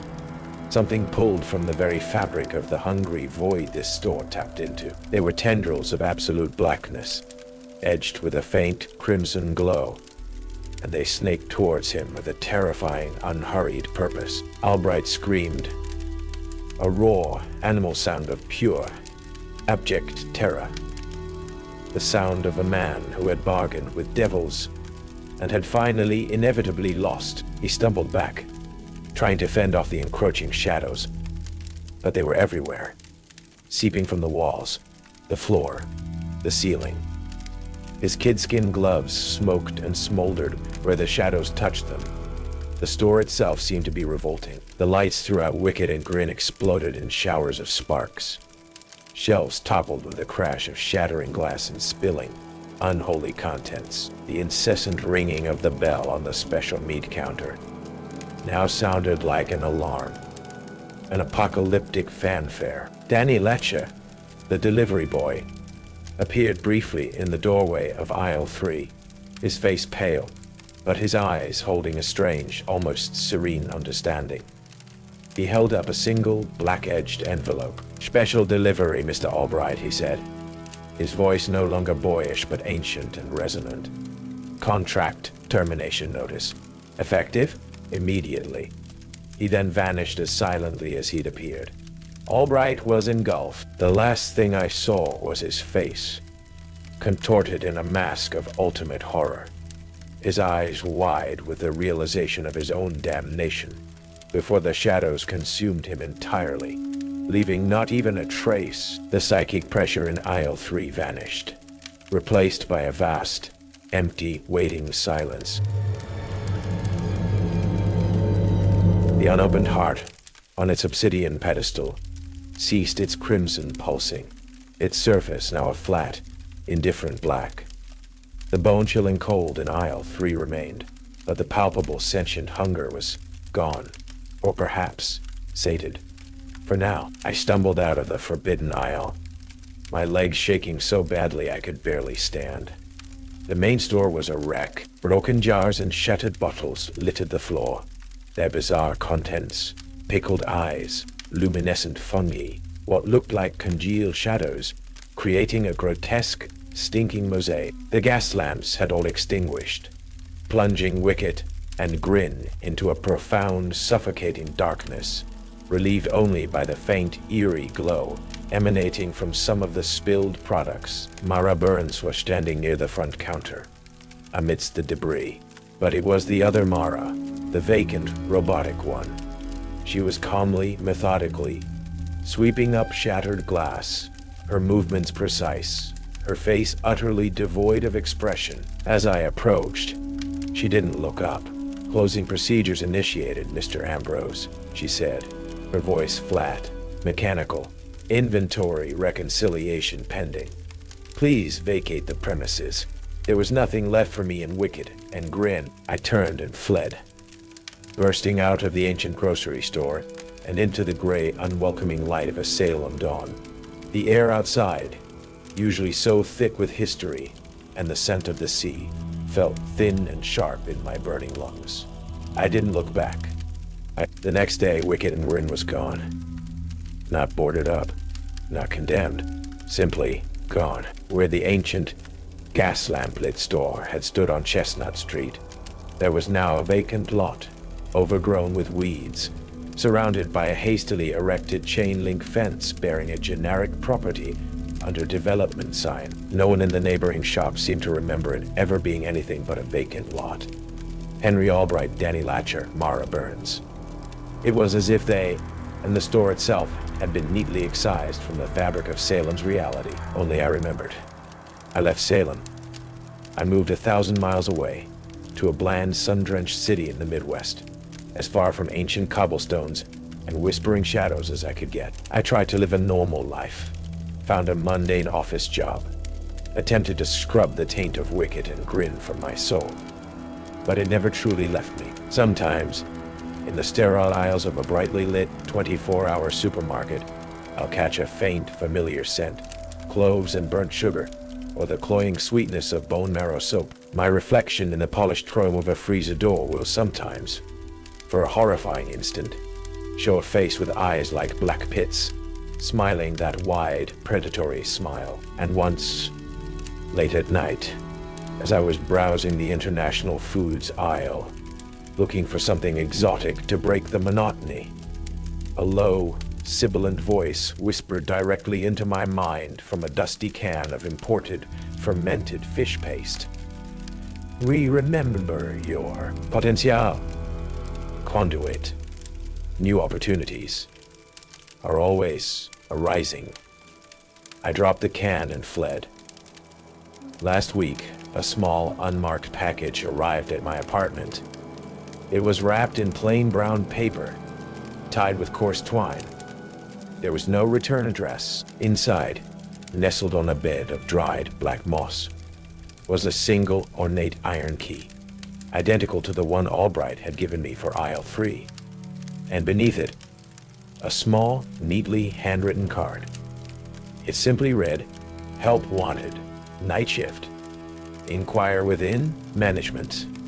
There was no store name, no address, but I knew with a certainty that chilled me to the core that somewhere, in some forgotten corner of some shadowed city, another door was opening. Another bell was waiting to be rung. Understanding, I had learned, was never required for service, only for sacrifice. And the ledger of Wicked and Grin, I suspected, was far from closed. It was merely waiting for its next willing or unwilling entry. And the faint, almost imperceptible taste of blood was always on the back of my tongue whenever I heard a language I didn't understand. I took the night shift job at the old Bowdoin Undercroft station because I needed to disappear, and the forgotten labyrinthine veins of the Boston subway system, especially the silent echoing platforms that slumbered beneath the city's relentless felt like the perfect place to become a ghost long before my time was officially up. My name is Darren Holt, and the university scandal, the one surrounding Amelia Cartwright's fatal fall from the observatory roof. A fall I witnessed from my dorm window, a silent, paralyzed spectator whose silence then became a damning indictment, had made my face, my name, a little too recognizable in the circles I once frequented. The interview for the subterranean maintenance and oversight position at the MBTA was less an interview and more a tired, seen-it-all supervisor, handing me a heavy ring of tarnished brass keys and a crumpled, coffee-stained, typewritten note detailing 3 bizarre rules for ensuring after-hours tranquility at the Bowdoin terminus. He grunted, his eyes bloodshot and weary, that the last guy who asked too many questions about the woman in the tattered wedding dress, the one who always appeared around 11:30, ended up trying to board a phantom red line train that hadn't actually run on that particular spur since the Great Molasses Flood of 1919. The Bowdoin Undercroft station was a relic, a seldom used appendage of the Blue Line, buried deep beneath the city's historic West End. Its primary function these days seemed to be as a turnaround point for late-night trains, a place where the Iron Serpent sighed and rested before plunging back into the city's arterial darkness. During my graveyard shift from 10 p.m. to 6 a.m., genuine passengers were rarer than a smile from my supervisor.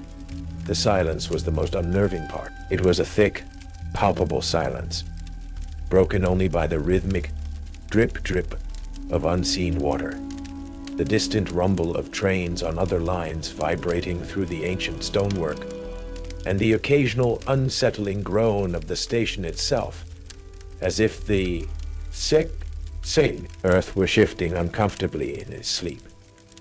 The air was perpetually cool, heavy with the scent of damp concrete, ozone from the third rail, metallic brake dust, and something else, a faint, persistent, coppery tang, like old, dry blood, subtly perfuming the stale darkness. The fluorescent lights that lined the cavernous platform were mostly functional, but they flickered erratically, sometimes in unsettling, almost rhythmic patterns that played tricks on the eyes, making the shadows in the deep recesses of the access tonal stance and writhe. My supervisor, a man named Henderson, whose face was a roadmap of exhaustion, had given me the rules on that first night.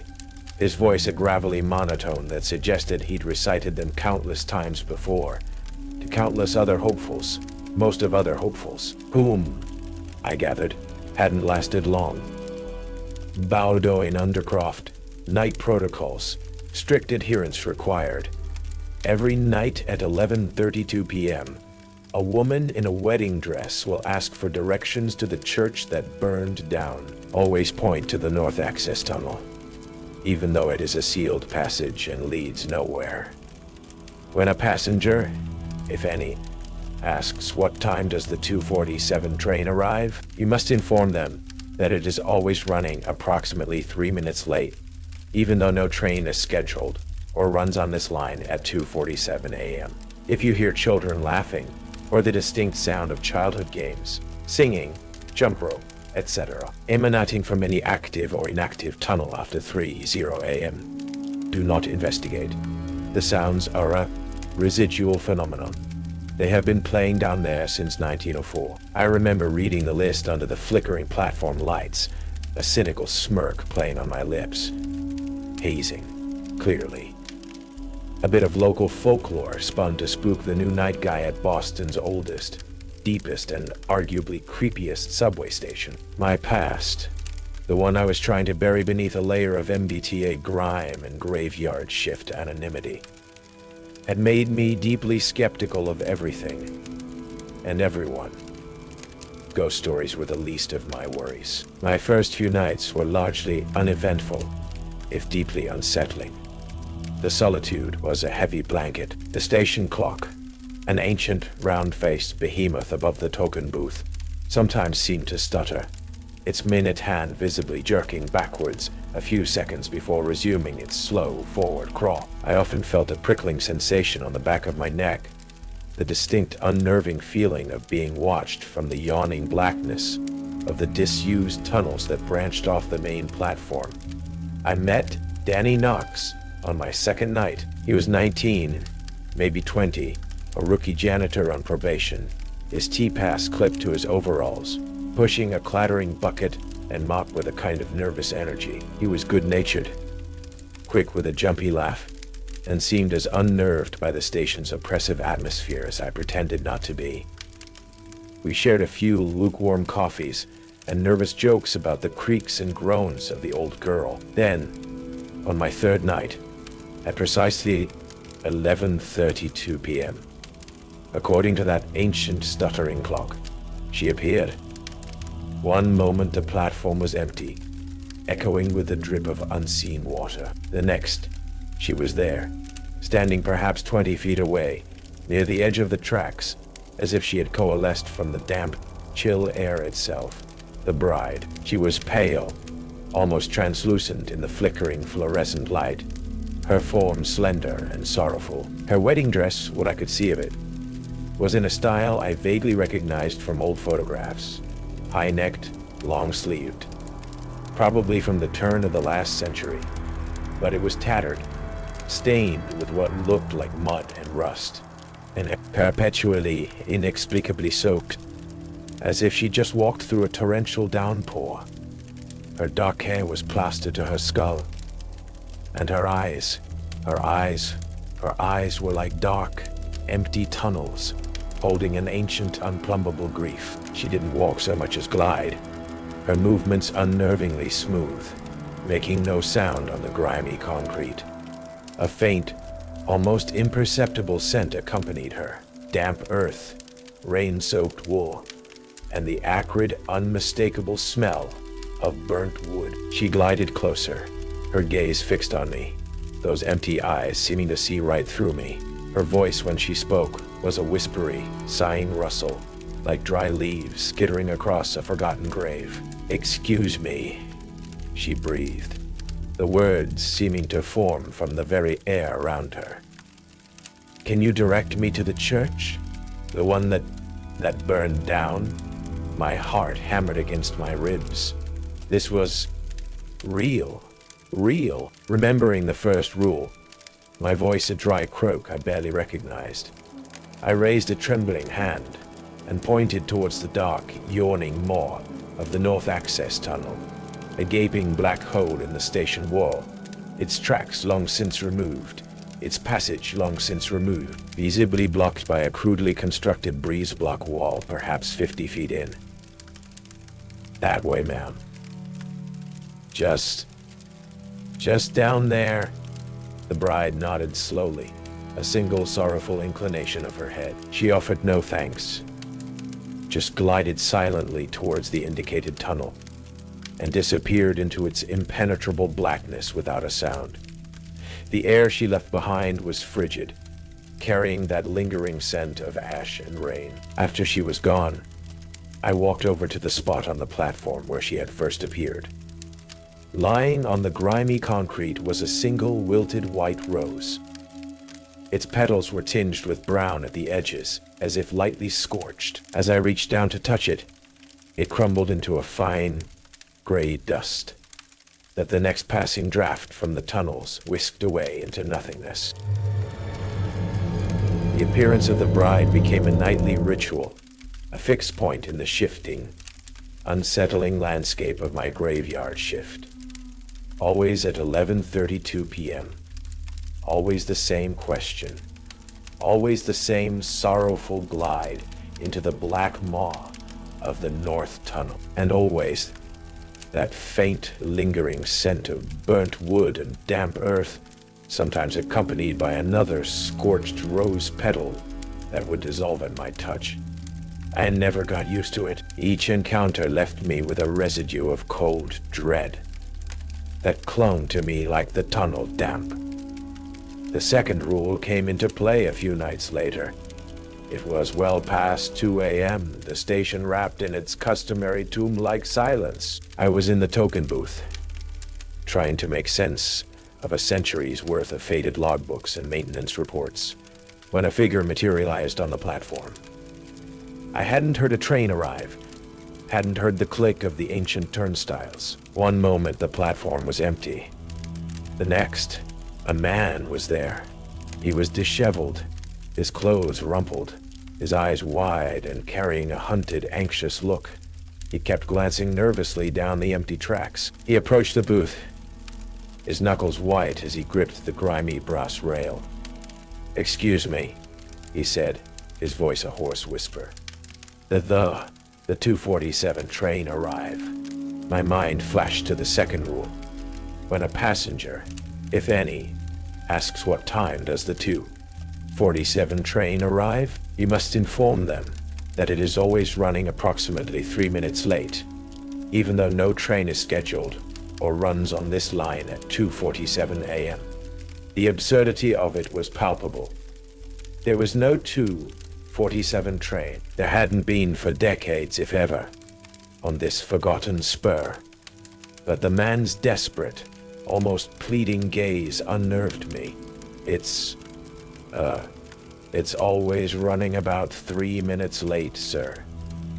I managed, my voice sounding hollow even to my own ears. A flicker of something relief, resignation, passed across the man's face. He nodded, a jerky, almost spastic movement. 3 minutes. Right, thank you. He shuffled away from the booth, towards the edge of the platform, and stood there, staring intently into the black, empty tunnel from which no train would ever come.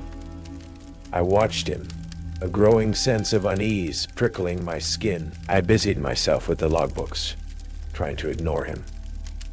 When I looked up again, perhaps 5 minutes later, he was gone. Vanished. No sound of a train arriving or departing.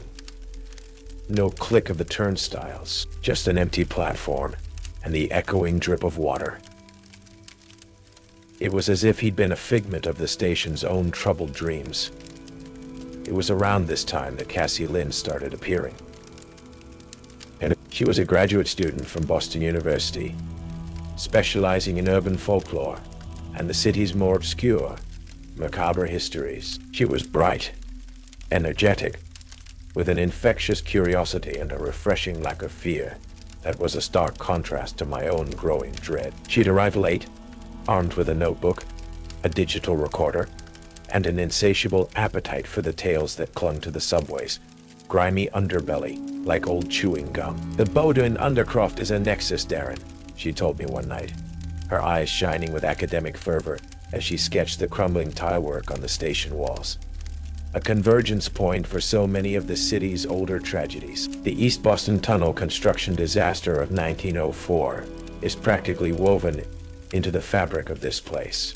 Dozens killed, and the persistent rumors of the Veiled Bride of Bowdoin and the Lost Children of Tunnel 9, they all seem to emanate from this specific nexus. I was wary of her at first, reluctant to share the station's more specific peculiarities, but her genuine interest and the meticulously researched articles and old newspaper clippings she started bringing me slowly chipped away at my reserve. She showed me accounts of the 1904 disaster, grainy photographs of grim-faced rescue workers, and one particularly unsettling, almost illegible report that mentioned strange, unsettling symbols being found on the tunnel walls.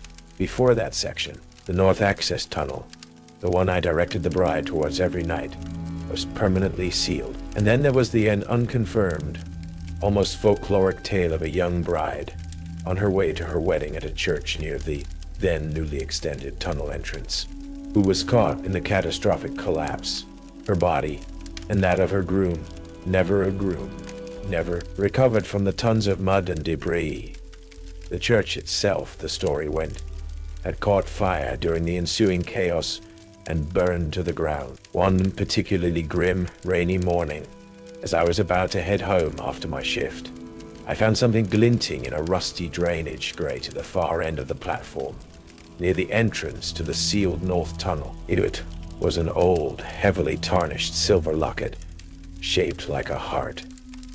Its clasp was broken. I pried it open with my penknife.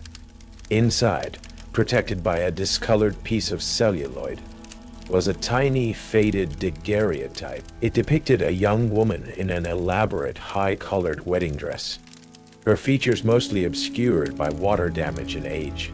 But her smile, though faint, was heartbreakingly sweet. On the inside of the locket's other half, almost too small to read, was a barely legible, engraved inscription. My dearest Dee, forever thine. June 17th, 1904. The unsettling rhythm of the Bowdoin Undercroft continued, each night layering fresh anxieties onto my already frayed nerves. The station itself seemed to be aware. The flickering lights were no longer random. They seemed to pulse in response to my movements, to my moods. Sometimes, when I was alone in the vast, echoing space, I'd hear faint, mournful singing, or whispers that seemed to ride the cold drafts gusting from the tunnels. Words, always just beyond the threshold of understanding, like snatches of forgotten conversations. Fleeting shadows danced at the periphery of my vision, too quick to focus on, always gone when I turned my head. Danny Knox, the rookie janitor, was my only semi-regular human contact during those long, dark hours. He was still jumpy, still prone to whistling nervously as he mopped the grimy platform tiles, but his presence was a small, albeit fragile, anchor to reality. He'd started to notice things too. "Hey, Darren," he'd said one night, his young face pale under the harsh fluorescent lights. You ever hear kids down here laughing like?" My blood ran cold. Rule of 3. If you hear children laughing, or the distinct sound of childhood games, singing, jump rope, etc., emanating from any active or inactive tunnel after 3:00 a.m., do not investigate. The sounds are a residual phenomena. They have been playing down there since 1904. "Yeah," Danny had said, trying to sound casual. "Station acoustics are weird. Old pipes wind in the tunnels, plays tricks on you." But then, a few nights later, at precisely 3:03 a.m. according to the stuttering station clock, it began. Faint at first, then growing steadily, unmistakably clearer, the sound of children laughing. Not the joyful, carefree laughter of a playground, but something hollower, repetitive, almost metallic. It was accompanied by a rhythmic thump, thump, thump, like a jump rope hitting pavement, and the faint sing-song chant of a children's game I couldn't quite place. It was coming from deep within one of the active train tunnels, the one the late-night Blue Line train still used. Danny heard it too. He froze, his mop clattering to the platform. See? I told you. It's not pipes, man. Despite my increasingly urgent recitation of the third rule, despite the palpable sense of dread that suddenly filled the station, a mixture of youthful bravado and a macabre curiosity got the better of him. I'm just gonna take a quick look, see what's what. Probably just some dumbass teenagers messing around, right? Trying to spook us. He grabbed his heavy MBT flashlight. Danny, no! I hissed. Oh, the rules. But he was already heading towards the tunnel mouth, his flashlight beam cutting a nervous swath into the oppressive darkness. Be right back, he called, his voice echoing unnaturally. He didn't come right back. After an agonizing 10 minutes, then 20, then nearly an hour of shouting his name into the echoing blackness with no response, I knew something was terribly wrong. Against every screaming instinct, against the cold, hard certainty of that third rule, I grabbed my own flashlight and cautiously entered the tunnel. The air inside was frigid, thick with the smell of ozone and something else, something acrid and old, like dust from a disturbed tomb. I called Danny's name again. Only the echo answered, and the faint, persistent thump, thump, thump of that unseen jump rope, and the chilling, repetitive peals of childish laughter, seeming to come from just around the next bend. I found Danny's flashlight first. It was lying on the grimy ballast between the tracks, still lit, its beam pointing towards a section of the tunnel wall. There, crudely drawn in what looked like white chalk, was a hopscotch grid, the numbers faded and uneven. Further down, near a rusted, grimy access panel set into the curving wall, a panel I'd never noticed before, I found Danny's MBTA radio. It was lying on the ground, switched on, emitting a low hiss of static, and beneath the static, barely audible, but undeniably there, was the sound of children laughing, and that relentless, rhythmic thump-thump of the jump rope. It was a loop, an endless, horrifying loop. There was no sign of Danny Knox himself, only on the grimy, sweating tunnel wall beside the access panel were several small, dark, smudged handprints. They were too small, far too small to be an adult's, and they looked disturbingly fresh. Later that morning, after the sun had risen and the city above had roared back to life, a man in an MBTA engineer's uniform arrived at the Bordeaux in Undercroft. He introduced himself as Everett Salvo. He was in his early 30s, with a surprisingly friendly, open face and an easy smile that didn't quite reach his oddly watchful, pale blue eyes. He was here, he said, to investigate a minor signal fault that had been reported on the Blue Line near the Bordeaux terminus during the night. When I hesitantly, and with much self-censorship, mentioned Danny's disappearance, Salvo's brow furrowed with what looked like genuine concern. Young Knox. Damn shame. Kids these days, they get into the tunnels sometimes looking for thrills. Probably just got spooked by the dark and found another way out. He'll turn up, don't you worry. He clapped me on the shoulder with a reassuring familiarity that felt slightly easy to get turned around, especially if you don't know the lay of the land.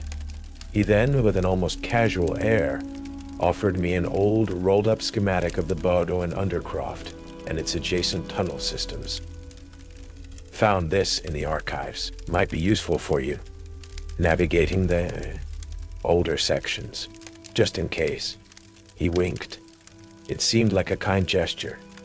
But later, when I unrolled the brittle, yellowed schematic under the harsh light of my cheap apartment, I noticed something else. In a corner of the drawing, marked in very faint, almost invisible pencil, branching off the sealed north access tunnel, The one the bride glided into every night was another, smaller, unlabeled platform. It was designated only with a tiny anchor-like symbol I didn't recognize, and beside it, a single, chillingly precise date, June 17th, 1904, Platform 13.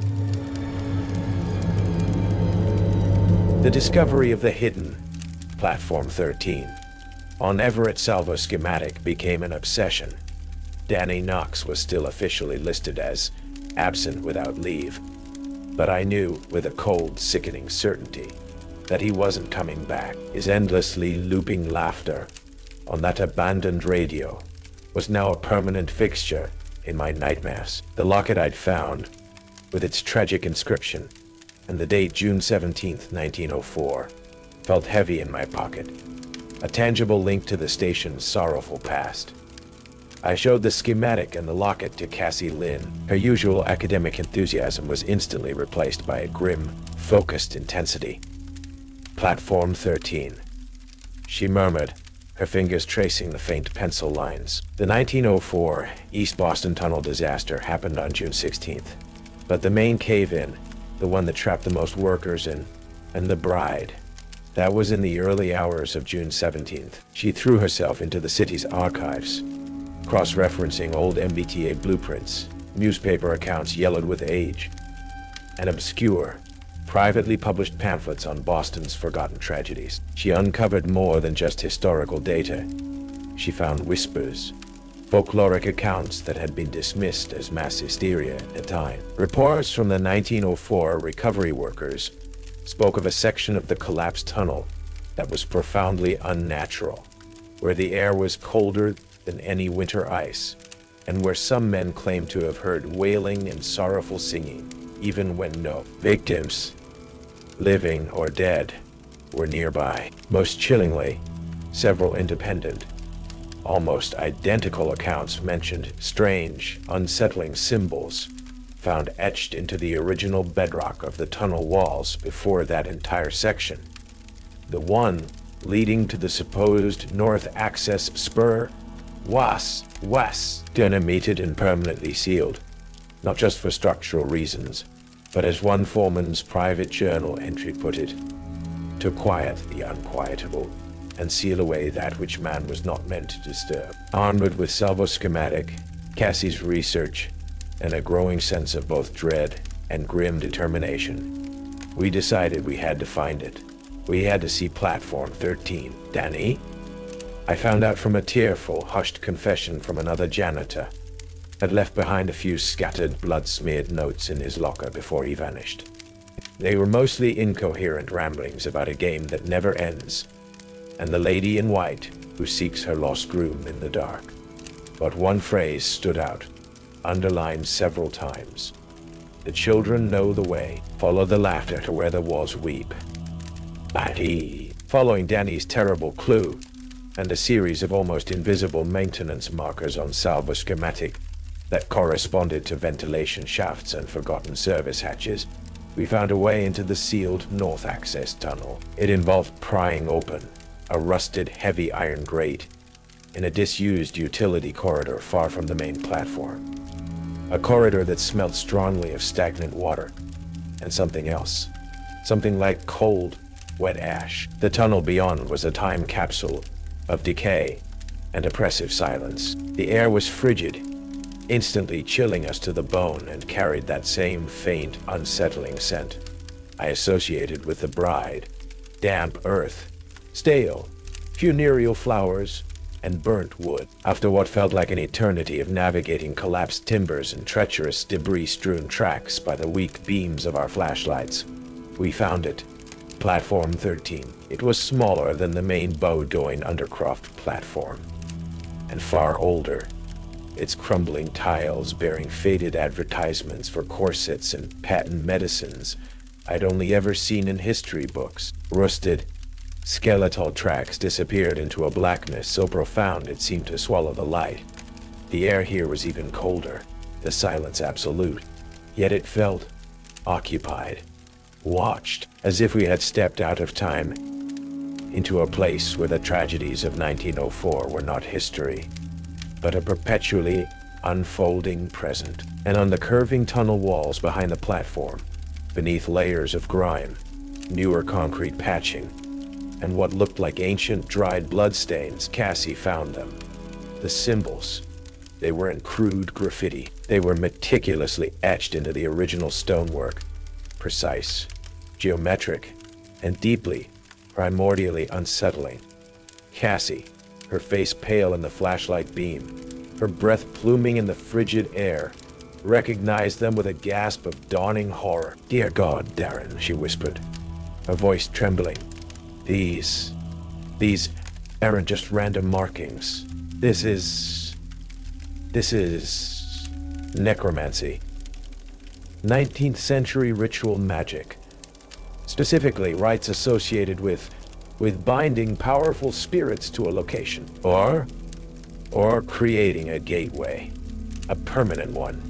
Near the largest, most complex array of symbols, she pointed to another series of carvings, much newer, crudely scratched into the stone alongside the ancient etchings. Dates and initials, a horrifying chronological list. The earliest date was from the late 1800s, even before the 1904 disaster, suggesting something else had been here first. The dates continued sporadically through the decades: 1927, 1953, 1978, 1997, Harold Lott's final year. And then the most recent entry, dated only a few weeks ago, scratched with a freshness that made my skin crawl, were two stark initials, D.H. Darren Holt. As we stared at my initials, a wave of unimaginable cold swept through platform 13. The faint, sorrowful sighing we'd occasionally heard in the tunnels intensified, resolving into a single heartbroken whisper that seemed to emanate from the very stones around us. And at the far end of the decaying platform, half hidden in the Stygian blackness where the tracks disappeared, the bride glided into view. She wasn't asking for directions this time. She was simply watching us. Her spectral form seemed more substantial here, her sorrow more palpable, her eyes like bottomless pits of ancient grief. She raised one pale, translucent hand, not in threat, but as if in acknowledgement, or perhaps in warning. Cassie, ever the academic, instinctively raised her digital camera and took a flash photograph of the wall with the necromantic symbols and the list of initials. The flash momentarily illuminated the entire platform in a harsh, stark light. When she immediately looked at the image preview on her camera's small LCD screen, she let out a small, choked cry and thrust the camera at me. The photo showed the symbols clearly. It showed the list of initials, my own stark and accusing, but superimposed over the ancient ritualistic etchings, as if he were a ghostly afterimage burned into the very stone, was the faint, transparent, but unmistakably smiling face of Everett Salvo. He was looking directly at the camera, right at us, an expression of cold, reptilian triumph in his pale blue eyes. He hadn't been physically with us on platform 13. He hadn't needed to be. His design was already in place. The image of Everett Salvo's triumphant, spectral face burned into the stone of platform 13 was a chilling confirmation. He wasn't just a friendly maintenance engineer.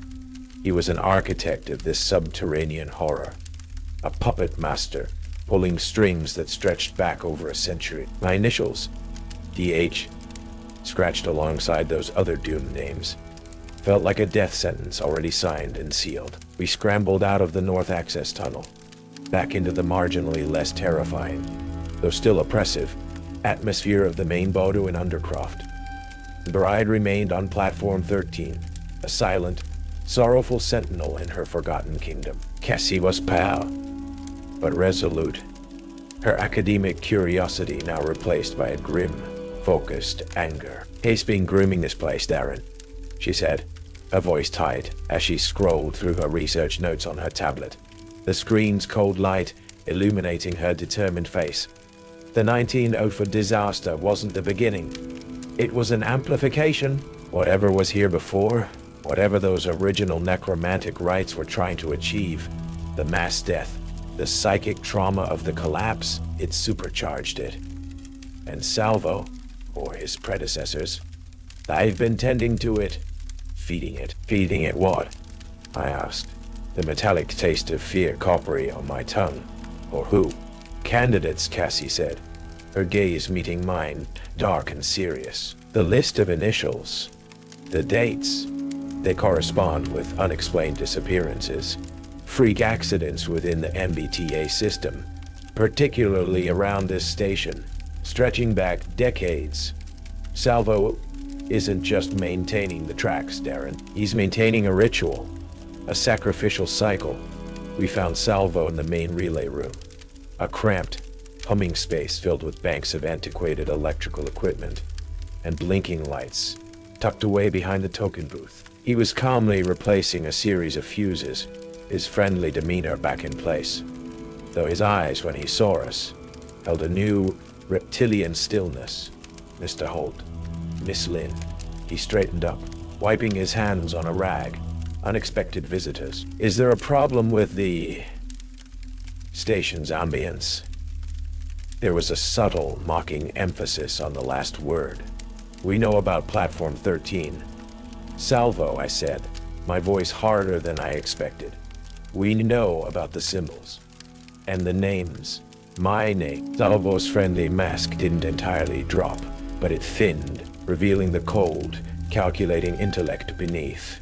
Ah, so the historical archives have proven illuminating. He gave a sigh as if disappointed in our precociousness. A pity. The element of uninformed consent often enhances the resonance. Consent to what? Cassie demanded, her voice shaking but firm. To being a human sacrifice for your sick little cult. Salvo actually chuckled. A dry, humorless sound. Cult? Cult? My dear Miss Lynn, we are merely custodians. Caretakers of a unique confluence. The 1904 event didn't just create ghosts.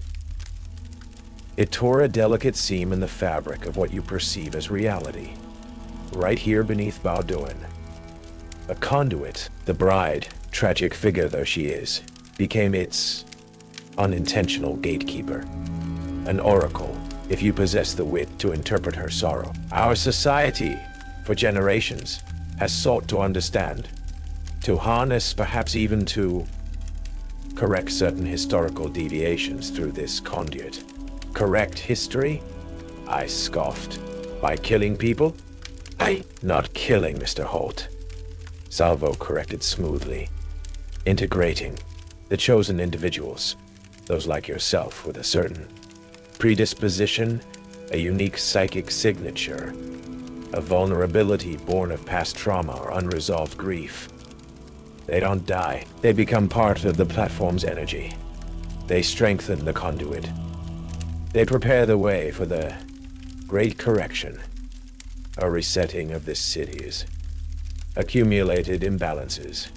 He smiled, a truly terrifying expression of serene, fanatical conviction. Danny Knox, for instance, was an unforeseen but useful preliminary attunement. Your own integration, Mr. Holt, is scheduled to complete the current cycle. As he spoke, the lights in the relay room began to flicker violently, in the same disturbing rhythmic patterns I'd noticed on the platform. The air grew frigid, and the faint scent of burnt wood and damp earth, the bride's signature, seeped into the room. The rules you were given, Salvo continued, his voice taking on a near-hypnotic cadence.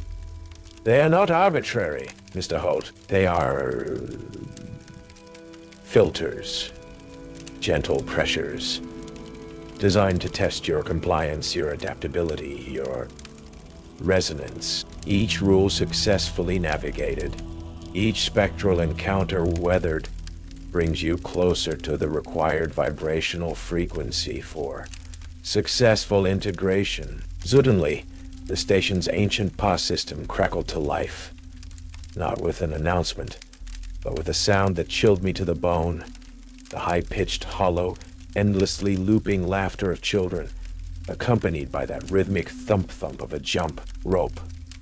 It was coming from all around us, from the very walls. Rule 3, amplified, weaponized. At the same moment, the doors to the relay room burst open, and the bride glided in, her tattered, soaked dress trailing behind her, her eyes like twin wells of infinite sorrow fixed on me. But there was something else in her gaze now. Something predatory. She was no longer just asking for directions.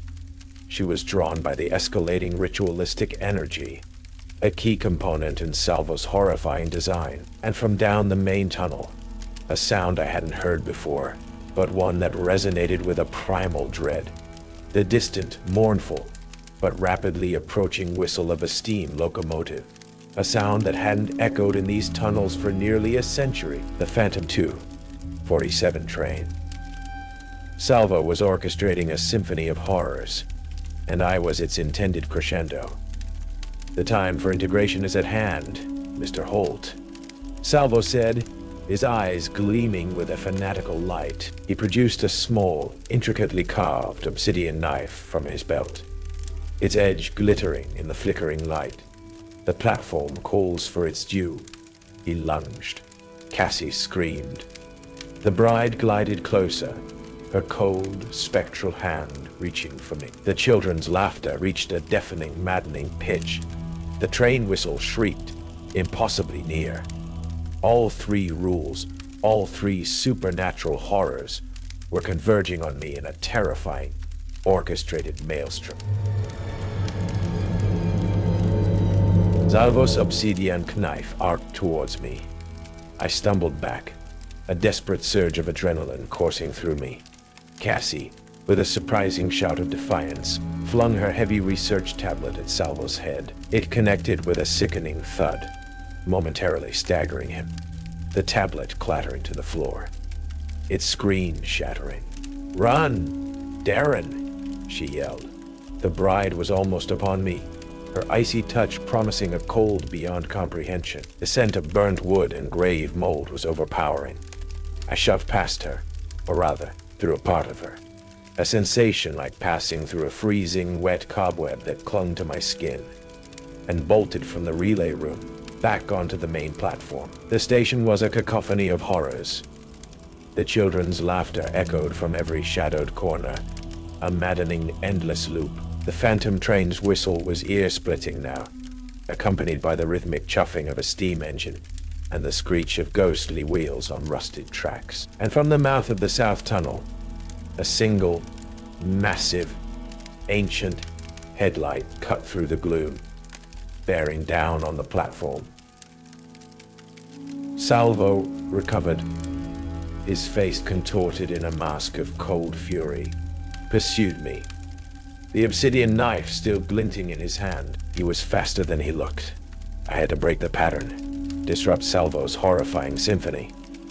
The rules, I had to defy them, all of them, completely and utterly. The bride glided onto the platform before me, blocking my path, her hand outstretched, her sorrowful eyes fixed on mine. The church. The one that burned," she whispered, her voice no longer just a sigh, but filled with a desperate, yearning urgency. This time, I didn't point to the north tunnel. I looked her directly in her bottomless eyes. "There is no church, Eleanor," I said, the name from the locket, my dearest E, springing to my lips unbidden. "It's gone. They're all gone. There's nothing left for you there." A sound like shattering glass emanated from her, a tremor passing through her spectral form. Her eyes, for a fleeting instant, seemed to focus, a flicker of shocked, agonizing recognition in their depths. Then the sorrow returned, intensified, and she let out a low, ululating wail that seemed to shake the very foundations of the station. The phantom train was almost upon us, its headlight a blinding inferno. A spectral passenger, the same anxious man who'd asked about the 247, materialized at the platform edge, his hand raised. "The 247, he rasped, his voice filled with an eternity of waiting. "Is it Is it late? There's no 2:47 train. I yelled at him, raw defiance in my voice. It's never coming. It's a lie. The spectral passenger recoiled as if struck, his form flickering violently before dissolving into a cloud of acrid, ozone-scented mist. The approaching train whistle faltered, its pitch dropping into a discordant groan. Salvo was closing in, his obsidian knife raised, the children's laughter. Louder now, seemed to be coming from the very air around me, from the grimy tiles beneath my feet. Instead of fleeing from it, I turned towards the mouth of the tunnel where Danny Knox had vanished, the source of that unending hollow mirth. "All right, you little bastards," I screamed into the darkness, my voice cracking with a mixture of terror and rage. "You want to play? Let's play." I plunged into the tunnel, my flashlight beam cutting a swathe through the oppressive blackness. The laughter intensified, surrounding me, pressing in. And then I saw them. Not clearly, but as shifting, child-sized shadows, their forms indistinct, their eyes like glowing embers in the dark. They weren't playing, they were tending to a section of the tunnel wall that pulsed with a faint, sickly green light, a section where the stones seemed to be breathing. And within that pulsing green light, I saw a face, Danny Knox's face, his eyes wide with terror, his mouth open in a silent scream, his features slowly, horrifyingly, merging with the cold, damp stone. The station itself was revolting against my defiance. The ground beneath my feet heaved. The lights on the platform exploded in showers of sparks. The ancient tiles cracked and split. The Phantom 247 train, its form now flickering and unstable, derailed with a monstrous screeching crash of spectral metal.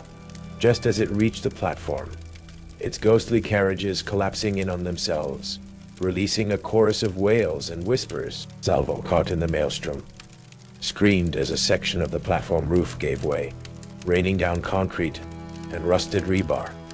The obsidian knife clattered from his grasp.